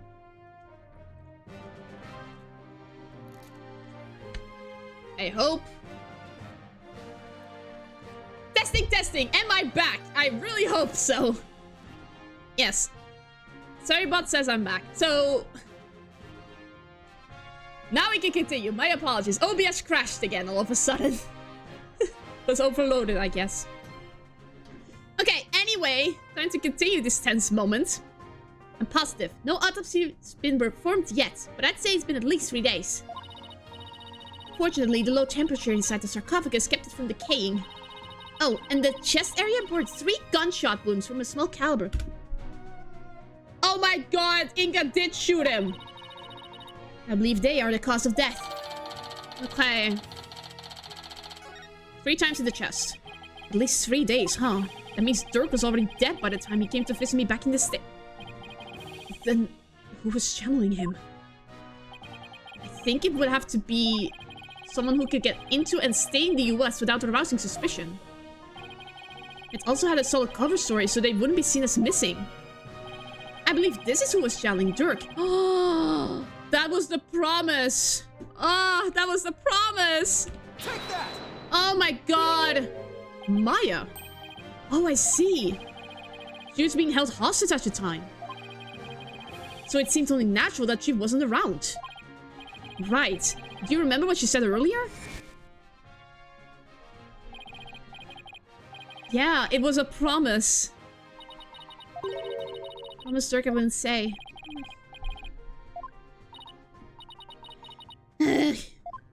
Yep. Dirk didn't want his own death to be known. The other members of the Defiant Dragons would lose all hope if they found out. And that would snuff out the flames of revolution for good. Miss Faye, Dirk told you to keep quiet about this, didn't he? I guess it's no use hiding it anymore. Yes, I promised that so. Dirk made me promise before he died. So, I was right then. Apollo? There's something I need to tell you. It's about, you know, Dirk's final moments. Oh no! You're gonna make me cry! I'm listening, Miss Faye. What happened in his final moments? It was soon after I was kidnapped. Dirk paid me a visit in that tomb where I was being held captive. That date was a few days before Miss Inga's murder. Hey, young lady. Time to get you up and out of here. I can't watch. Ooh. It's that revolutionary guy. Here to rescue you. You are? Why? Figures things were a little too quiet with that stamp-sucking scumbag. So I started digging around. That's when I found you've been abducted. Why would the rebel help me? Let's go before it's too late. It already is for you, pal. No! Long time no see, you rebel blowhard. Inga. I know you're up to something, and I'm going to find out what.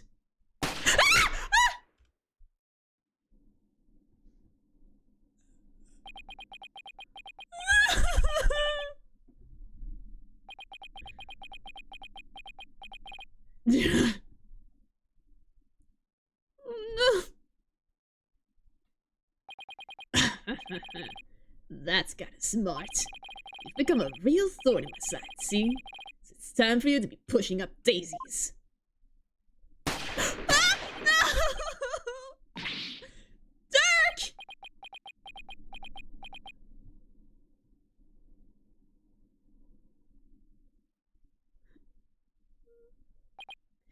Did you really think a pea shooter like that could kill a dragon? What the? He missed out of fear! What are you, some kind of freak? Nuts to this! Oh my god, he ran. That's why one of the statues was damaged. Dirk was shot several times, but he barely even flinched. He sacrificed himself for me.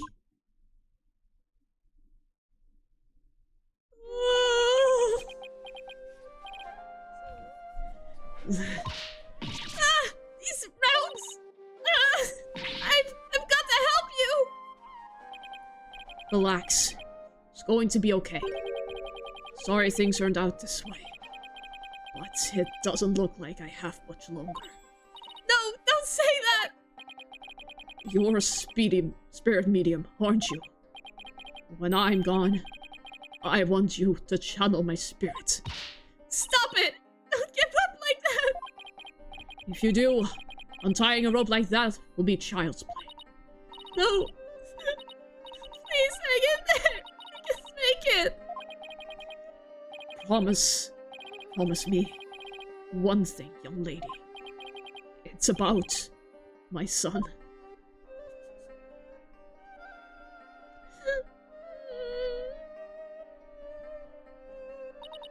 Dirk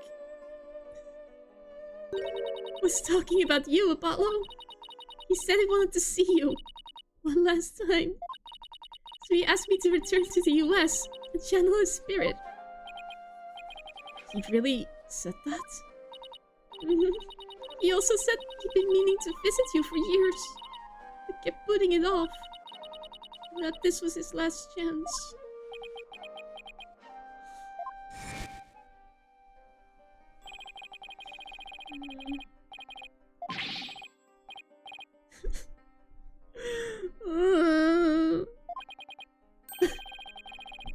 I'm actually crying!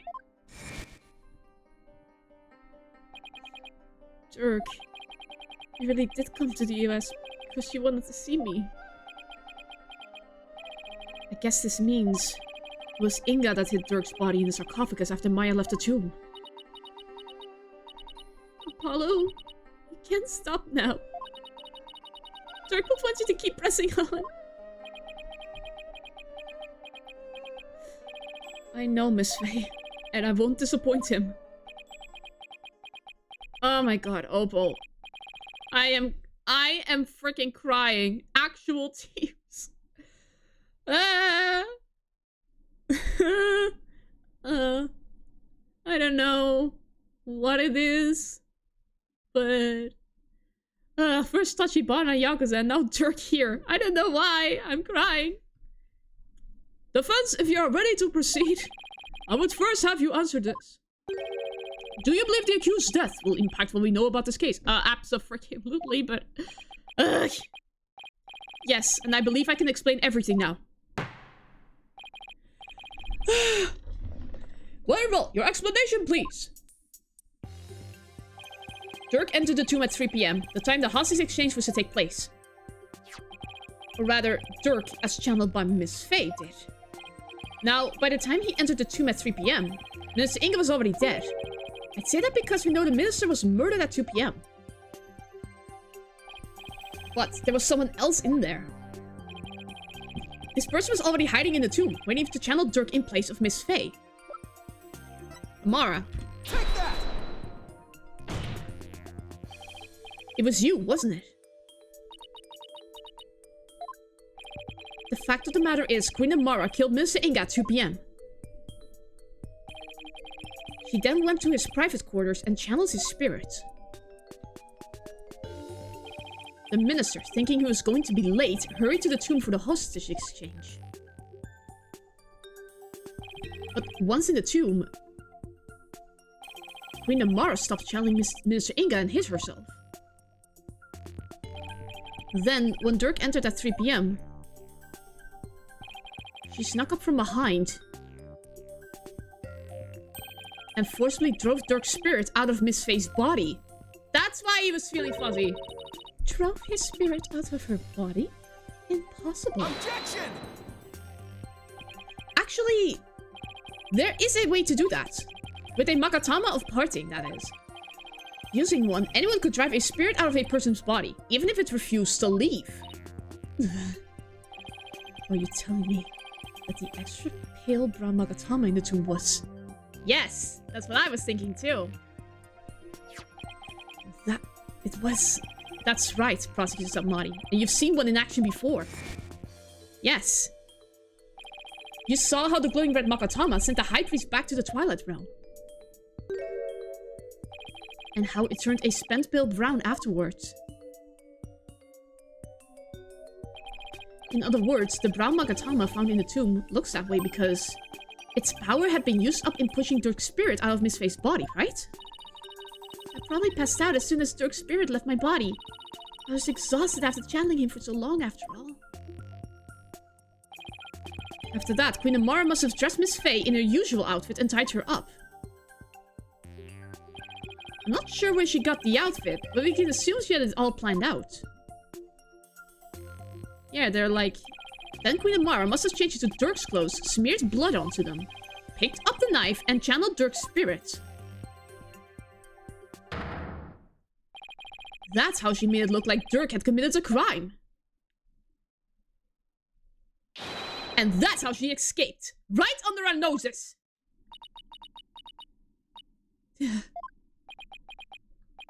I don't know, Apollo. The whole thing still seems a bit far-fetched. Dirk, what was going through your mind while all this was unfolding?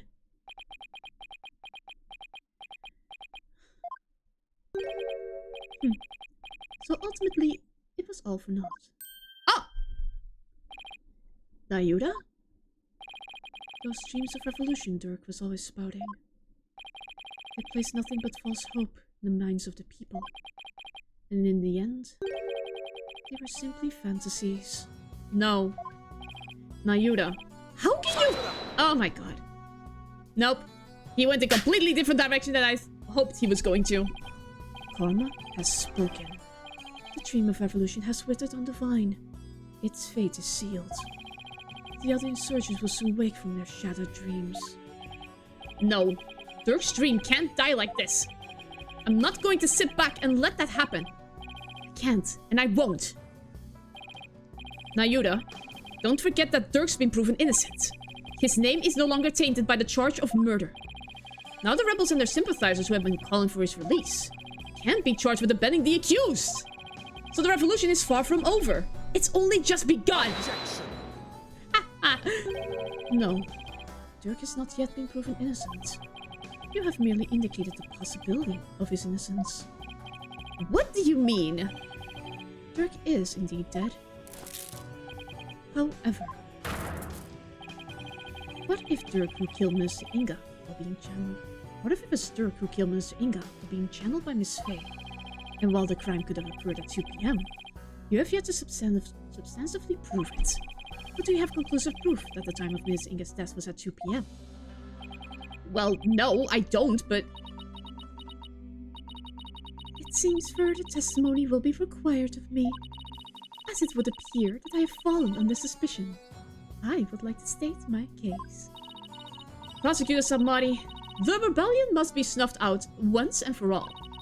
You must prove Dirk Submari to be the foul murderer that he was. And every last insurgent and their sympathizers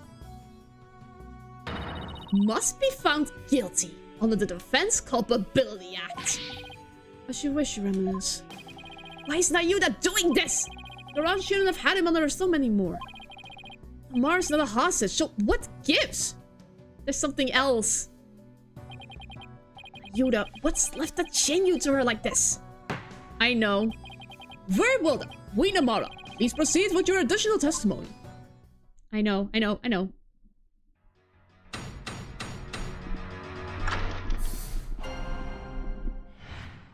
You have no proof. Well done, lawyer. You have painted me as a killer with nothing but your silver tongue. However, you have no evidence of proving your distasteful theory. Furthermore, Dirk could have committed the crime while being channeled by Miss Faye. Now, let us end this charade. For the eternal glory of Kurain and its people. Disney princess vibes, sheesh. Do you understand now, you putrid pepper? There is no point in defending Dirk any longer. It has all been in vain. Yeah, no. Instead of gaining confidence, he just completely sunk into despair. He sees no hope anymore now that Dirk is dead. Let it go and move on, right? Well, not today. Your theories are but a pillar of salt that crumbles at the slightest breeze. But no more. This ends here and now. The defense may proceed with its cross-examination. Okay. We'll see. You have no proof.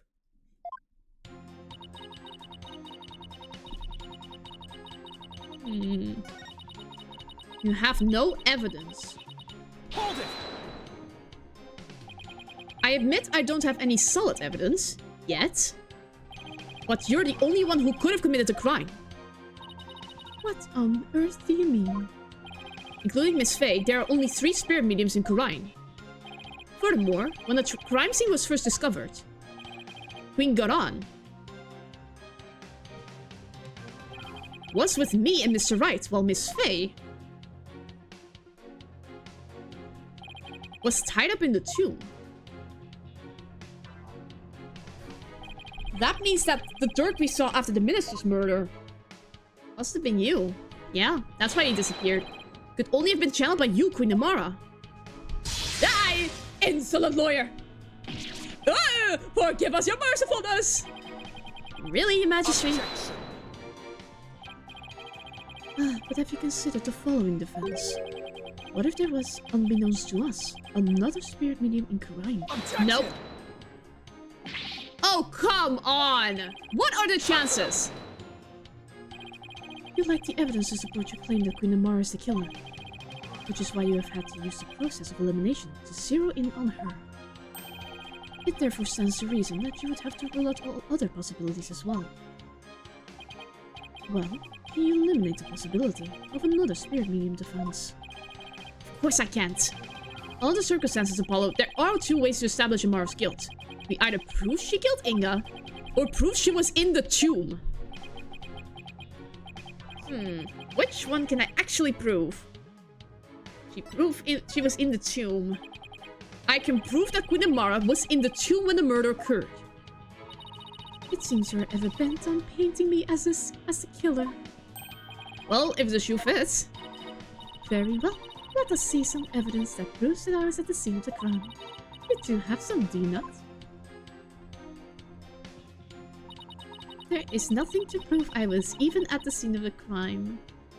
I don't think so. I was right about this thing. I was right because Dirk had the other one. Oh my god. Objection! There you are. Gotcha. Queen Amara. Does this pendant look familiar to you? Why, that is... We found it in the tomb, and it has the minister's blood on it. Which means it was probably dropped in the course of the crime. Objection! And I fail to see how it is relevant to your argument. Did it not belong to the accused? That's what I thought too. After all, Dirk had said it himself. He said that? Yes, but it was a lie. Because I believe he was covering for someone. Covering how? For whom? For you, Amara. There is certain piece of evidence that shows the pendant isn't Dirk's. Take that! That's a photo of the accused's body, is it not? Yes, it is. And I'd like to call your attention to a certain spot in it. This right here proves that the pendant that was found in the tomb wasn't Dirk's. Take that! You will notice an object near Dirk's left arm. It's an identical pendant, except it's blue. Oh, now that you mention it. Don't you find that a little strange? Why would he own 2 of them, but in different colors? Here's what I think. The pendants were meant to go together as a pair. care. If the blue pendant was Dirk's, then what about this pink one with Minister Inga's blood on it? Who do you suppose it belongs to? You. Objection. Clap. What do you want? Sorry to disappoint, but no fingerprints were found on the pink pendant. Therefore, we have no way of knowing to whom it belongs. Objection. No. There is a fingerprint. Ah, but that's where you're wrong, Prosecutor Submani. I'm guessing you didn't know what this pendant is actually a locket. Come again. Nope. Now this is where it gets interesting. When we opened this locket up,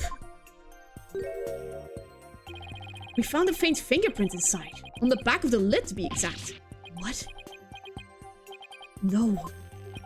So now the question is, to whom does the fingerprint belong? To her. You see her twiddling her thumbs. Queen Amara, it belongs to you, doesn't it? Oh.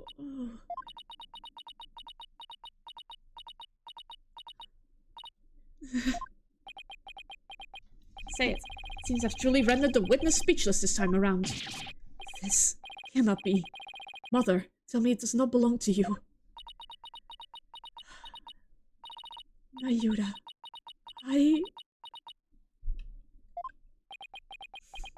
Oh, think about it, Queen Amara.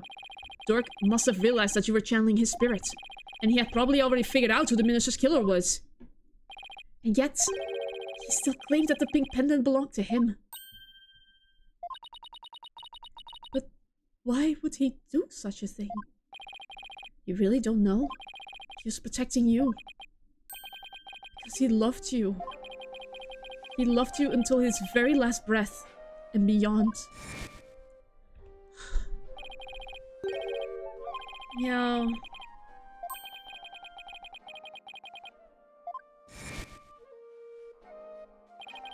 Dirk knew everything, even that he was being used. But he kept quiet, all for your sake. Dirk, why do you always... Well, Queen Amara, Dirk, the one who loved... Dirk, the one whose love for you never wavered all these years. Are you going to betray him now?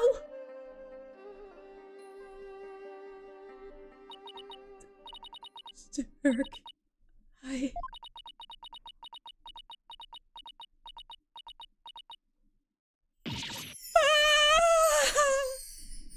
Oh, that was such a graceful breakdown. This cannot be. I refuse to accept it. Queen Amara, are you ready to confess your crime? Huh? I can deny it no longer. The truth is, it was I, Amara Sikata Kurain, who slew Minister Inga. That's preposterous! Why? Oh no!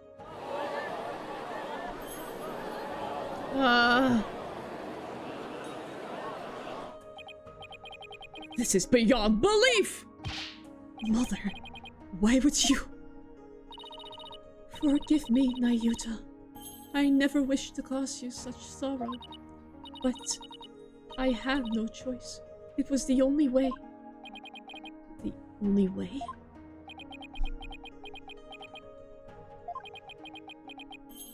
So, in the end, Queen Amara and Dirk Submani. I suppose this means that they were unable to reconcile while he was still alive. I don't think the state of the kingdom or the incidents of the past would have allowed that. They were prisoners of their shared history, so to speak. Queen Amara, there's something I need to know. You had staged a near-perfect crime. So, why did you bring this pendant into the tomb with you? You should have known it could come back to haunt you. I do not really understand it myself. I had nearly been assassinated by my own husband. Yet I could not bear any hatred toward him. I was unable to discard this, or part with it for even a short time. As with Dirk, I have never stopped loving my husband for the past 23 years. Mother. So she really believes it? That Dirk tried to assassinate her? Such conflicting feelings. Your Majesty, is it not time to declare Dirk innocent? I would ask that you do this for my beloved, who now dwells in the Twilight Realm. Very well then. Your Eminence, Prosecutor Samari, if you have no further objections. This cannot be. My mother. I have no objections. Sure you don't. Dirk, I did it. I finally did it. I proved your innocence. But... Very well then. Being that Queen Amara yet lives, we can no longer charge the accused with an assassination that never came to fruition. As for the murder of Minister Inga, truth has been laid bare for all to see. Therefore, I will now pass judgment upon the accused, Mr. Dirk Sabmani. No. Hold it.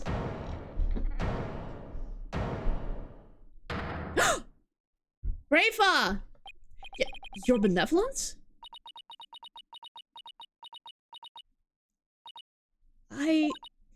I cannot accept this. Something the matter, your benevolence. Queen Amara is lying. It makes no sense. Queen Amara would not have killed my father. What's with her all of a sudden? Is this some sort of lingering affection towards Nena? Rafa. Speak the truth, Queen Amara! Did you really kill my father? Yes, there is no mistake. She has confessed to the crime, thereby clearing the accused of all suspicion. As such, I see no need to continue these proceedings. The barbed head? Hornhead! Are you going to let this stand? Dirk's been proven innocent and he's about to be declared not guilty. Even so, something doesn't feel right. Apollo, if you have any doubts, now's the time to raise them. After all, the courtroom is a place for finding the whole truth. It's all up to you. There are definitely things that don't quite add up. Does this mean that the whole truth hasn't been brought to light yet? Should I push to continue this trial? Yes. Your Majesty, I have a feeling we haven't discovered the whole truth. And the only way we'll ever find it is to continue this trial. Hornhead! Very well then. Will the defense please tell us this? What important fact about this case has yet to come to light? No. The motive! Queen Amara, there's something I still don't understand. What was your motive for killing Justice Minister Inga? That is a fair question, and one that I shall now answer. It was for the future of this kingdom that I slew Inga Karkul Gurain. To avert further tragedy, his death was an unfortunate necessity. Further tragedy? Over the past several years, Minister Inga has been rapidly expanding his power. He had established a secret police, and was relentless in his pursuit of the insurgents. He even had the overwhelming support of the people, but still he was not satisfied. Hungry for more power, he began planning a coup d'etat. You mean his plot involving the Founder's Orb, which led to Maya's abduction? Yes, Minister Inga planned to use the orb to gain access to great spiritual power, after which he would assassinate Garan and usurp the throne. His machinations were reminiscent of that terrible tragedy of 23 years ago. And as one affected by that incident, Amara vowed to never allow a repeat of such events. Yes, and the Holy Mother delivered unto me the perfect opportunity to fulfill my vow. Security amid the courtyard was rather light due to the rite of channeling, and Inga had barricaded himself in the tomb with his hostage, away from prying eyes. I knew I would never again have such a perfect opportunity, so... At 2 p.m, during the rite of channeling, I slipped into the tomb and slew the minister. Oh my god! My bracelet! Apollo. Yep. Seems this trial is far from over. Queen Amara, I believe you're still hiding something. Yes. But if you want to keep on playing this game of hide and seek, then let's start with that last statement you made. If I must. Okay. Let's go! I think this is the final bracelet. I already see it! It's so ever so slightly. At 2 p.m. during the rite of channeling. Gotcha.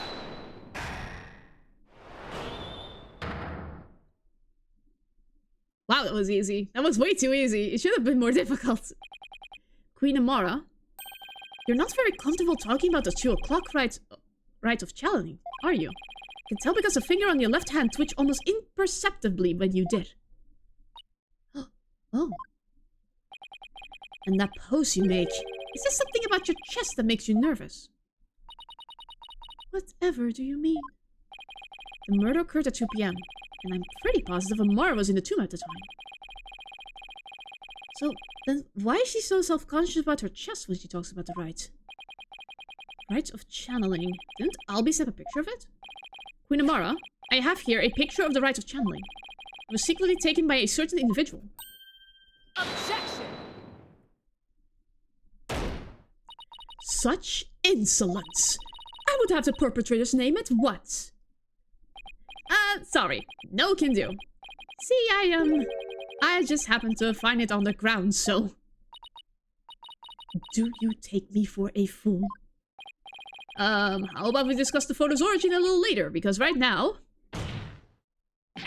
There's something much more pressing at hand. I believe this photo merits further examination. Just wish there was more to see in it than the darkness and more darkness. I might be able to make out a few more details with some image adjustments. Let's ask Emma if she can help. Bailiff, please summon Detective Sky to the Hall of Justice. Here you are. I was able to obtain a much clearer image by raising the brightness. That's not how brightness works, but okay. What's that right there? An injury? No, wait. I think it's a... burn scar! That's Amara! Oh my god! Wait a second.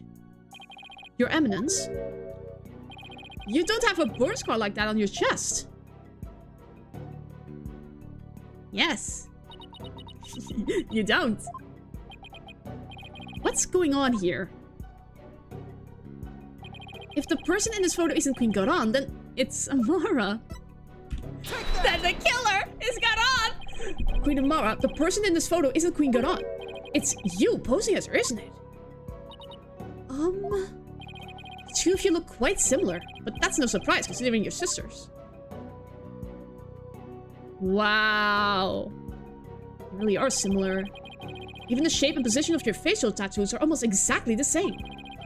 And you both are capable of channeling spirits. Therefore, it would have been easy for you to impersonate Queen Garan.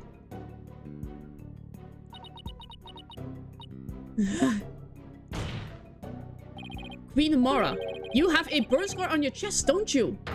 Please remove your round mandala so we can see what's behind it for ourselves.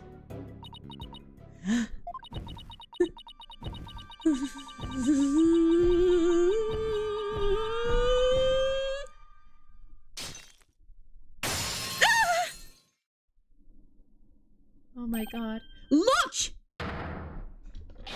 It's the exact same burn scar as the one in the photo! I don't understand! I knew it! So the person in this photo really is... Yes, it's Queen Amara! This is absurd! Are you suggesting they switch places? Amara's confession earlier was also false? Mother, what is the meaning of this? Don't you see? This changes everything! We know for a fact that this photo was taken at 2 p.m. The exact same time the murder took place. But that would mean Queen Amara couldn't have possibly committed the crime. Exactly. She now has an ironclad alibi. So Mr. Inga's killer couldn't have been Queen Amara. I am afraid I no longer follow the facts. Was it not Queen Amara who channeled the minister and the accused to stage a crime? Yes, that fact has not changed. We have evidence placing her at the scene of the crime. And Dirk could have only been there in the tomb if she were channeling him. Which means... while Queen Amara did use spirit channeling to stage the crime, she didn't kill Minister Inga. His real killer is someone else. Polkunka! What's going on here? Was her mercifulness covering for someone? If Queen Amara is not the killer, then who is it? Isn't it obvious? Why was this rite held in the first place if Queen Garan wasn't going to perform it? Who was behind the two sisters switching places? And for what reason? The answers to these questions, along with the establishment of Queen Amara's alibi, obliterate a certain someone else's alibi. Aha! It's time! We can finally get Victor! Why that? Is this some kind of joke? No, your majesty. I could never joke about something so grave. The only one who seemed to have a perfect alibi at the time of the murder was Her Eminence, Garan Sigatar Kurain. Queen Amara, didn't your sister Queen Garan ask you to pose as her and perform the rite of channeling? Didn't she also have you drive Dirk's spirit from Miss Faye's body? And then stage a crime to make it look like he was in the minister's killer? Come on, say it! And at 2 PM, while you were performing the rite of channeling as Queen Garan, didn't she kill Minister Inga while disguised as Dirk? Well, your mercifulness? It's no use trying to hide it any longer. You need to tell us the truth, now! Mother? Come on, come on! Say it! Say it! Say it! Say it! Say it! Justice Minister Inga's true killer is... Come on, say it! Say it! Say it! Say it! Say it! Say it! Ah! Shh.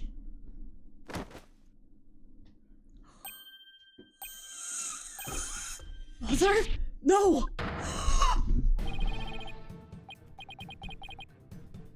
Oh my god! Shit!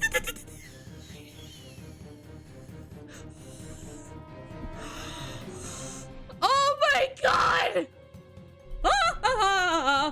I really did it! Your evidence! My life is yours! Oh my god! Seriously? Is he one of Garan's royal guards? Oh my god! Queen Amara! Bailiff, arrest that guardsman! Mother, no! Garan couldn't have... Could she? She totally would! Oh my god!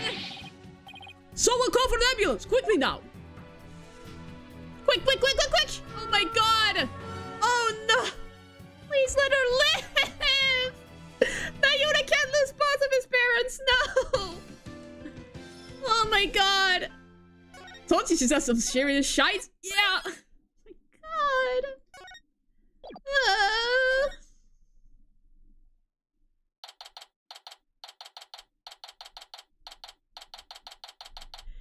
Oh my god, Obo Phoenix. This is gonna be fun. We're lucky an ambulance made it in time. But we've been forced into a recess for now while things get straightened out. I can't believe it just happened. Tell me about it. Do you think Garan put that guard up to it? Oh, totally. If she did, she's going to regret it. No one gets away with something like that on my watch. Poor Queen Amara. Your benevolence. Any news on her condition? She is undergoing surgery at the hospital as we speak. They are giving her a 50-50 chance of survival, though. Oh no! That... Garan! Justice will be served! Why? Why did this happen? Oh, just as we were finally reunited! Oh, Queen Amara. Was it about being reunited? Huh? Oh, it's nothing! Right. Oh my god. How are you, Hornhead? Dirk Sabmati was your father-in-law, but blood after all. Thank you for your concern, your benevolence. But I'm fine. Right now, we still have a trial to see through. So that's what I'm going to stay focused on. Hornhead, you are sturdier than the statue lets on. Just don't overdo it, okay, Apollo? Dork. That was a real shocker, alright. Can't believe that dragon is dead. Dot. Say, AJ, I was wondering. When Dirk disappeared after I freed him, it's because Amara turned back into herself, right? Yeah, I suppose so. I don't know if this was because Dirk's spirit willed it, or if it was a part of Goran and Amara's plan. Man, our dream of revolution. Now what are we gonna do? Is this it? Don't give up yet. There's a very good chance that Goran is the real culprit in all of this. And if we can prove her guilt in court... Hey, you're right. That could just be the push we need. The dream lives on! Yes, it does. You know what that means, AJ? The fate of the revolution rests squarely on your shoulders. All in a day's work. Who am I kidding? That's a ton of pressure. This is what Dirk gave his life for, so I have to do this for him. The Honorable Rebel Dirk Submari. I would have loved to have spoken with him while he had yet lived. Really? Why not? I mean, he seemed quite like an interesting man. Did she bump her head or something earlier? The trial is about to resume. The defense is to report to the courtroom at once. Okay. Already? After what just happened? Oh, Nayuta is gonna flip. The first thing Goran will do is respond to that last accusation. So you better stay on your toes, Apollo. I will, Mr. Right. Ready or not, Goran? Here comes justice! Here comes justice indeed! Okay, final time! Final time!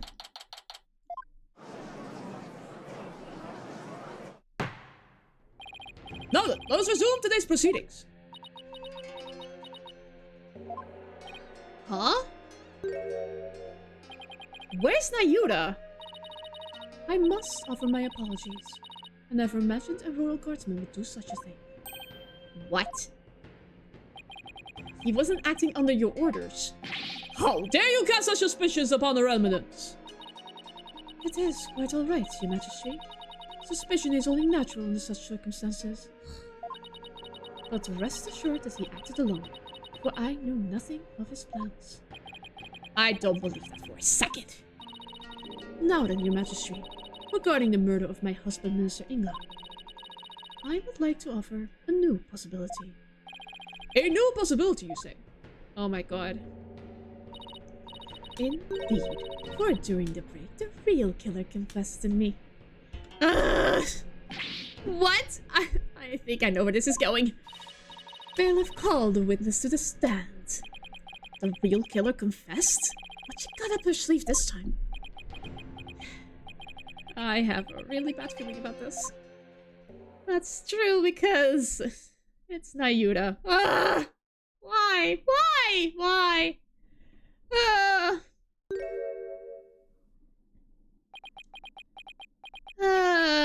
He truly has snapped. I swear.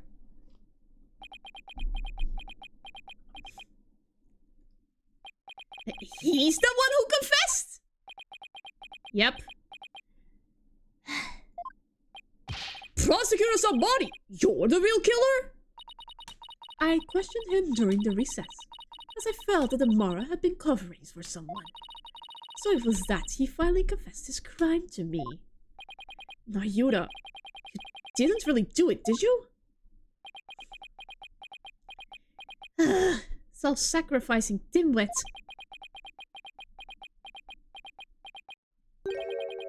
Her Eminence speaks the truth. It was I who killed Justice Minister Inga.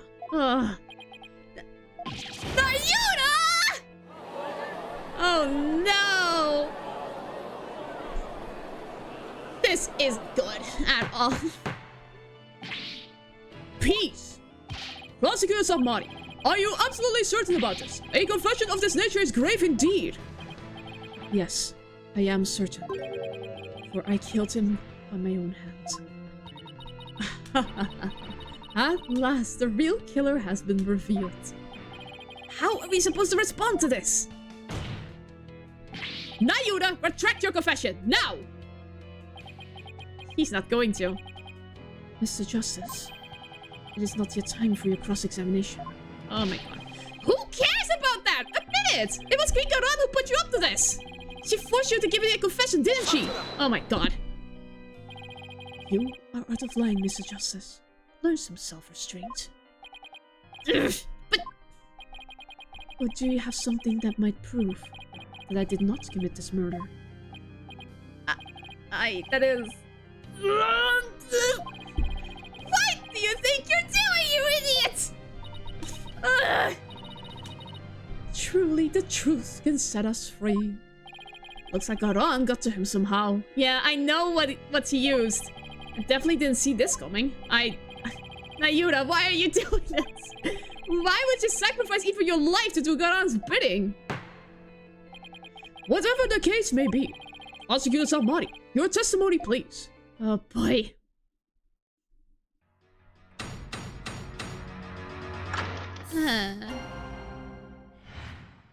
Nayuda's confession. I could not remain silent while Her Eminence fell under suspicion for this crime. It was I who murdered Justice Minister Inga. He had to die for the future of Gurain. Because he read divine judgment cast upon a fiend, sought to assassinate our monarch. My mother was simply covering for me. I'm ashamed I let her go so far for my sake.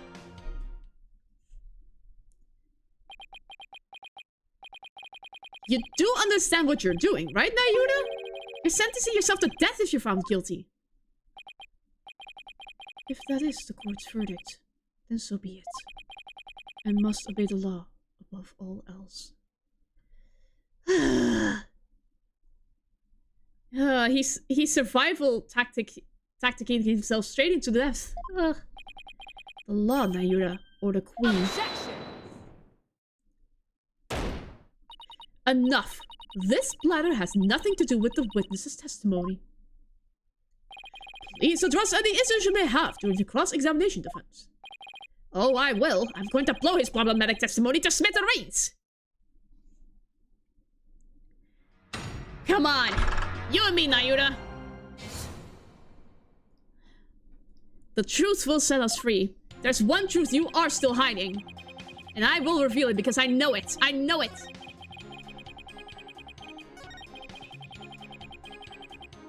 This is just meaningless blather. This is just scripted. This is the one sliver. One sliver of his humanity. So he killed Minister Inga and Queen Amara staged the crime. Is that how it went? Precisely. My mother is as clever as she's kind. She sought to conceal my crime by taking all the guilt upon herself. Yet another lie. I need to poke a hole in this testimony, but how? Nayuda, could it be you? Ah! You didn't realize that Neda was actually Queen Amara, your own mother. Ah. Whatever is this? This is dinner. Ooh, thank you. Could you put off the AC? Otherwise the food will get too cold. Thanks, Dad! This is not as strange as you might think. Much time has passed since we last met, after all. Right. 23 years ago, was it? When Dirk saved her after the opposed assassination attempt. No, Mr. Justice. It was 15 years ago that Dirk abducted my mother. Huh? That's weird. Are you sure about that? I remember it clearly. I was around 10 years old at the time. Nayuda, please add that last statement to your testimony.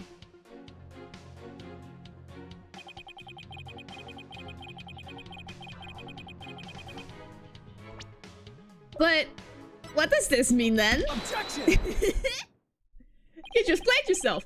You're saying that Dirk made off with Queen Amara 15 years ago. But that's strange, because I heard something very different from Dirk. He said that they ran off together 23 years ago. That is impossible. I know for a fact it was 15 years ago. Well, I have evidence that contradicts your statement. How do you explain this photo? Dirk said it was taken 23 years ago. He said that. Yes. He did, but if you take what you just said as fact, there's something in this photo that doesn't make any sense. This isn't making any sense to me, so I suppose I should ask. What does not make any sense if the photo is only 15 years old? The child. Take that! Nayuda, this discrepancy may not be directly related to this case, but I don't think we can simply overlook it either. Dirk said the baby in the photo is you, but that doesn't make any sense if the photo is only 15 years old. After all, he said you were around 10 then, right? I wonder what it is. He's definitely sweating bullets over there over something. Hollow, if this baby isn't Nayuda... Wait, you don't think... Did Queen Amara have another child while she was on the run? What? Oh, that's it! Just what if that child were being held hostage? Nayuda, is that why you're obeying Queen Goron's every command? Yes. You presume too much. It's true. And that's why Queen Amara was trying to take the rap as well. To protect this other child. A child born 15 years ago. It would have to be someone who's around 14 or 15 years old now. This is just a guess. But I believe I know someone who fits the bill. This also explains this strange behavior. This is the child who was born to Dirk and Queen Amara 15 years ago. Ta-da! Yes! All those strange statements she kept making. How they all make sense! She figured it out the moment she saw the picture. Yeah.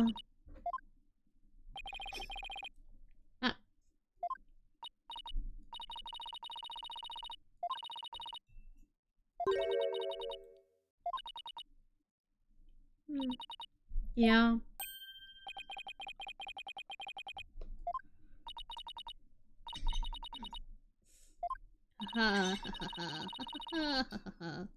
The truth is all coming to light.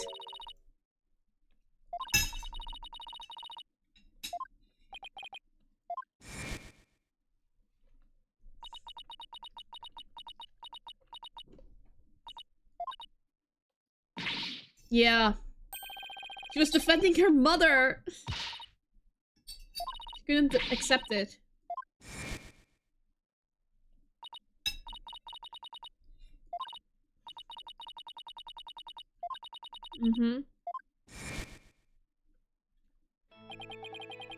Now I see, Nayuda. Why you do what you're told. Yeah. The other child born to Dirk and Queen Amara was... He doesn't... Mr. Justice, I believe I know what you're about to say. But I cannot allow you to name an innocent soul as a child of terrible sinners. I thought you might try to stop me. After all, simply revealing this information endangers who you've been trying to protect. I think this should make it clear what I'm talking about. This is the chink in your armor. The reason why you fear for your siblings' reputation. Oh. Wait, where was it? Was it in here? The idea that the sins of the father are visited upon his children is deeply rooted in the minds of Koreanese people. Is this? Take that! And that is... a file full of information that Dirk collected on what happened 23 years ago. Of particular note right now is what's written here. The sins of the father are visited upon his children. This deeply held idea is why you were expelled from the royal family. Which means it wouldn't bode well for your sibling either. If she were revealed to be Dirk's daughter. You became a prosecutor to bring down Queen Goron. But at some point, you came to serve the very regime you despised. And that was because the queen found this chink in your armor. That's how she came to use your sister against you.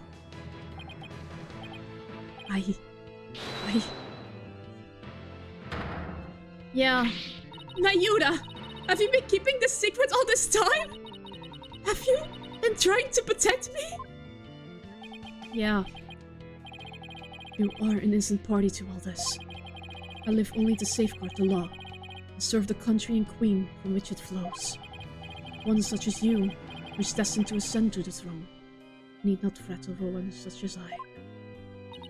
No, I cannot accept that. What you say is... it's malarkey. Don't you even care what happens to you? Before country, queen, law, and everyone's future, my personal feelings are of no consequence. That is why I've resigned myself to my fate. I know I must accept the status quo without any thoughts of change. Spoken like a true prosecutor and patriot. I shall continue to rule Kuwain until the day Reifa succeeds me. For that is what is best for our kingdom. No. No. I know, Your Eminence. Ugh. Yours is no small sacrifice. But I promise you this, in exchange for your life, the child shall remain safe and the kingdom shall prosper. That is all I can ask for with my meager existence. His whole self-esteem has been ground to dust. Nayuda, is this really the new you? Resigning yourself to the will of another? And killing any hope you held for the future? No.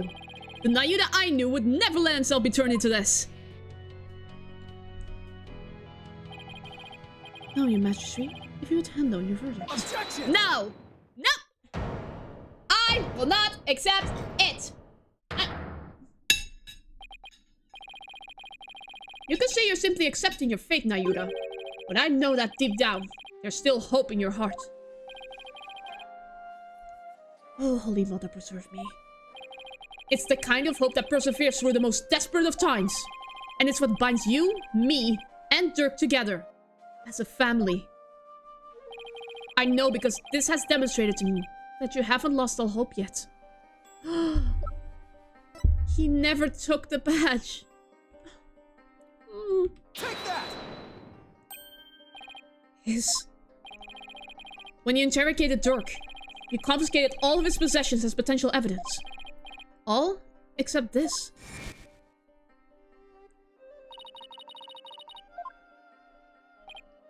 No. He changed his mind at the last second. So tell me, Nayuda, why didn't you take his badge? You couldn't bear to take it from him, could you? And I know why. Because this badge means something special to us. Hey, Dirk, why do you still wear your badge? You're not a lawyer anymore, right? This badge is my heart and soul, son. I'll never stop trying to realize my dream. Not until my very last breath. A dragon never yields, right? Exactly. Nayuda, Apollo, I vow to restore Kuwain's legal system to its rightful state one day. I want to pass on to you a world where you can live free from the fear of tyranny. You may say you've given up, but that's not how it really is it? You never gave up, and you never will, because you still believe that all of the wrongs will be righted someday, don't you? Mm-hmm.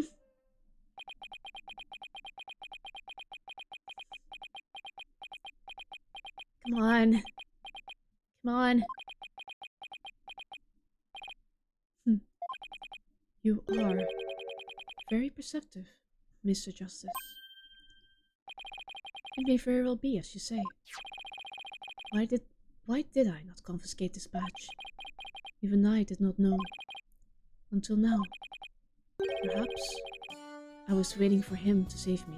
Oh, save you. Oh, he waited for Dirk. And when he died, yes, save me. Like he did on that day. Oh, yeah. Nayuda, Apollo, Hold on! I'm coming! Yeah. What father wouldn't risk his life to save his own children? Ayuda, Apollo, don't you ever hesitate to call when you need me. Understand? Someday, he would come and free our family from the chains of the past. Perhaps, deep down, that is what I believed. I believed in Dirk, our father. And now he's dead. Nayuda, I knew you. However, it was but a dream. And now the dream has died. Murdered, along with Dirk. So now, as the eldest, responsibility falls squarely onto me. No matter the cost, I must protect her. Please, try to understand, Apollo. Understand why I shall bear all this sin. It is the only way. But Such insolence! Ugh. You have wasted more than enough of my time, lawyer. Do you not see the futility of your desperate floundering? The immutability of his duty? It is time to accept defeat. Nope. Ugh.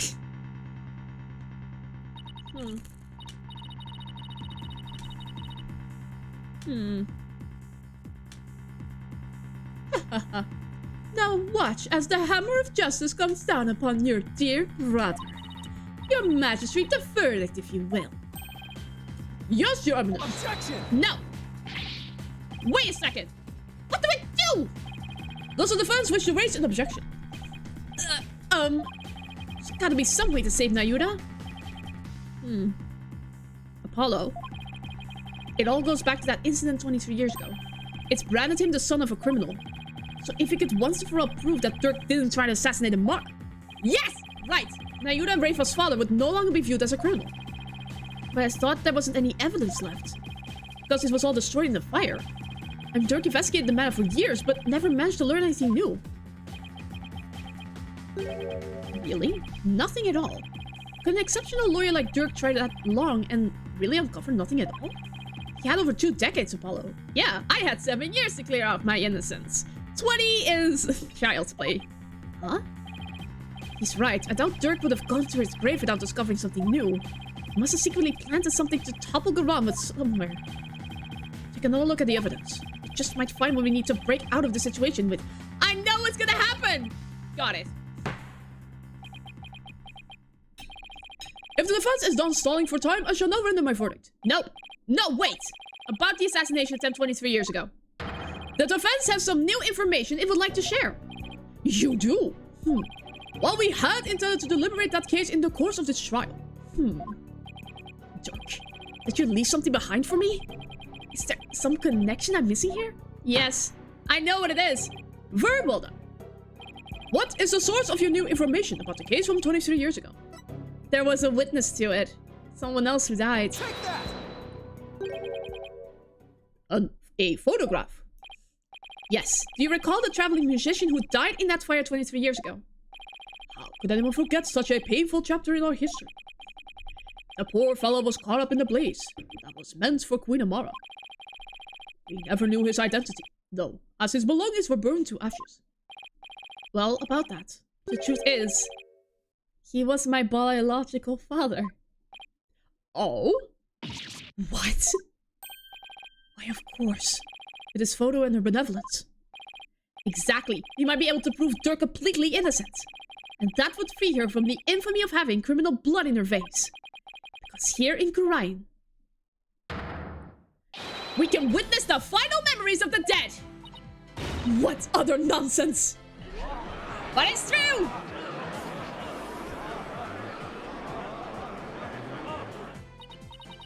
There was no evidence left in the wake of that blaze! That's what you think. But Dirk went to the ends of the earth to bring this little souvenir back for us. He did.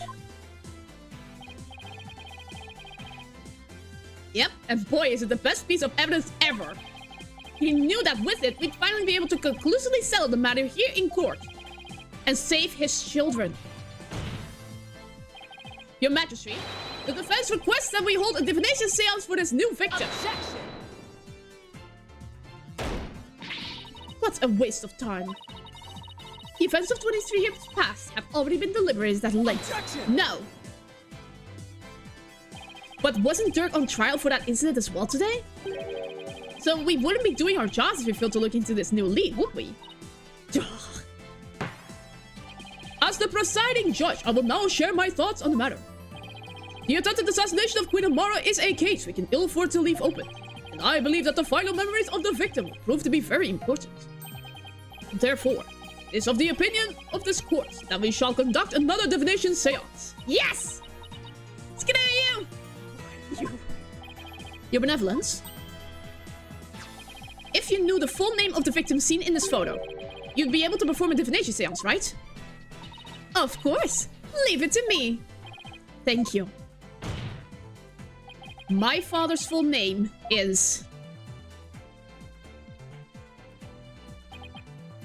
Jove Justice. Alright. It is time! Here we go! Now, your benevolence, please commence the divination seance when you are ready. Here we go! Final one! Final one! Woo! O Holy Mother, we hold this divination seance in your name. Let the eyes of everyone here be clear, and our ears be unstopped. O dance of devotion, guide the victim's soul to me, so that we may receive their final memories in the pool of souls. Alrighty. The very, very final divination seance.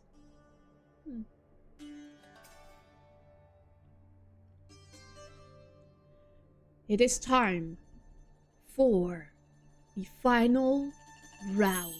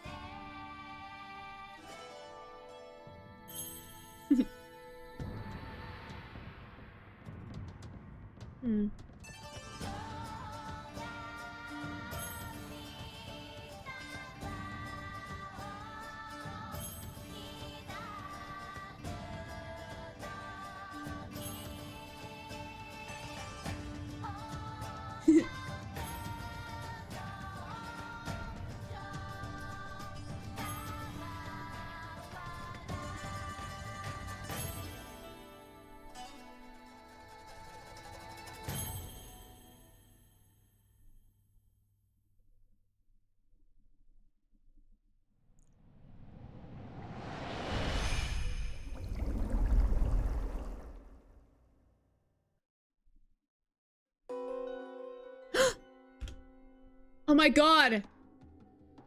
Oh no! The baby! Oh no! No!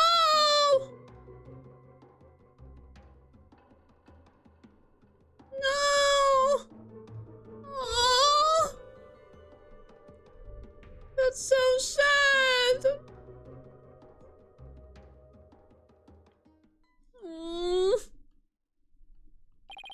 The spirit of the victim has granted us a window into his final moments. It would appear the divination seance was a success.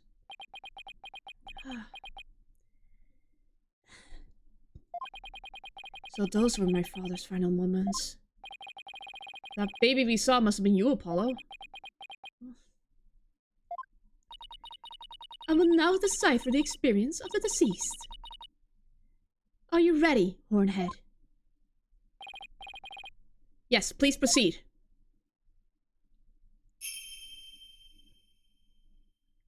Here we go. Very well. Here are my interpretations of the facts as gleaned from the seance vision.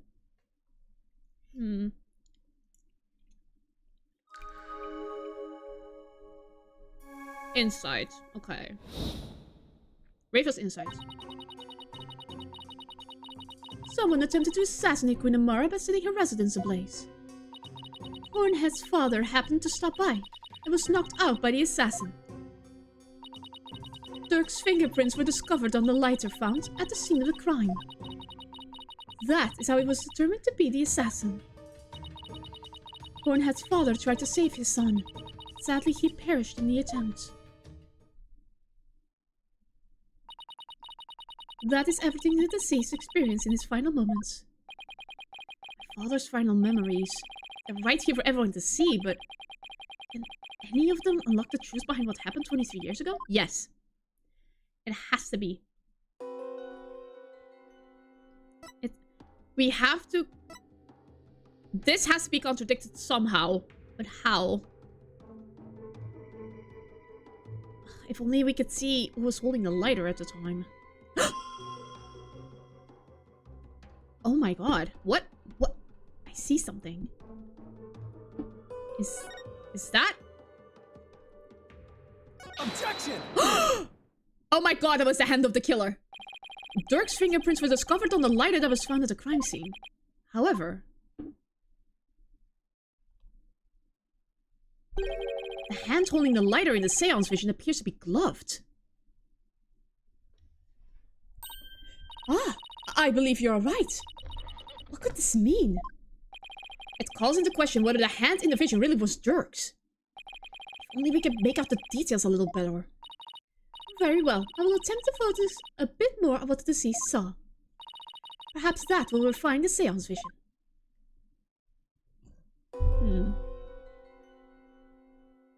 There it is. Huh? It does seem that there was a glove on that hand. And something on their wrist. Still, what significance could that have? It means that Dirk's fingerprints got on the lighter at some other time. Somebody could have even put them there after the fire. Objection!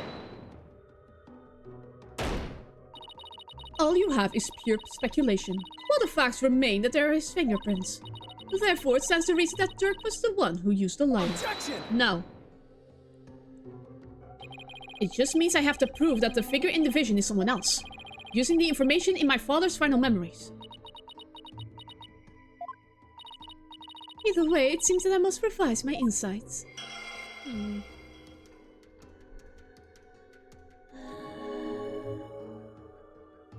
Then we know not to whom it belongs. We do know who it belongs to. Okay, she's updated her insights. Time to go over them. I think I know.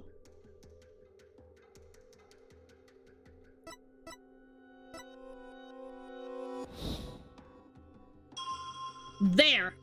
That's it! Objection! Yes! The wristband! Wait, then this means that the real culprit is... The figure in this vision is clearly not Dirk. The distinctive band around their wrist gives their true identity away. Ah! That design.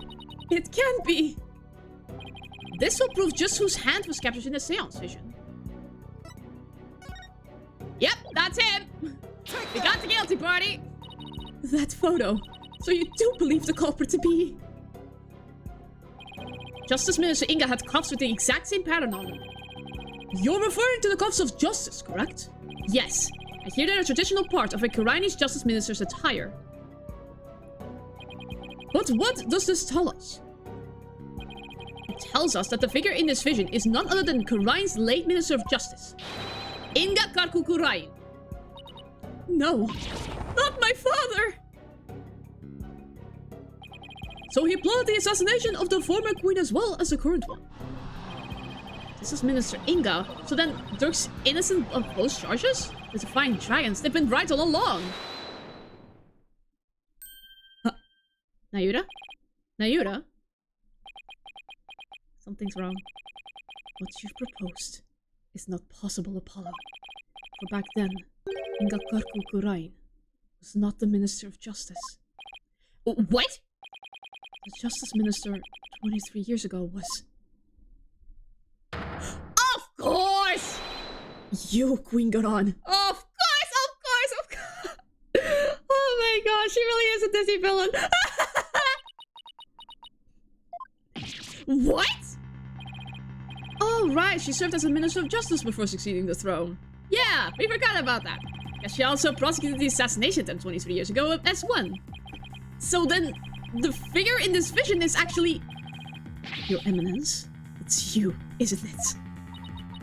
Yep, it is. This is madness! Why would Her Eminence do such a thing? Because she would ascend to the throne. She wanted to usurp the throne from her sister Amara? That's why she tried to assassinate her? I mean, that's the obvious thing, right? That was obvious. I find this all very hard to swallow. Your Eminence? Are you the one responsible for tearing my family apart? It was you who killed my father. Well, Your Eminence, I'm asking you a question. Such insolence!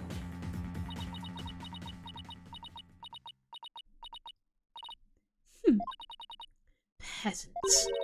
Always carrying on about things of no import. Oh my god. You do not deny it then. You concealed the truth and used me for your own designs? Yes. Oh, Nayuda, spare me your feeble-minded line of questioning. Even if Dirk was cleared of all charges, I am the law. It shall still be I who receives Thide's Rafa's fate. You do wish for her to be queen someday, do you not? Remember, the child lives only by my good graces. Now kneel before me and fulfill your end of the bargain by offering me your head. No! No! Snap it! Snap out of it!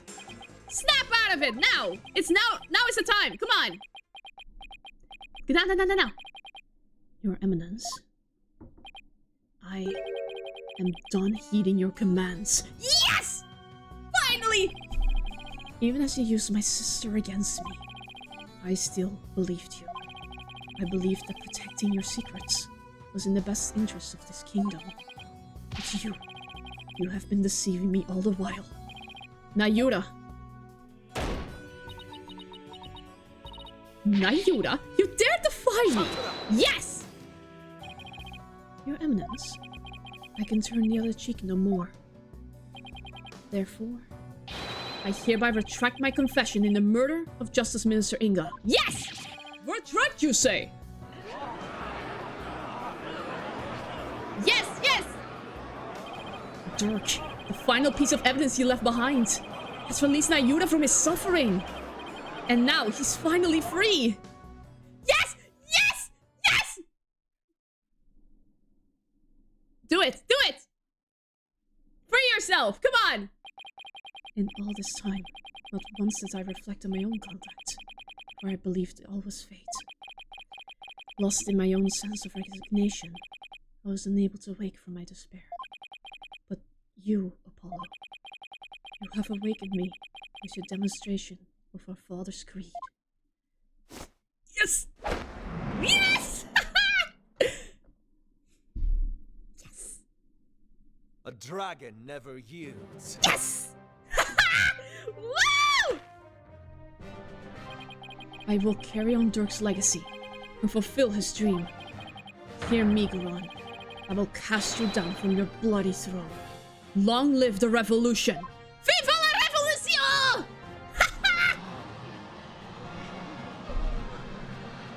Woo! You insolent fool! Now even you prattle on about revolution? Would you look at that? Well, Apollo, seems we're finally making some headway down the road that Dirk carved out for us. Yeah. Now, if you could just prove Garon's guilt, we could continue on down the road towards the revolution Dirk dreamed of. Your Eminence, you have been accused of the crime committed 23 years ago. Would you like to say anything in your defense? Not so fast, Your Majesty. For the cuffs could have been stolen and used without my knowledge. So you see, they'll hardly be considered proof of anything. What? I believe you're right. No, she's guilty! Why? It's awful! Well, lawyer, is there any other evidence you would have me refute? Unfortunately, this photo was the last piece of evidence Dirk left for me. So as far as evidence goes, I've got nothing else regarding that case from the past. However, now that Prosecutor Sabmati has retracted his confession, we'll have to redeliberate the current case from scratch. Yes, the defense speaks the truth. Even though it is clear who the guilty party is. Yes! We got on! The defense accuses you of the murder of Justice Minister Inga Karkukurain. Yeah. But do you have any evidence, defense? Evidence that will prove Garan was the killer. There is still one more avenue for us to explore, Mr. Justice. There is? Minister Inga's final memories. In them, the minister's killer poses Dirk. Therefore, one must ask, how did the killer dispose of their disguise? Good point. Hey, you're right! Oh, it's amazing! It's amazing that it's on our side now. A lot of blood was splattered on the killer, so the blood so close would have to have been dealt with somehow. Even if they're still around somewhere, then... Oh my god. I was wondering what sort of idea you would concoct next. Clothing can be disposed of most anywhere. I thought you could find them now. Then you don't know us very well. Your benevolence. Yes? On the day of your father's murder, you had been watching the courtyard from 2 p.m. Now, during that time, you saw Queen Garan, did you not? Yes, I did! I saw my mother entering the palace from the courtyard. But I was told not to mention it because it had nothing to do with my father's murder. Raifa! You would not dare! When the queen headed into the palace, did you have Dirk's clothes in her possession? No, that she did not. So, maybe she disposed of them somewhere in the courtyard? No. The police did a thorough sweep of the area following the crime. But they did not find anything resembling Dirk's clothes. But you knew that already, didn't you, prosecutor? No. Yes, I admit no clothing was found. So you admit you were merely speculating. Chasing phantoms and delusions of evidence that never existed. This makes no sense. Clothing doesn't just disappear like that. If Garan wasn't carrying any clothes, she must have gotten rid of them somewhere. Somewhere where she thought they'd never be found. They'd never be found, huh? I believe Dirk's clothes were hidden here. It must be in the tomb. Take that! The tomb! You believe the clothing was hidden there? Yes, it's the only place it can be. Very well, where in the tomb do you believe the clothes were hidden? The place no one would ever dare to look. Of course, that makes perfect sense. The clothes weren't simply hidden, they were returned to where they belonged. Yeah. And by that you mean, the killer would have had to get Dirk's clothes from somewhere. Luckily, they were right there. Yes, of course. At the time of the minister's murder, Dirk's body was already in the sarcophagus. So the killer could have simply borrowed his clothes. Right, before the minister entered the tomb, the killer put on Dirk's clothes and then hid behind the curtain above the sarcophagus. And after the minister was killed, Dirk's clothes were returned to his body. So what? This is still all speculation. We know not whether those clothes were actually used in the murder. Therefore, you cannot prove that they are somehow connected to the case. Objection! That's where you're wrong, but I believe you already knew that. Those clothes were definitely used during the minister's murder because of this. Fresher blood! Take that! The bloodstains on Dirk's chest are no doubt the result of being shot by the minister. However, that doesn't explain everything. There's also some blood splatter extending from his left elbow to his abdominal area. I believe this blood splatter came from the Minister of Justice himself. Take that! If the killer wore these clothes during the murder, then the blood splatter must have come from Minister Inga. I had thought it was all Dirk's, but that makes sense. Only one way to be sure, though. Let's get those stains analyzed right away. Indeed. This may be the conclusive evidence we need to prove the Queen's guilt. Objection! You cannot prove it was I who hid those clothes. They could very well have hidden by a third party. But would they really? I'd say the possibility of someone other than Goran hiding the clothes does not exist. No, it's just not possible. Your Eminence, I recall you saying the following. Oh my god! Yes! Only she had the key! Ah! That was your own testimony, word for word. Why, you insolent! Admit it. Only you could have hidden Dirk's clothes after they were used in the murder. And that means you are the one who killed Justice Minister Inga. Insignificant worm! You dare accuse me, the ruler of Kurain? Do not think for one moment that such impudence would tolerate. You are not. I'm afraid such arguments are invalid here in the Sacred Hall, Your Eminence, because even monarchs aren't above the law. Yeah. It's the end of the line for you, Queen Goran. Time to come down from that lofty throne and face justice! Is it breakdown time? I think it's breakdown time. That was underwhelming. That's not it.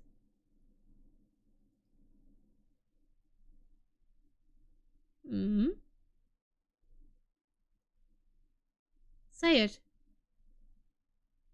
Come on. Of course.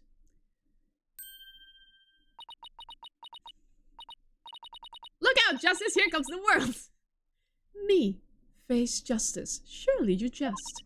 You are in no position to force my hand, lawyer. Oh? Surely you haven't forgotten about the Defense Culpability Act. Those who would support criminals will be deemed just as guilty. In short, should I be convicted of murdering my husband, your dear brother, who delivered false testimony in my defense, shall also be found guilty. No! What? That can't be! Can it? By delivering false testimony in the course of protecting a guilty party, he will certainly be judged by this court as having supported a criminal. Oh no! And the Defense Culpability Act will most definitely come into play. But that law is so broad that anyone could be convicted under it. When it comes to the DC Act, even I am conflicted. Yet, as it currently stands, it is the law of the land. And as you said earlier, no one is above the law. Of all the absurd things I've seen, this law really takes the cake. Now what? Can we even do at this point? We need not look so forlorn. Dirk has been cleared of all charges. So let us leave all thoughts of the real killer and revolution in the past where it belongs. She wants us to just let her off scot-free? Yet, I don't see any other choice. No. He will not allow it. We cannot yield to her hero, Paolo. If it will move the revolution forward, I will gladly face the DC Act. Now do it. Accuse Queen Goran of the crime she has committed. Such insolence! Oh my god. What you speak of is not revolution. Our kingdom will not function without its sovereign. And Raifa cannot ascend to the throne, for she is as yet incapable of channeling spirits. Thus to accuse me is to wish destruction upon our fair kingdom, you terrorist! Terrorist? If you would still insist on accusing me, then as ruling sovereign of Kurain, I proclaim the following.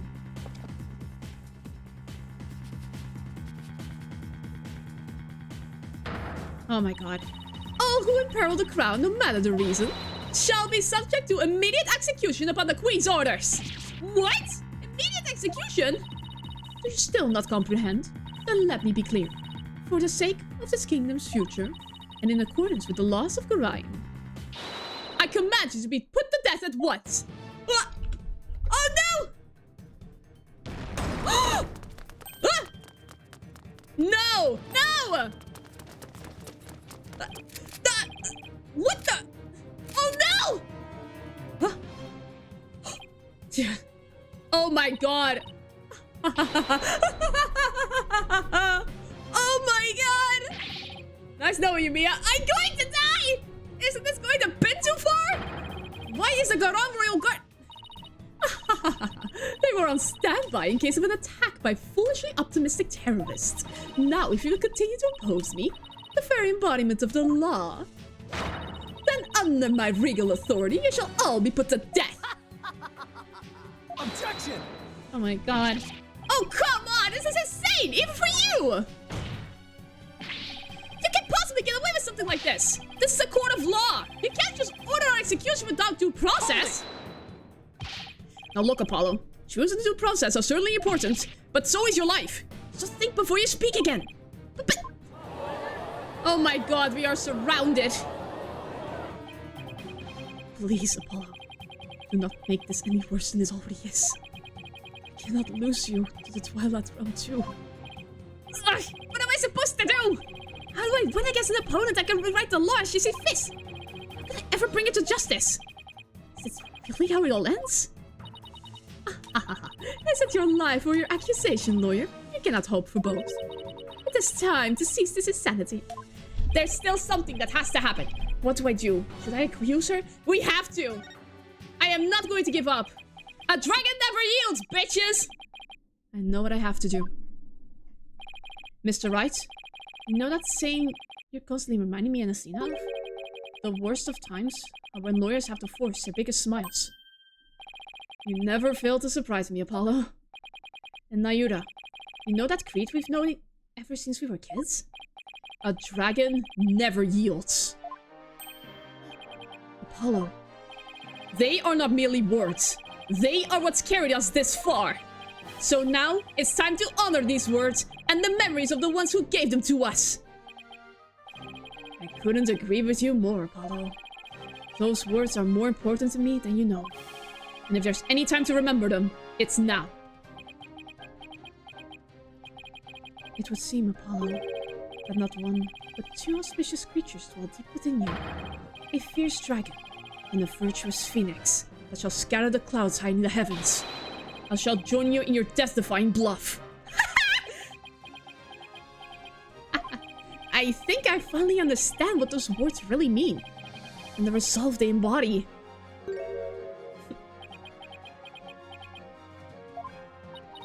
Are you smiling, even in the face of certain doom? Is there no end to your defiance? Unfortunately for you, no. I won't let fear, or even the law, force me to abandon the pursuit of truth. Because there is another saying in my country. The truth will set you free. Indeed. That is precisely what Dirk sought to do through this trial. He wished for us to break free from a certain despicable spider's immobilizing silk threads. We won't be intimidated by unjust laws or give in to fear.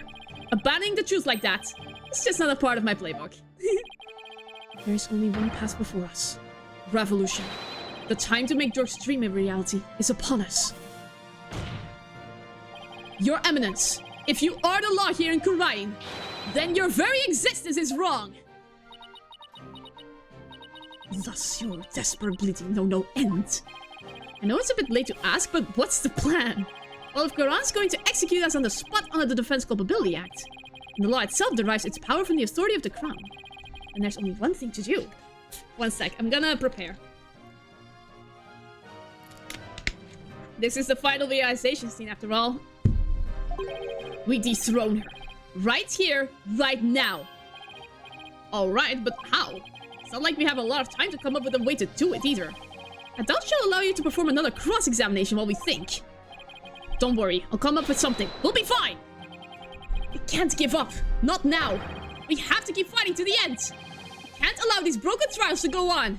It's time to make things right! Let's go! Okay. If I accuse Garan, Nayuda will be subject to the Defense Culpability Act, which means he will be put to death in accordance with the law. So the only way to get out of this is to dethrone Garan right now. Could this be the key to dethroning Garan? The Founder's Orb. Is the Founder's Orb the key to the revolution? Dirk was convinced that the orb is the key to the revolution and Karain's future. In light of Garan's obsession with the orb, it makes a large amount of sense. She probably doesn't want anyone using it to gain spiritual powers and rights to the throne. Inga definitely tried to do just that. That's where it all starts to fall apart. Inga couldn't have channeled the Founder, even after abducting Miss Faye. After all, he didn't know the Founder's name. Inga didn't know the Founder's name. The name of the Founder is only known to those who become Queen. That means the only people who currently know her name are Garan and Amara. So even if someone else had the orb, they wouldn't be able to channel the Founder. So that begs the question, why is Garan so fixated on the orb? Okay, let's not overthink things. Garan is obsessed with the orb because...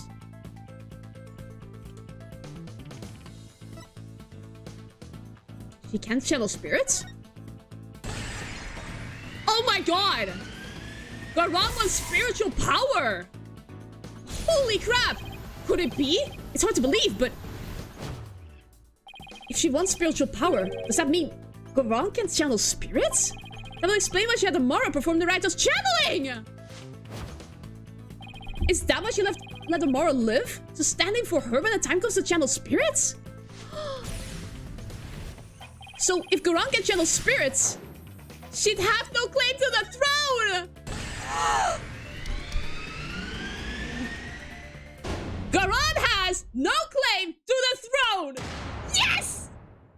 Garan's Defense Culpability Act was established under the Crown's authority. But if she has no claim to the throne, then the DC Act will become null and void! No, not just the DC Act! All of the insane laws she enacted will be swept away in one fell swoop! Oh my god, Apollo! Change the world, come on! You claim the authority of the crown. You, of all people. That's a good one. Have you truly lost that lawyer? Indeed. I will have the defense explain himself at once. It's easy, Your Majesty. Why is Queen Garan so obsessed with the Founder's Orb? Why did she let Queen Amara live? And why was she having her mercifulness perform the rite of channeling in her place? The answers to these three questions point to the single conclusion. A fact that will shake this kingdom to its very core. I still do not follow, Apollo. Your Eminence, I have just one question for you. And please be honest. You can't actually channel spirits, can you? What? You believe the Queen is not capable of communing with the dead? The defense will explain itself at once. In Kurain, the ability to channel spirits is an absolute requirement for a would-be queen. But Your Eminence, if you're incapable of doing that, then you'd have no claim to the throne. Not only that, but every law you've passed will be rather null and void. And you, the Garan Royal Guard. You seem to be rather enamored with the Queen's supposed spiritual power. But what if she had none? What if she were just an ordinary person? A pretender to the throne? That's crazy talk! Impossible! Everyone only knows Artemis will become queen! Such blasphemy! On what grounds do you make such a defamatory claim? Queen Garan, if you think I'm just out to defame you, then prove it. Prove it to using this piece of evidence you want so badly! Channel the Founder right now! Take that! All the conditions for summoning the Founder should be in place. With the orb, we know what the Founder looks like. And as Queen, you should know the Founder's name. Yeah. Now, if you would, Your Eminence, please show us the great spiritual power you bear as Grand Priestess of Kurain. Oh, the Witness Eminence's great power with her own eyes. The Holy Mother will appear before us. Oh, great miracle of miracles. Praise be Your Eminence. May your mighty spiritual power show us the way.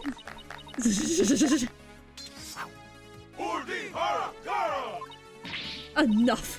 Enough, I say, you mindless cretins. Your Eminence, can it be that you cannot? No, no, I want a lawyer. Someone one at once. Objection! Now. Aren't you forgetting something? There aren't any lawyers left in Karain. You can thank your Defense Culpability Act for that. Your Eminence, please give up the gleam of your magnificent special power. Summon her holiness and she may guide us.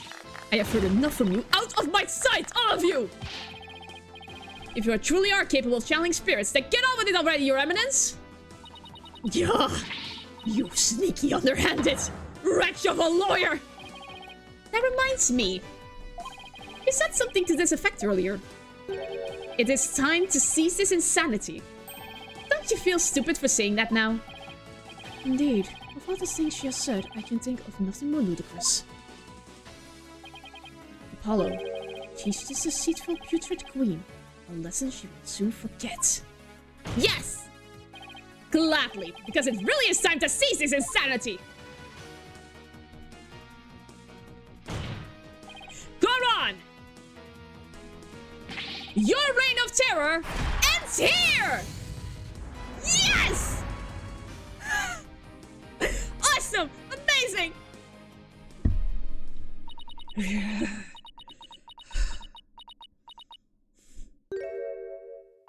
Very well.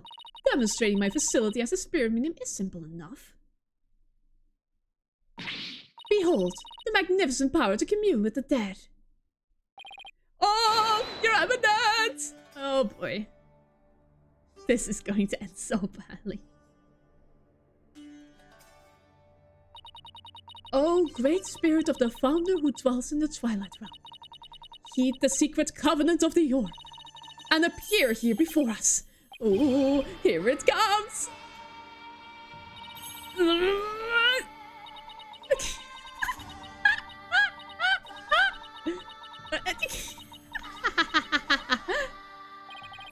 What's wrong? Are you not feeling well? Oh, spirit of the founder, grace us with your presence. The time is now, I beseech you. Appear before us. Heed my call. Founder, please.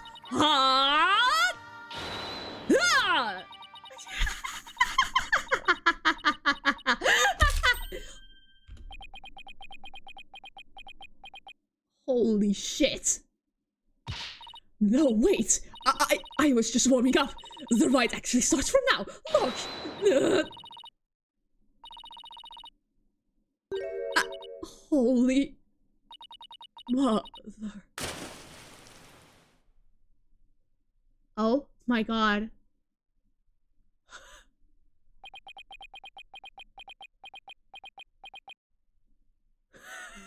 Oh my god.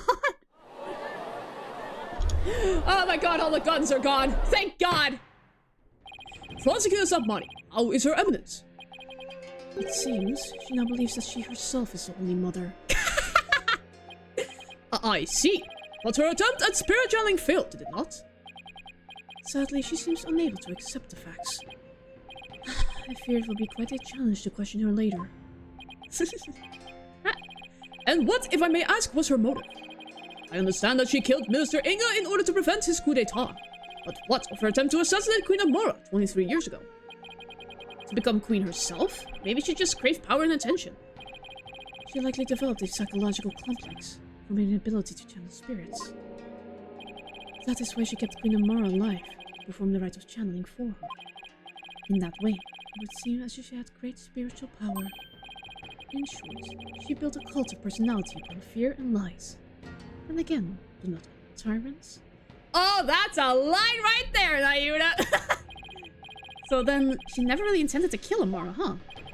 What I don't understand is why Queen Amara even listened to Quran in the first place. Especially 14 years ago, before Reva was being held hostage. Why would she keep letting the people of Quran think she was dead? While she kept quietly performing the rite of channeling for Quran. My mother is a gentle soul by nature. And lost her sister dearly. So when Quran told her to hide because Dirk was out to kill her, she believed it. What's more, she did not wish to tarnish the name of her beloved sister. That is why she acquiesced obediently to Quran's request to keep channeling for her. Until she fled for Turk. I was told the truth, that is. So that's what happened. And since Rafa was being held captive, I imagine Amara had done trick but to help cover up the truth behind Inga's murder. Yeah, living secretly as Rafa's servant, Nena. No doubt only deepened her love for her daughter. She'd do anything to keep her safe.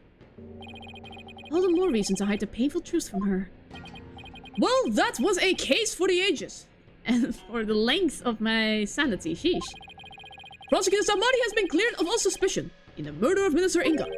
As has Mr. Dirk Samadi in the assassination attempt on Queen Amara. Now then, I think it is high time I handed down my verdict.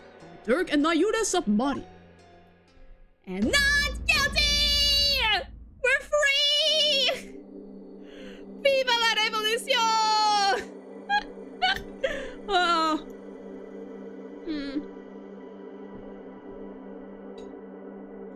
It's finally over! Oh.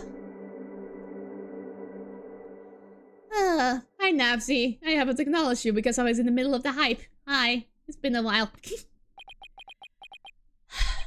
Dirk, I hope you're watching. I proved your innocence. Nayuda's smiling again.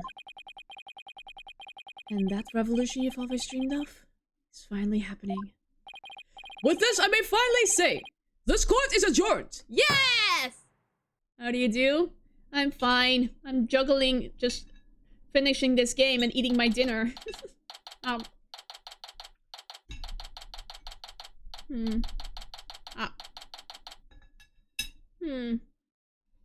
hope you're doing well as well.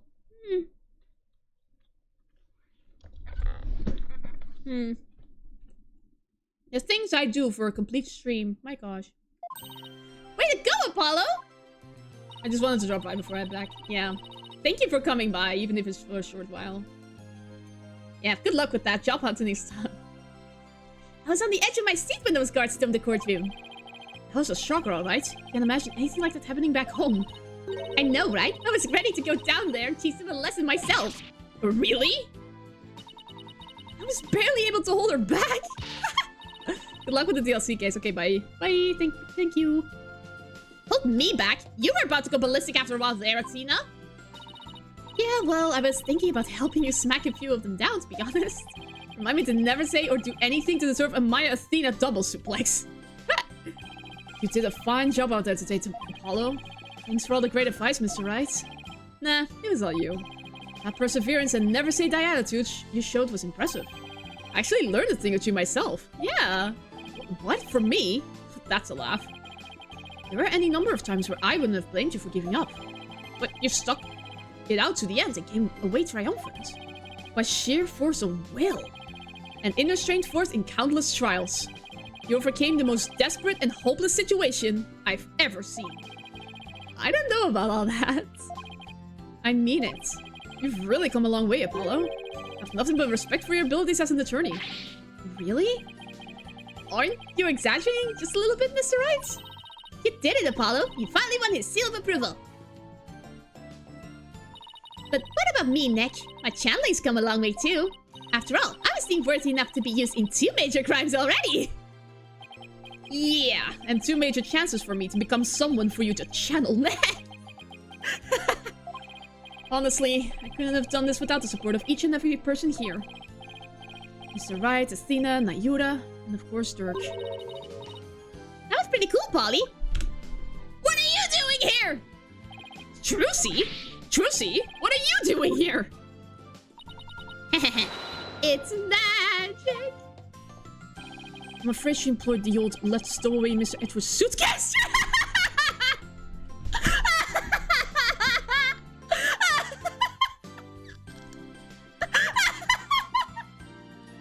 The old trick? Did you do this before? What? It certainly explains why my suitcase was so heavy. Tell me you at least noticed it was heavier than usual. Trucy? Do you even have a passport? And magic planets are an extra dimensional space. It's like a mini universe in there. I can can produce a passport at the drop of my hat. Right. Maybe some things in this world are better left a mystery. Hornhead, Barbed Head. I am forever in your debt for what you've accomplished in this Hall of Justice. Without your presence, I may have never changed as I have to this day. It's pathetic, I know. That's where you're wrong, Your Benevolence. It was you who changed yourself. Only you could choose to defy Garan. And that decision was yours and yours alone. That's right. All we did was present you with an opportunity. And you made use of it with gusto. This victory is yours, Your Benevolence. You should be proud of yourself. Aww. I see. So, I am worthy of my title after all. Hi. I shall work to heal our kingdom, so that I may know peace and prosperity once more. She sure bounced back quick. So, Your Benevolence, I take it you learned the truth of your origins. That you are the daughter of Dirk and Queen Amara. Yes, my mother. I mean, Her Eminence told me. She said it was part of my disciplining. If you can call it that. Sounds more like blackmail. Keep quiet or I'll tell everyone you're the daughter of a criminal. My mother was so insufferable. Should I say, my former mother? Sounds like there was no love lost there. But to clear Dirk's name, my true father will no longer be known as a criminal. Therefore, I have nothing more to fear. So what's next for the Kingdom of Kurain?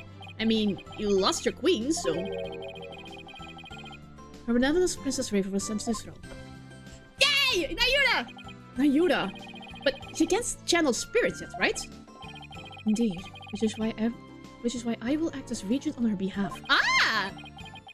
Until the day she comes into her own. Yes, your help will be greatly appreciated, Prosecutor Sa...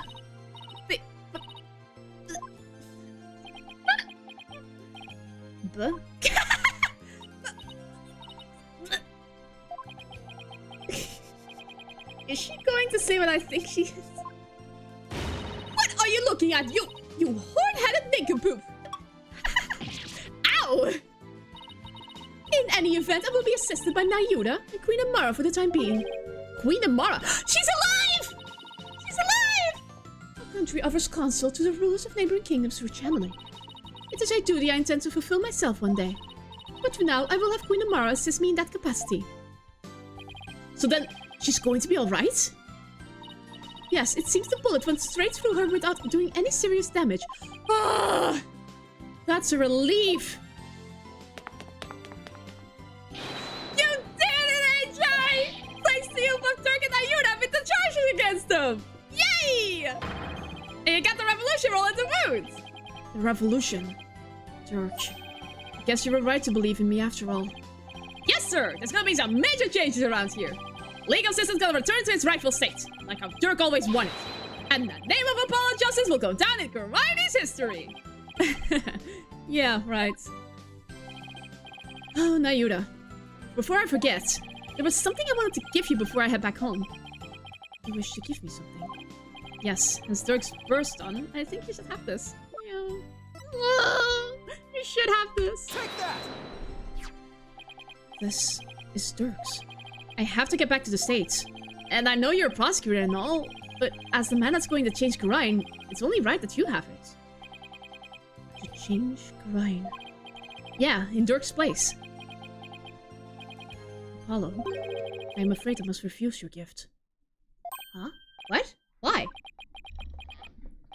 There is something I would like to show you. Huh? What's this all of a sudden? Mr. Wright, won't you and your friends please join us? Oh, sure?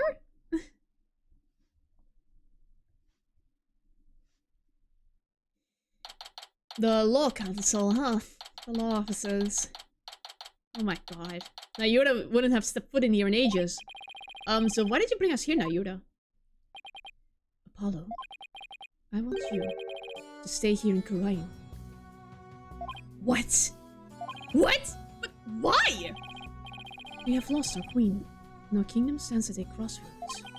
Most of all, we will need to rebuild our entire legal system. Naturally, that includes the reintroduction of lawyers to the court. Wait, you're not asking me to... Yes, I want you to take over this law office. Oh my god! With you as a lawyer, and me as a prosecutor, we shall rebuild Karaini's legal system from the ground up. You want me to help you rebuild the legal system? It's a lot to take in. Apollo, I cannot do this without you. As a lawyer, you are Dirk's spiritual heir. And having studied in America, your legal knowledge will be indispensable. This is way out of my league! The revolution is still in its infancy, but it was Dirk's dream to restore the legal system to its rightful state. Will you not help me realize that dream? Come on, AJ! You know it's what Dirk would have wanted! Let's do it together! Yay! You must be taken aback by my sudden request, but please give it some thought. Of course. I'm honored that you asked. Still, I have my job back at the Right Anything Agency to consider too. Don't you worry about that, Apollo. He's letting him go. Besides, this is something only you can do. Something only I can do? I mean, to be completely honest, our office would be a bit short on firepower without you around, but hey. Mr. Wright. Actually, I'm sorry, but I can't get on board with this. Athena? I mean, there's just so much I want to learn from you, Apollo. That's right. It won't be the same without you. And everyone back home would really miss you too. There's no way I can agree to this.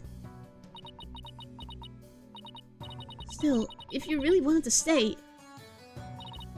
Yeah, Athena's right. It won't be easy, but... Athena, Trucy... Apollo, no one but you can make this decision. Know that I will not question whatever choice you make. Our flight leaves tomorrow morning, Apollo. Think you can make up your mind by then? I'll try. Talk about a difficult decision. But it's one you'll have to make. Should I go back to the US and continue working at the Right Anything Agency? Or should I stay in Karain and help Nayura rebuild the legal system? What's the right thing for me to do? You know it by heart.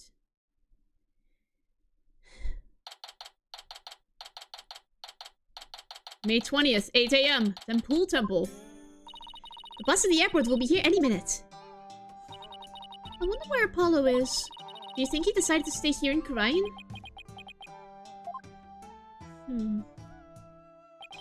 I bet he was up all night thinking. This is a life-changing decision after all. But whatever he decides, I'll have to accept it. I guess this means no more courtroom battles alongside him. Hey, guys! I know that booming voice anywhere!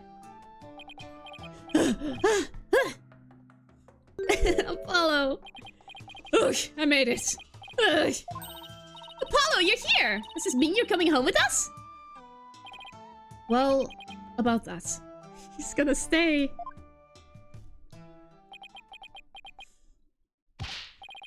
Mr. Wright. Yes? I've made up my mind. Here it is, the moment of truth. I still have so many things to learn from you. But I've decided to stay in Karain. Yes. You're staying? But I feel like I have to pick up where Dirk left off. I can't let the sacrifice go to waste. I see. Plus, I want to teach others everything you've taught me about being a lawyer, Mr. Wright.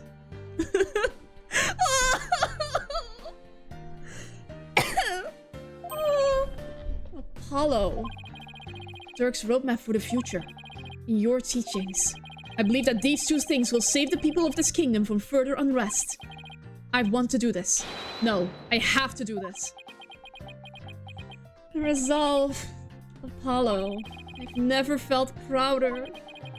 Proud to have had such an amazing attorney working under me. But someday, I'll return to the US. Once the new legal system here is firmly in place, I'll be back. Scout Center. Will we really see you again, Apollo? You bet. Not that I have any idea how long it'll be. But I promise you this, everyone. I'll keep on learning and growing. And I'll come back to the US, an even better lawyer. So don't you forget about me. Of course we won't, Apollo. There will always be a spot waiting for you back at the office. In the meantime, we'll be rooting for you. So knock 'em dead. You got it, Mr. Right. Oh, Trucy. I'm gonna miss you, Polly. But if this is it, then I'm going to support your choice all the way. Thanks, Trucy. Good luck with your magic act. I know you'll do Chukamari proud. I'll be cheering for you too, Apollo. I don't think you're the only one with room to grow. The next time we meet, you probably won't even recognize me. In other words, game on. You bet, and I'm gonna win. I'm going to miss you too, Apollo. But I can't wait to see where your new adventure will take you. Well, there's a bus. I guess this is it, Apollo. I'll never forget everything you've done for me, Mr. Wright. I don't know how I'll ever repay you. Here's to seeing you back in the US again someday. Until then, you know where to find me. Bye! The legacy of those who came before us.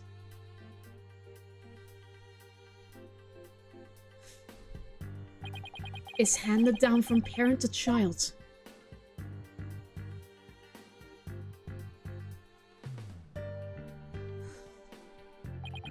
And from mentor to disciple, we must never stall or stagnate, but continue to grow and change. All that we've been taught, the beliefs and convictions that have been passed down to us, we must continue to nurture them so we, in turn, can pass them on to the next generation.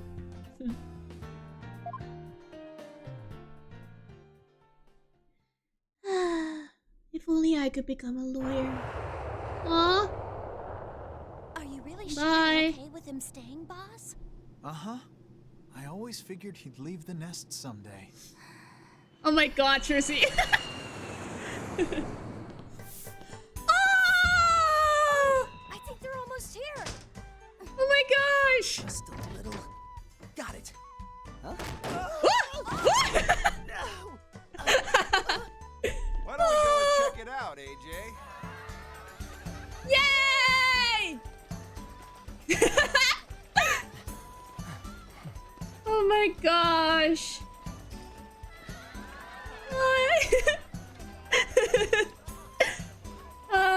We finally achieved a good future. Oh,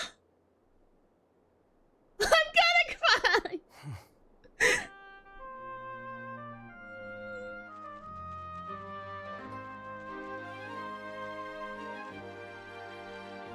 Justice law officers. It isn't much, but it's home. I'm crying. I'm crying. Oh, we finally made it. Oh, we actually freaking did it. Go on, Mr. Hat. Introduce yourself. I'm the amazing Mr. Hat. Nice to meet you. I wanted to take this opportunity to announce my solo debut. Since Mr. Hat doesn't want Apollo to leave him in the dust. We're fierce rivals, you know. I can't let him hog the spotlight. It's just not the same without Polly, is it? Yeah, I kind of miss him too. I know. We should go visit him in Crime. At least with the passport this time, Trucy. After seeing Mr. Justice in action, I got this thinking. What can I do for Karine? And it came to me. Tourism! That's what! I'll develop Karine's tourism industry, bring in more visitors. Blow out the night tours centered around the Founder's Orb. Oh, and then make a museum dedicated to defying dragons. Oh yeah, Jesus, keep on coming. Great! He will become the Minister of Tourism in his adult years. Good luck to you, Albie.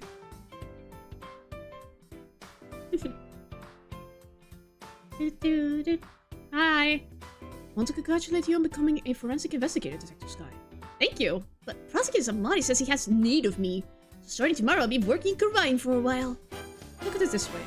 Be sure Sure to be an educational experience. True. Plus I can't let that kiss show me up. I'll see what I can do for Kurain's revolution. Well, challenges have a way of helping people grow.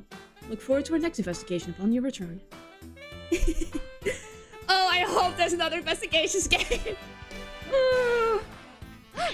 Darn that forehead face! Ever since you revealed the secret behind our teleportation trick, show requests have totally dried up! I'll be out on the street if I don't find work soon. Maybe you should take Trucy up on her offer. She said we can make our debut as magicians at the Right Anything Agency. Shut up! I'm gonna show her up someday, and on my own terms! Nothing fires you up like a bitter rivalry. Aww.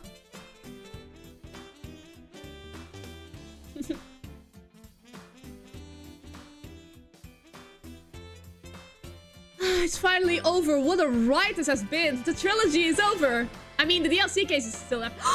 The baby's born! It's just like this child right now. Full of life and limitless possibilities. I have faced that Dirk in my dawning towers to watch over them both. Ha ha ha! Have no fear. We'll see Dork's legacy through to the end. Just for Junior there, here's a secret to history man among them. Behold, the dots pose. Ah! It sounds like a little fighter saying no thanks. Ha ha ha ha ha! Come on, little guy, don't be shy. The dots pose.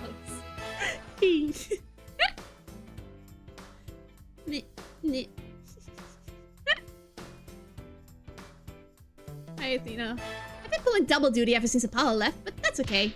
I'm going to make Simon recognize me for the awesome lawyer that I am. Just squeaking your boots. Widget! Do it, I will. Mr. Wright will be calling me his right-hand woman before you know it. Let's do this. I have faith you will, Athena.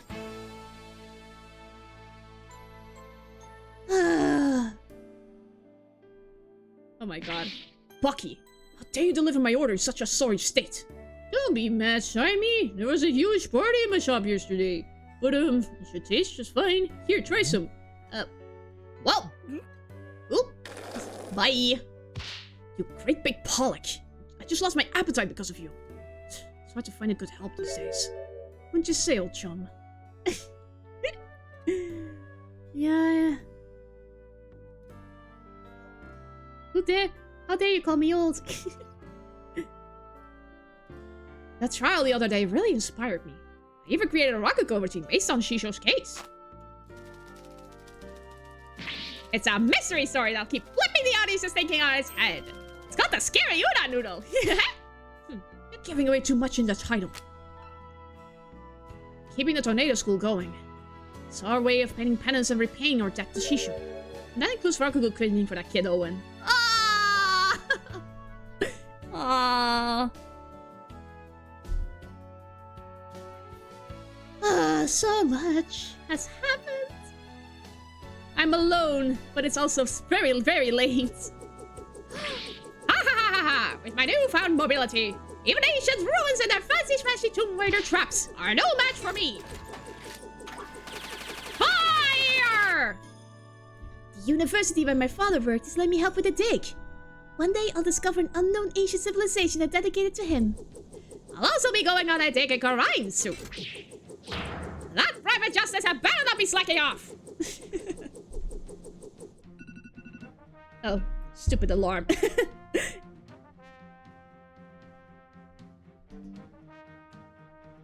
Oh, I'm going to be super busy now that I'm the head of the Fate Clan. Don't worry, Mystic Maya. I'll do whatever I can to help. Thanks, Pearly. Our first order of business will be the Revolution Masquerade Village. Ooh, I have an idea. How about opening a store where you can buy new outfits like the City Girls wear? Look who's all grown up now. But I think there are a few more pressing matters to take care of first. Yeah, you're right. Guess it'll be a while before I get my revolutionary makeover. Oh, Pearly. Oh. Everything is perfect, just as it should be. Oh, Mother! Now that you have stopped being Nena, I want a new Nena. I wonder if there will be anyone willing to serve you in that capacity. You are quite a handful after all. I am. With a simple wave of your hand. You would have your attire changed, meals prepared, and even your teeth brushed. To think I have put undue burden upon you. The grand princess of Kurain. Fear not, Weva. You will have plenty of time in which to make amends. Oh, perhaps you could start with one of your famous shoulder bumps. she's alive, Dad!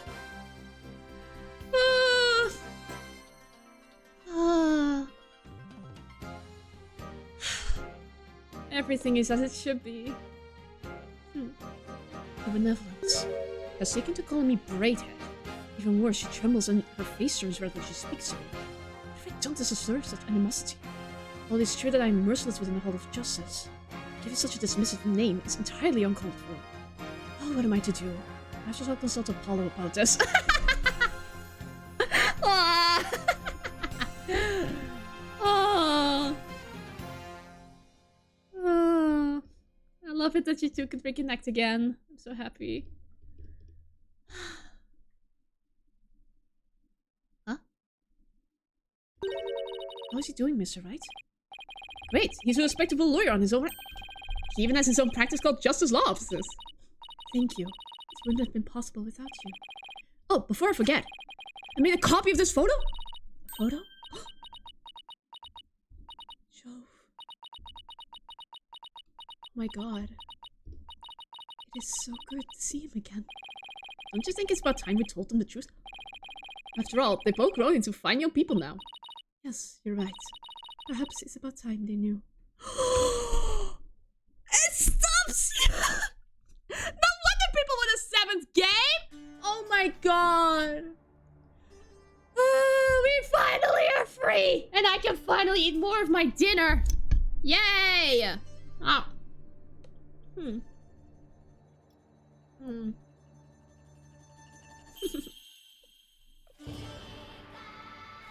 That was just a roller coaster with Nashish. Pain is also gone with the wind. Ah, Trucy.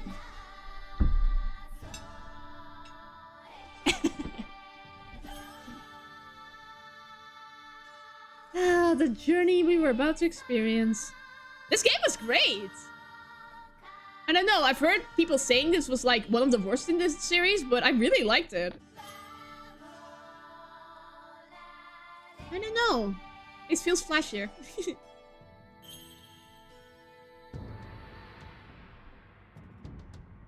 Oh, dots. Ooh! Music. This is my second favorite in the main series, yeah. Oh my god, I have to compare these games now to see which is my favorite, huh? Sheebus. That's gonna be difficult. Oh, that was such a tough moment. But yeah, Dual Destinies and Spirit of Justice are definitely the top ranks. Like, oh my god. They really are underrated. Like, this trilogy in itself really needs more reputation. Yeah. They need better raps, honestly. These games are just great, no matter who makes them, I guess. Phoenix versus Apollo, that was fun. And weird. Oh yeah, screw you.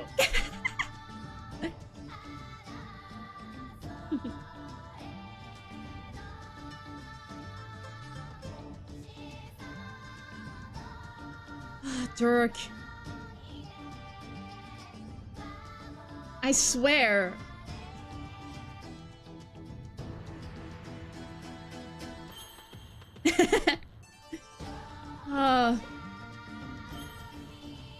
I really want a 7th game now! Come on!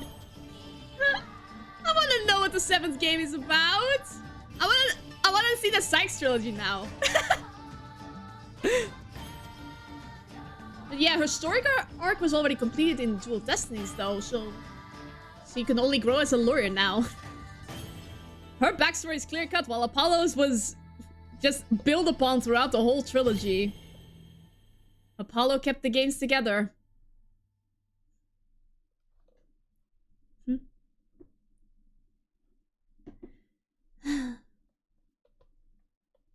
Aww.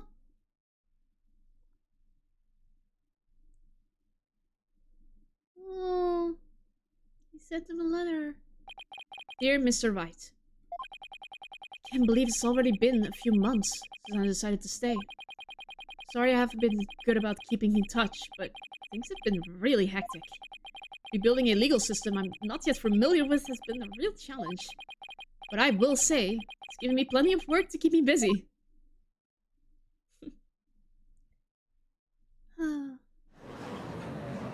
Oh my god. Have you not given the autopsy report even a cursory glance, Mr. Justice? It's just, I have 15 clients on my plate right now. Though I probably shouldn't have accepted all 15 at the same time. Ah, Apollo. Satura, indeed. You foolish, foolish lawyer. Oh, please. Are you going to help me rebuild Korai's legal system or not? If you are, can you not move through this case backlog faster? Yeah, I know, but... Besides, those 15 are only the beginning. There are 10 more waiting your services. Huh? I too have friends and acquaintances seeking legal representation. And being that you are the only lawyer in the country, I told them to contact you. I estimate they will only act about 16 clients to your case holds. Now wait just 1 minute. I have been handing out advertisements for your new office. They read... From legal advice to investigating extramarital affairs, even yak milking. For a limited time only, these services and more are free down at Justice Law offices. I've already received requests from 380 new clients. Oh my god. I'm going to have to say something, aren't I? Yeah. We all know what it is. I trust you did your courts of steel exercises this morning. Oh, he knows about that! Well, go on. There's no need to hold back. Ha ha ha ha ha! Now that you mention it, we have yet to hear you shout today. Yes, and I have grown quite drowsy from these tedious proceedings. I could use a loud something to wake me up. Do not disappoint me, Hornhead. There is really only one thing to say at a time like this. It's a word I've said countless times in my career, but one I'll never tire of. Objection! Yay! We're free! We're done! We're done with this freaking long case! I should have split this up into 2 streams! But... we're finally done! We're finally done! We can make... I can eat dinner! I can leave! Nobody's here! Because... oh, victory on my own! I should have savored this, like, on... I should have saved this for Sunday, but... That's okay. That means we have a free spot next week.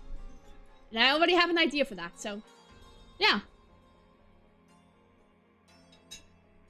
But yeah, Spirit of Justice was an amazing ride. I don't know why people hate the Apollo Justice trilogy, honestly. Like, they are so good. They're good in a different way from the original trilogy. You know what I'm saying? Like, the original trilogy was more grounded and more focused on personal stuff. While the second trilogy was more spontaneous and shiny and stuff, and focuses more on the bigger world at hand. And yeah, then we have Investigations, which is just Miles Edgeworth being Miles Edgeworth, which... I love this series, man! It has something for everyone! From the grounded to the splashy to the sensational to the amazing cases in all of the games. Like, I love all of them, man! I can't wait to play the Great Ace Attorney Chronicles, but I don't know when to do that. I will first focus on clearing the DLC case on Sunday. No, not clearing, beginning. I will not do an extra long stream again, for the love of God. I want a warm dinner once in a while. Okay. And with that...